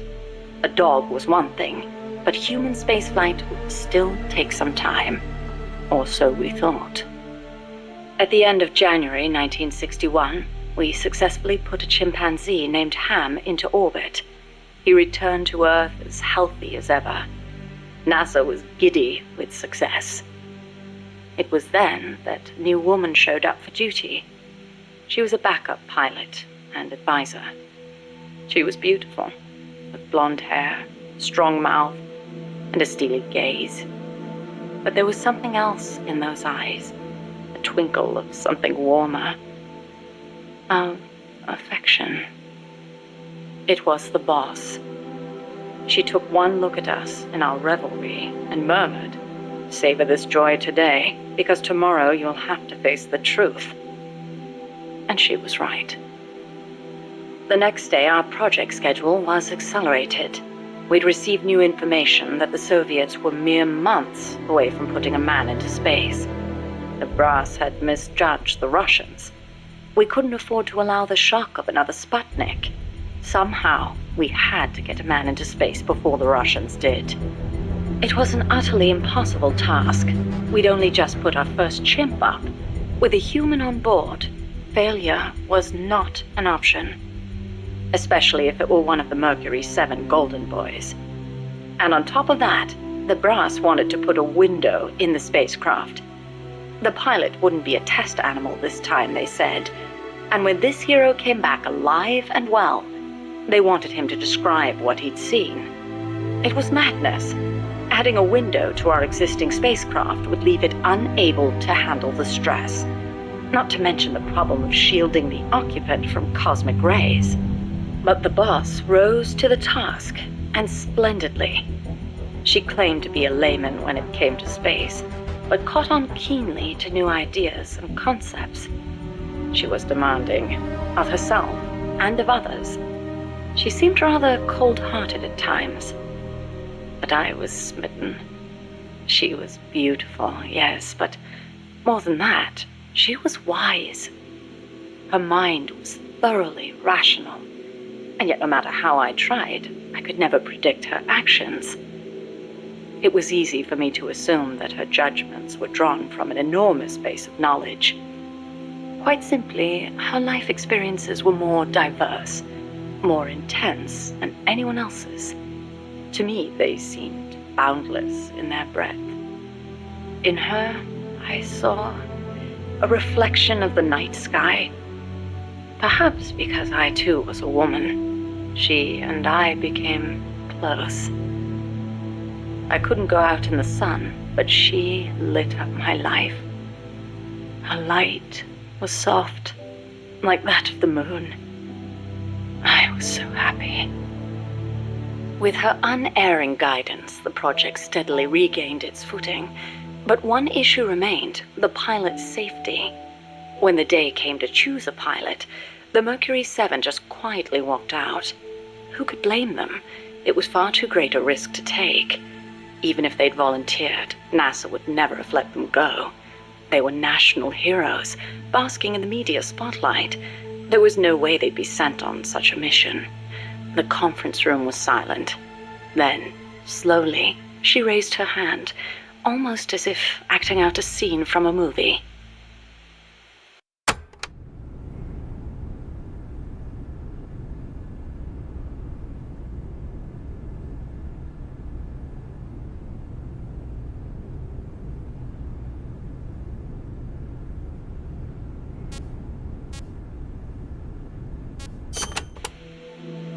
I spoke out against her going, submitting a report stating the ray shielding was inadequate.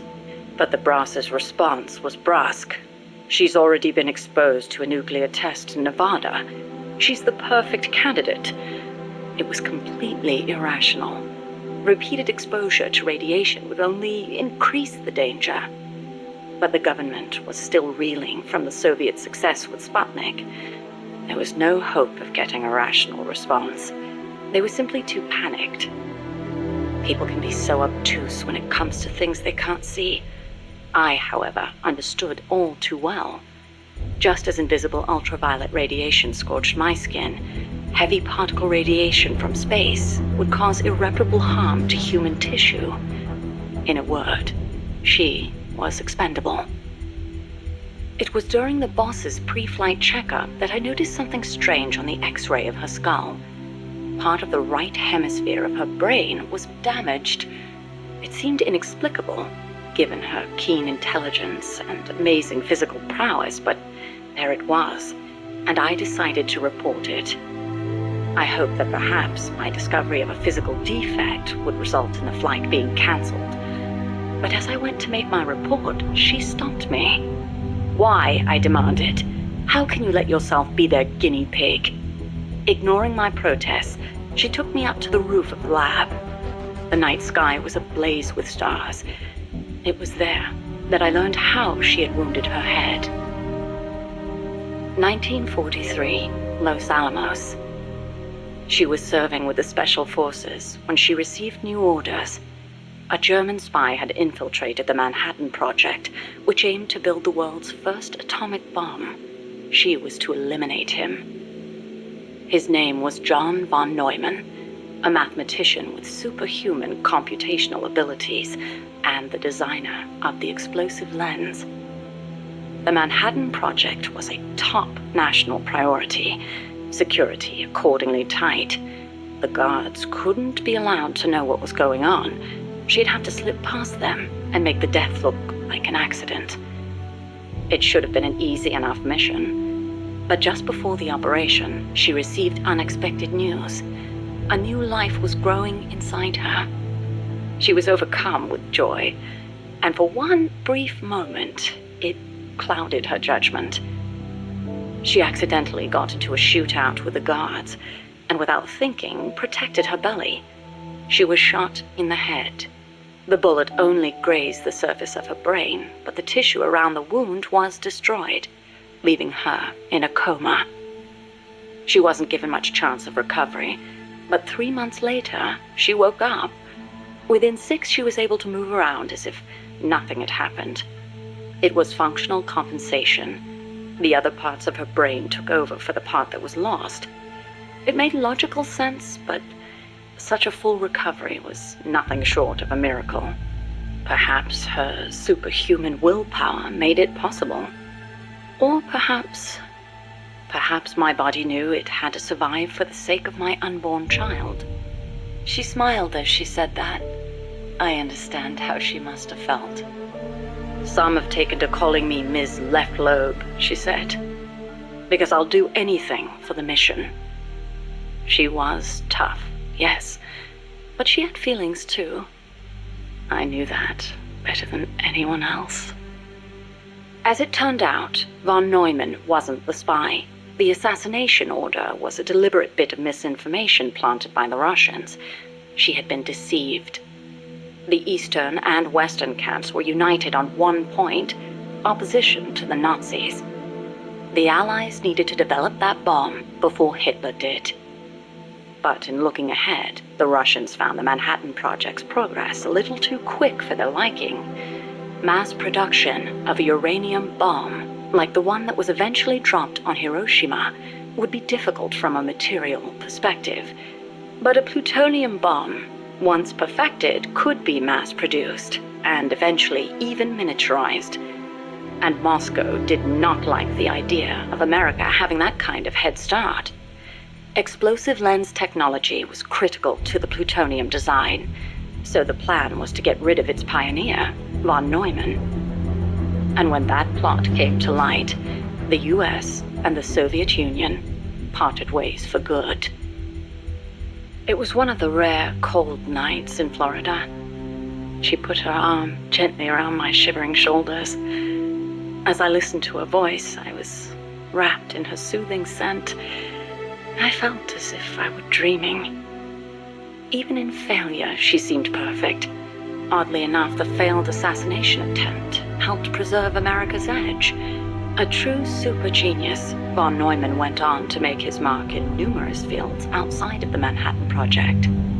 Economic game theory, stored program computing. Almost all computers today use stored programs, the so-called von Neumann architecture. His death would have set back computing 10 years, and I wouldn't be at NASA doing research. I wouldn't have been there in her arms that night. I thanked the fates for giving me that chance. But then she said something unexpected. I should have killed von Neumann when I had the chance. Why, I asked. Wasn't the order a Soviet plot? I looked up at her as she began to explain. Yes, von Neumann was innocent, and killing the innocent is a grave crime. But I can't help but wonder, had I succeeded, what would the world be like now? Even without von Neumann, the explosive lens would have eventually been developed. Von Neumann architecture, too. But she seemed to believe that if progress had been put off for a few years, then perhaps East and West would have had a chance to work hand in hand. I'd never considered such a possibility, but her tone was confident, assertive. It was as if she intended to make the two superpowers shake hands herself. The explosive lens was developed too early, spawning a Cold War and an endless nuclear arms race, she continued. That mission sprung from deceit, but maybe it was divine providence too. It was like she was speaking to her own child. Her large, warm hand was on my head. I failed the mission because I let the mother in me take over. I should have killed him, no matter how great the guilt. If I'd killed him, I might not have prevented Hiroshima, but maybe I could have saved everyone in Nagasaki. I looked up at her and saw her looking up too, up at the starry sky. Her face showed only deep remorse. It was as if she'd convinced herself that she alone was responsible for creating this twisted world. But that's no reason for you to sacrifice yourself for this. I knew I'd never dissuade her, and yet I still clung to hope. I know you're concerned, and I thank you, but I have to be loyal to the end. And then she smiled at me. Loyal to the end. Loyal to what? I asked. But she didn't answer.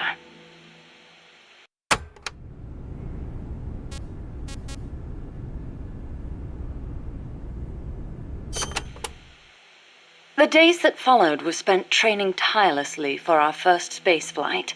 The boss endured conditioning that tested the limits of human capability, and I supported her.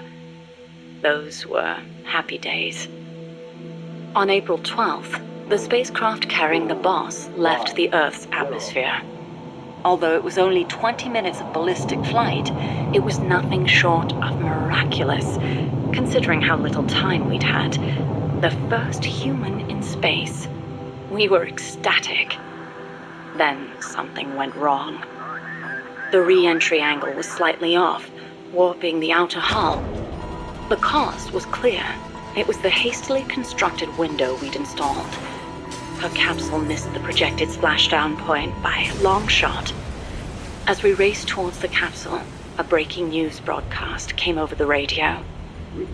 It was the news report of the successful launch of the Vostok rocket, piloted by the cosmonaut Yuri Gagarin. They'd beaten us into space by the slimmest of margins. When we arrived, the capsule had already disappeared beneath the waves. The boss was floating on the surface. I can't really recall what happened next. They told me later that I gave a strange scream and plunged into the sea, not caring whether my skin would burn. She didn't wake up. Her entire body was bruised, burnt, scorched by cosmic rays. It was a miracle she was still alive. Every day, propaganda boasting of the shining accomplishment flowed out of the Soviet Union. The hardest part was having to read the report the next morning from Izvestia, the Soviet governmental paper. Written there after the report were those legendary words of Major Gagarin, "The Earth is blue." The person who should have said those words, though, was incapacitated, confined to a bed. NASA opted to pretend the flight had never happened. The Soviets had orbited a man around the Earth and returned him safely. We'd barely managed to escape the atmosphere and achieve ballistic flight. Even worse, the pilot was horribly mangled and the spacecraft lost altogether. As they saw it, covering it up was the only alternative to seeing the nation's pride dealt yet another blow. I've been told military records show the boss was taking part in the Bay of Pigs incident at the time. They were that desperate to erase the whole affair. In the end, Alan Shepard's ballistic flight 1 month later became known as America's first spaceflight. Shepard's flight owed its success to insights earned through the boss's sacrifice. But to me, none of that mattered. I prayed day and night for her recovery, never leaving her side, not even for a moment. Then, as summer ended and the chill of winter approached, she spoke. "Give me water." I threw myself on her breast, and she embraced me. It was all I needed. I thought she would tell me about space, the true sky, where the stars don't twinkle.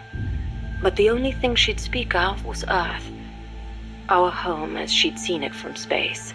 So fleeting, so irreplaceable. I was ashamed.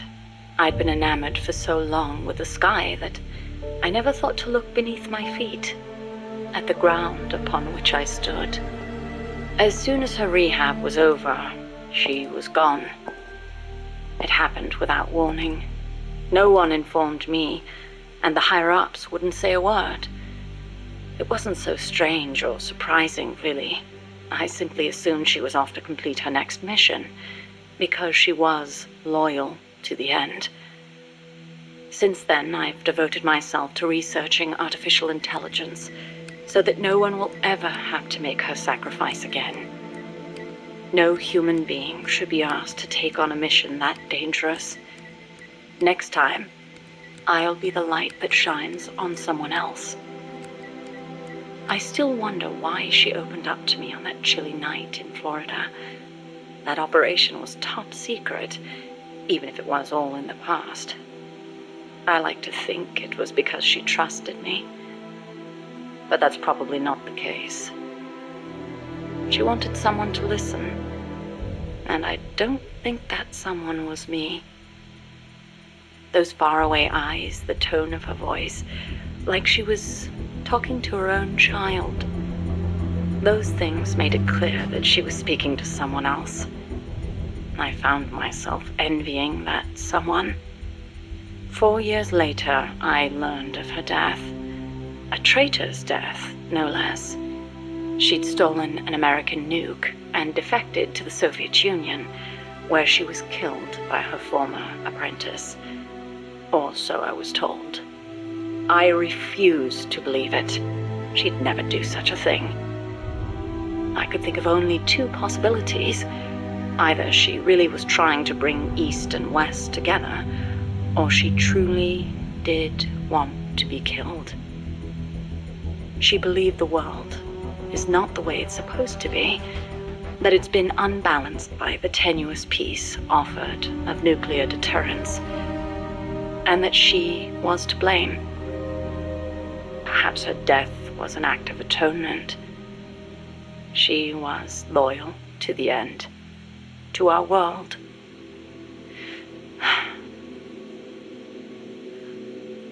And I lost the light of my life. I now find myself victim to an incredibly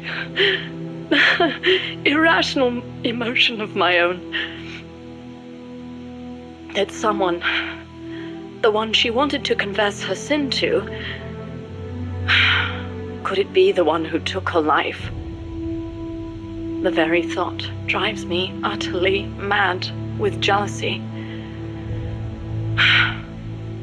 One day, I will discover the truth.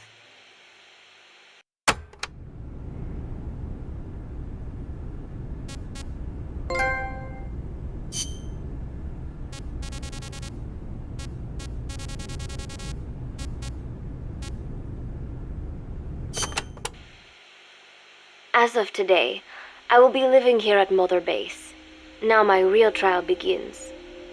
Zadornov was paying my room, board, and tuition, but he has since been captured. I told the man that with no more money from the KGB, I could no longer afford school. He bought my story, and when I said I would be willing to work, he took pity on me and let me stay. For some reason, Miller really pled my case. That was helpful, but the man is still a fool. His men are no better. They think their training makes them strong, but that kind of strength is nothing in the face of true power. And better yet, they wait on me hand and foot, believing I am just a schoolgirl.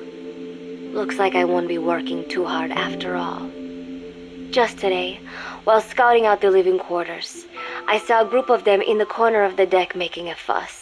Going over for a look, I saw they were feeding a kitten. A bunch of grown hard men, and they're the ones acting like schoolgirls. Look, isn't he cute? What is wrong with them? Disgusted, I just nodded and smiled. I must stay in character after all. I indulged their chit-chat for a few moments. Then one of them asked me to give the thing a name. They had just taken it from its mother. I named it Nuke. I improvised some nonsense about how our compassion for living things can help prevent wars. The men gave me a little fish. I held it out in my palm and the kitten happily ate it up. What a pathetic, feeble creature. It sickens me.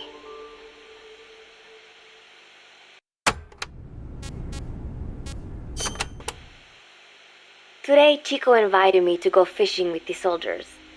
I suppose finding one's own food does have its merit, but I prefer not to be involved in such a degrading task. And their prattling on about fishing being fun is nonsense. I'm not here to find playmates. Nevertheless, distasteful as it was, I went along in order to maintain my cover. Chico thrust a fishing pole into my hands, and we went up onto the deck where several soldiers had gathered. They welcomed us warmly. With so few women aboard Mother Base, I'm treated like a princess. No one suspects I am neither a teenager nor a student. It was nice and sunny, with a gentle breeze and waves. As I cast my line and waited for a bite, the soldiers began to ask me all sorts of questions. As always, I answered according to our predefined scenario, feigning a smile. As I sat there feeding them lies, the fish began to bite, and the soldiers began to focus on their prey.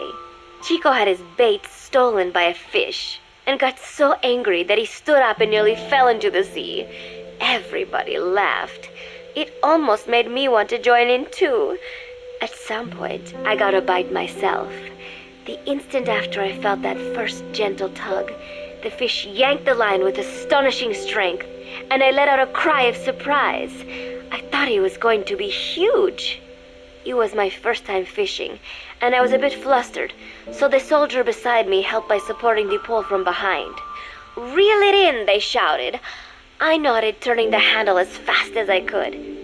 I wondered what kind of fish lived below the surface, and thought back to the deep sea dives I had to do as part of training. Those were difficult days, but I remember finding the multicolored fish gliding through the water incredibly soothing. After a hard fight, I pulled it up. To my surprise, it wasn't even half a vara, rather anticlimactic. But I wasn't doing it for fun, so I wasn't the least bit disappointed. Nook was hovering nearby with an expectant look on his face, so I gave the fish to him. All in all, a thoroughly wasted day.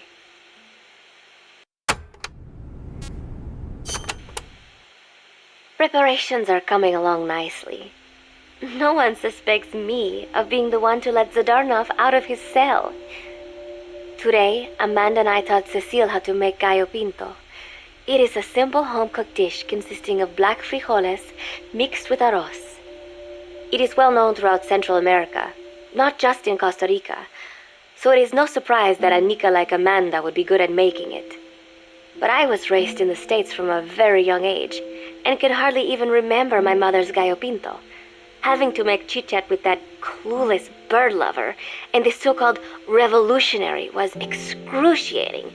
And, clueless or not, I will need to be especially careful around Cecile, the one who actually recorded that tape. Thankfully, Miller and his men seemed to believe I mistook the tape I found for one my friend made. In any case, one can never be too careful. Anyway, the three of us minced garlic and herbs, then cooked them in a pot with frijoles we'd soaked overnight.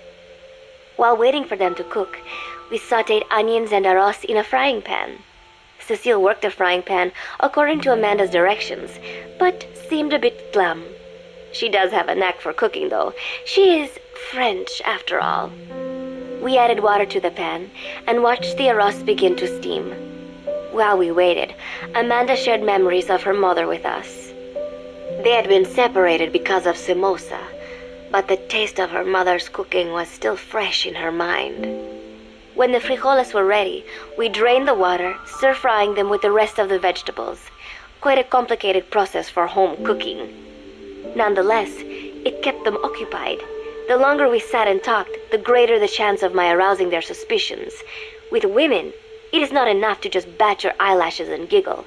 It takes a lot of effort to divert attention. When the arroz was done cooking, we folded it into the frijoles and added salsa, stirring the mixture as it simmered. At this point, for some reason, the conversation turned to romance. Why does it have to be that way whenever women get together and chat? Cecile fancies herself to be well versed in such matters, and gave Amanda all sorts of advice. It was harmless enough, until, to my irritation, she began pestering me whether there was anybody I liked. Not right now, I said, trying to dodge the question. But she pressed on. It's Snake, isn't it? I gritted my teeth and played it coy. Maybe. Cecile nodded and giggled. He is pretty sexy, isn't he? What a ditz. It's all I can manage to just survive. The thought of romance has never once crossed my mind. I have no interest in that kind of man. Soon enough, a rich aroma began to fill the room.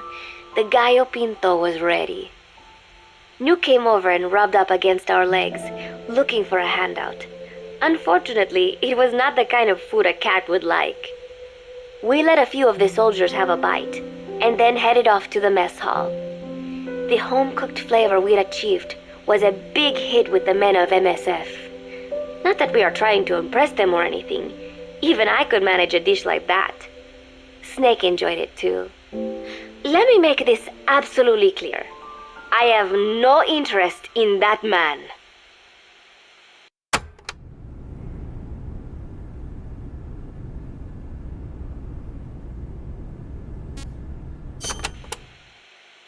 Football, or soccer as it is known in the States, is extremely popular here.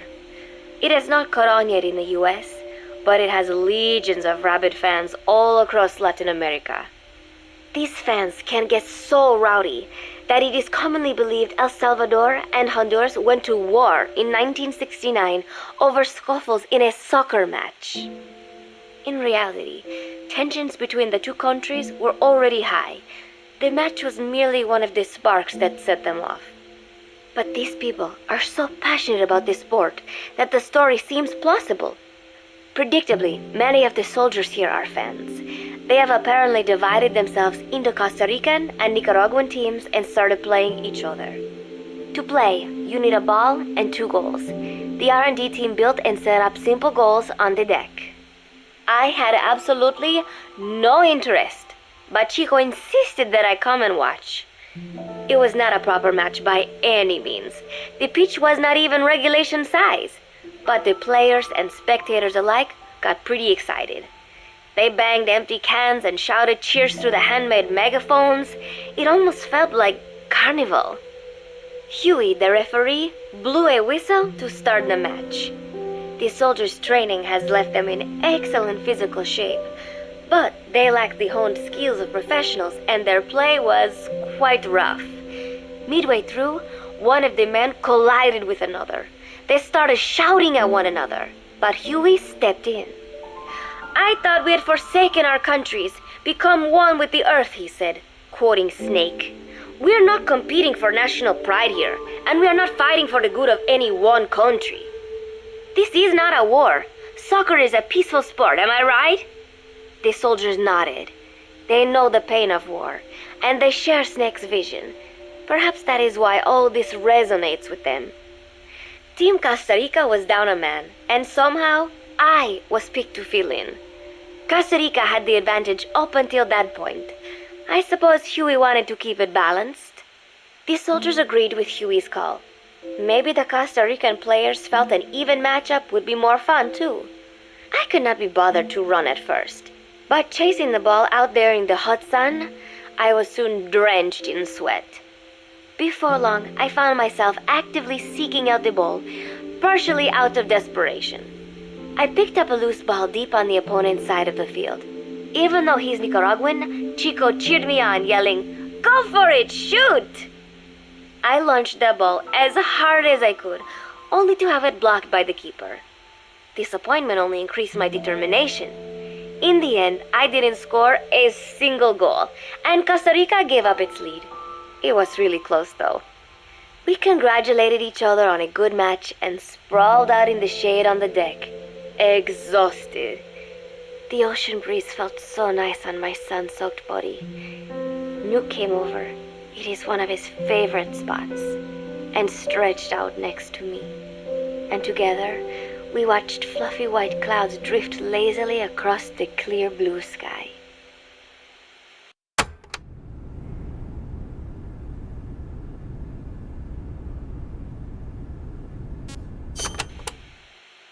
It was lovely out today, so I decided to sun myself in a lounge chair up on the deck when Strangelove came up to me. Despite the heat, she was in her usual long sleeves and pants. I waved at her. She looked away and mumbled, "Hello there. Fancy meeting you here." I asked if she needed anything, feeling her eyes creeping up and down my body like she was savoring it. Finally, she swallowed and said, "You have such beautiful skin." Bewildered, I shook my head and said, "No, not at all. I had heard rumors that she was a lesbian, but she couldn't be after me, could she?" She continued to stare and said, "No, it is beautiful, but you must not let yourself get so tanned." And then she took my hand in hers. "What is wrong with a little sun?" I asked, trying to cut the conversation short. But she shook her head violently. "No, you mustn't. A young lady should take better care of her skin." She was acting strangely now, as if aroused.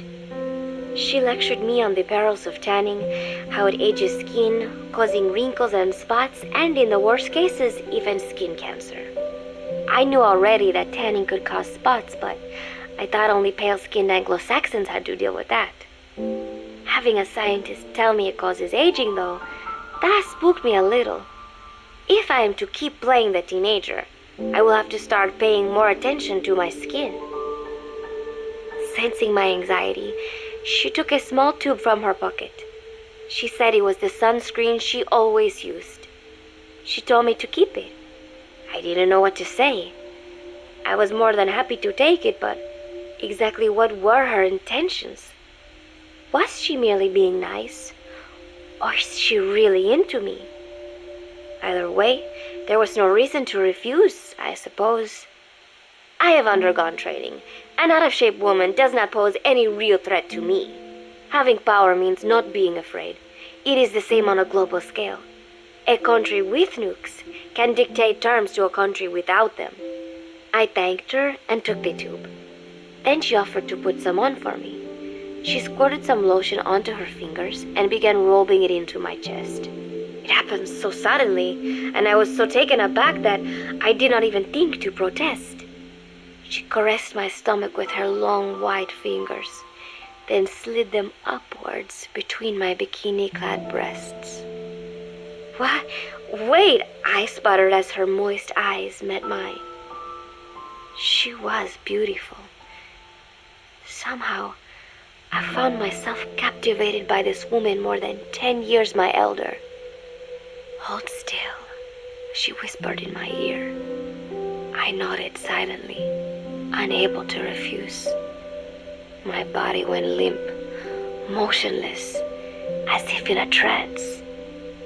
Gently, carefully, she rubbed the lotion all over my entire body. I shouldn't have enjoyed it, and yet I could not help myself. For a moment, I was spellbound. That woman is dangerous. I had better watch myself.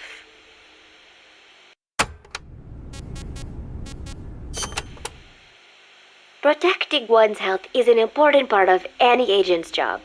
But despite my best efforts, I have caught a cold. Now that I think about it, Mother Base's numbers are on the rise, with soldiers coming from all different places and backgrounds. It is no wonder then that sooner or later someone would bring in a virus. That said, what I have got is just a common cold. The medical team said I'd need a few days rest, so I've been restricted to my room and put on bed rest. I thought I'd gotten used to not having anyone around to relate to, but at times like these, being alone is just miserable. All I could do is lay there and stroke Nuke's back, trying to take my mind off how bad I felt. Nuke just sat there, not making a sound. But I did have visitors. Amanda and Chico, Huey, Cecile, Miller, and a few of the soldiers I've become relatively close to. Amanda made me a soup with herbs she said were good for a cold. Miller told me to take it easy. I will sing you a lullaby, he said, then broke out a guitar and sang some incomprehensible song in Japanese. I did not need to understand the lyrics to know he is an awful singer. Then he said, "You know what is good for a cold? Suppositories. Here, I'll show you." He began to take off his pants, so I threw my tissue box at him to make him go away. Then Strangelove showed up, saying she had some miracle Indian cure. "It has got eucalyptus extract," she said. "It works best if you rub it into your chest." And then she tried to take off my nightshirt. I whacked her with my pillow, and I got rid of her. Chico brought me a little flower in a cup. It had been growing in a little bit of earth that probably found its way on board stuck to something else. "I found this on the deck. Here, you can have it." He tried to act nonchalant, but I am pretty sure he's got a crush on me. None of them understand. If they thought these little visits would cheer me up, they were wrong. Tonight, Snake himself came to my room. Like the rest, he believes I am just a schoolgirl and treats me as such. "Why did you abandon your country?" I asked him. "Why create the MSF?" Of course, I knew the answers already, but I wanted to hear it from him. As I had imagined, he was not exactly forthcoming. All he would say is that his country abandoned him because all he could do was fight, and that is why he needed the MSF, because that is all he is any good for. Then he said, "Fighting is the only thing I understand, but that does not mean I have got a grudge against those who believe in peace. I am not one of them, and I do not believe in peace. Conflict is in man's nature. We fight our enemies in order to survive. Maybe we are not so different after all, he and I. But that is exactly why I'm going to have to kill him, or else he will have to kill me. When I stop and think about this wretched existence, being killed by a man like that suddenly does not seem like such a bad thing.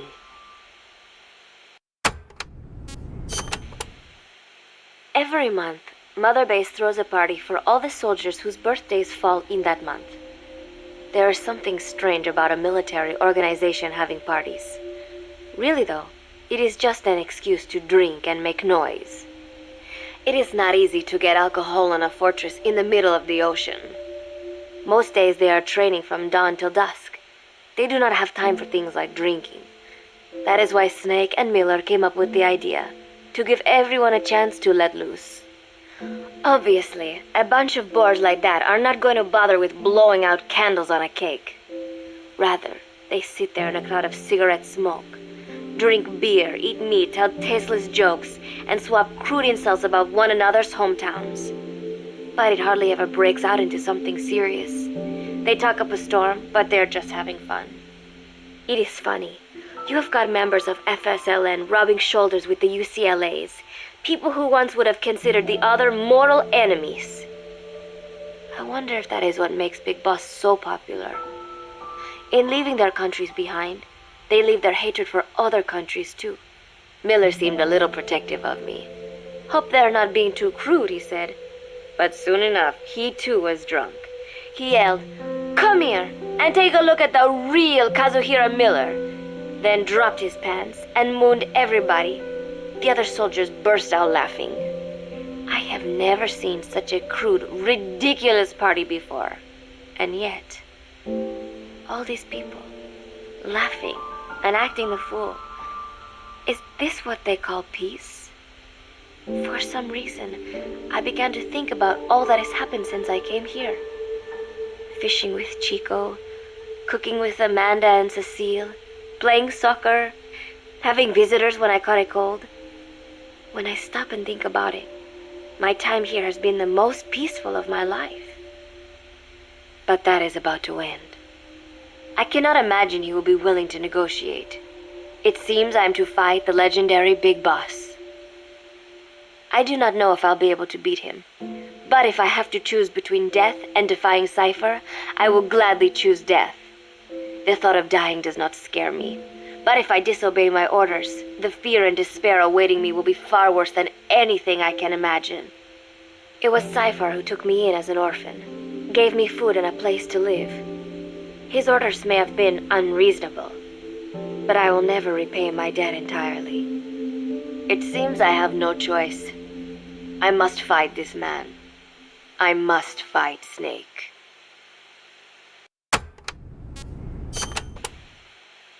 Juno Miller, Snake's right-hand man, apparently has got at least one serious weakness. He is an insatiable womanizer. He does not bother me, most likely because he considers teenagers off-limits. But he has hit on every single one of the few female soldiers here at Mother Base. They ought to be telling him where to stick it, but end up falling for it so easily. I think some of it stems from the fact that he is actually not that bad looking. Anyway, today, that nasty habit got him in trouble. He and Snake got into one of their rare fights, and I was there to see it. They burst out of the showers, completely naked, trading punches. I am no child. The sight of a naked man does not make me blush, but this was something else. "Maybe this'll teach you," Snake yelled as he slammed his fists into Miller's chest. I heard later that apparently he had been two-timing someone, and that same someone had gone to Snake with her troubles. As I see it, it is her own fault for letting herself be deceived like that. If she is too dumb to see through Miller's lies, then she got what she deserved. But this was not the first time it had happened, or the second, and Snake read Miller the riot act. Miller argued back, and what began as a shouting match turned into a fist fight. "You son of a bitch," Miller yelled as he swung. "Not bad," said Snake, smiling, "but not good enough." And then he was back on the offensive. They had already been at it pretty hard in the showers, and their bodies were covered with bruises. Both of these men had been trained for war, their bodies deadly weapons. They were each bleeding from a dozen places. All this from a fist fight. Even so, it was far less gruesome than if they had given it their all. It was obvious that one of them would be dead were they fighting for real. Miller took another swing, yelling, "Try this then!" Snake parried, then responded in kind, but I could tell he was not aiming for anything vital. "You are one tough bastard, boss," Miller muttered. A smile crept across his face as he caught his breath. And then they went right on fighting.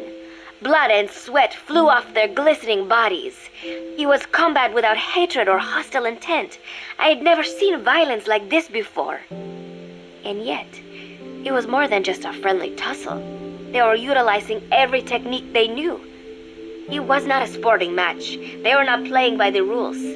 How could they keep this up? At last the two men tired themselves out, and the bizarre scene came to an end. They looked at each other's battered bodies, and then burst out laughing, embracing and congratulating each other on a good fight. It all seemed so idiotic.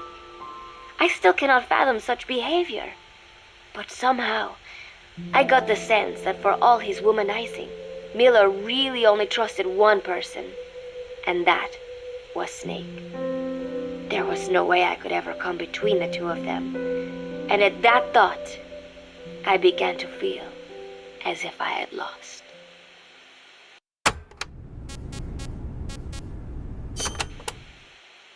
All of Mother Base is preparing for a festival. Since Snake and his soldiers spend so much time fighting, they are setting aside one day a year for peace and relaxation. I do not know all the details, but apparently that is what Snake and Miller decided. These soldiers love the idea, of course. There is so little fun to be had here that everybody looks forward to events like these. That is all well and good, but somehow I got roped into getting on stage. "Come on, we even both have peace in our name," said Miller. "And Zadornov, that old Ruski's name, has something to do with peace too, right? Hey, as long as we're having a day of peace, we ought to get an act together. The Three-Piece Band." I thought he was joking. He then proceeded to share his idea without bothering to check with me. And now, I am slated to sing. Apparently, he had heard me on the deck one day, and since then he's wanted to form a band. Everybody's looking forward to it, so there is no way for me to back out now. I have never done anything like this, but it does feel kind of nice to know that people are looking forward to it. I mean, it cannot be any worse than Miller's singing, but modifications to Zeke are already finalized, and I must complete my mission. Betray Cypher now, and I will face a fate far worse than death. Still, there's no need to put things in motion just yet. What difference would it make to just wait a little while longer? A whole day of peace. The mission can wait until after that. Can it not? I know I am only delaying the inevitable. When the day comes, one of us will have to die. Snake or me. But still, if I could just come up with some way to stall Cypher, at least until our day of peace. When did I start having thoughts like this?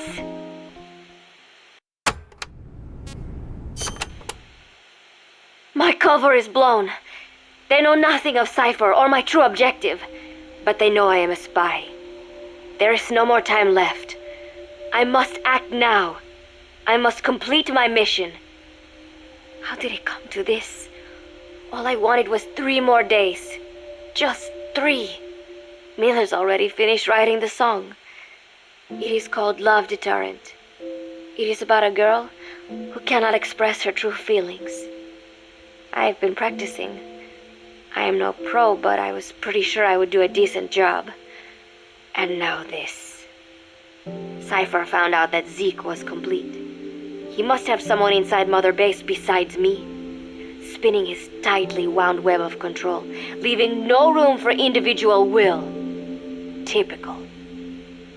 When they found out Zeke was complete, I was ordered to execute the operation immediately. If I was going to enjoy just one day of peace, I had to ensure the plan could not move forward. I tried to sabotage Zeke. I thought by damaging the drive system, They would have no choice but to delay their plans. I waited until midnight, and then snuck into the hangar. There would be trouble if it looked like sabotage. I selected one of the drive system's load-bearing parts and carefully worked to warp its shape.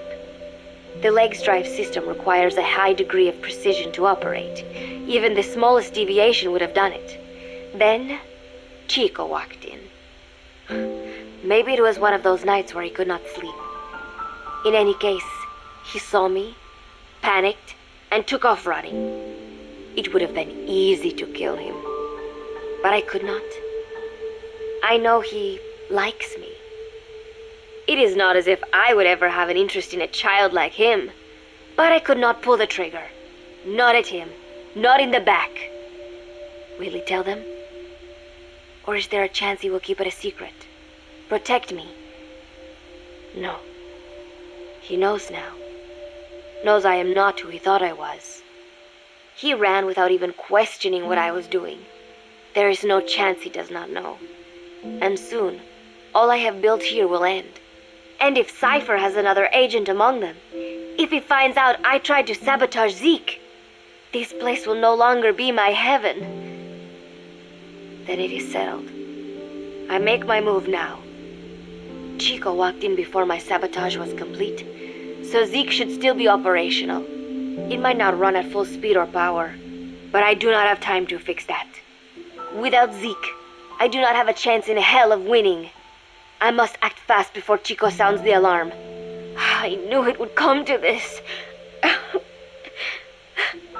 I just did not think it would be so soon. It is time, Zeke.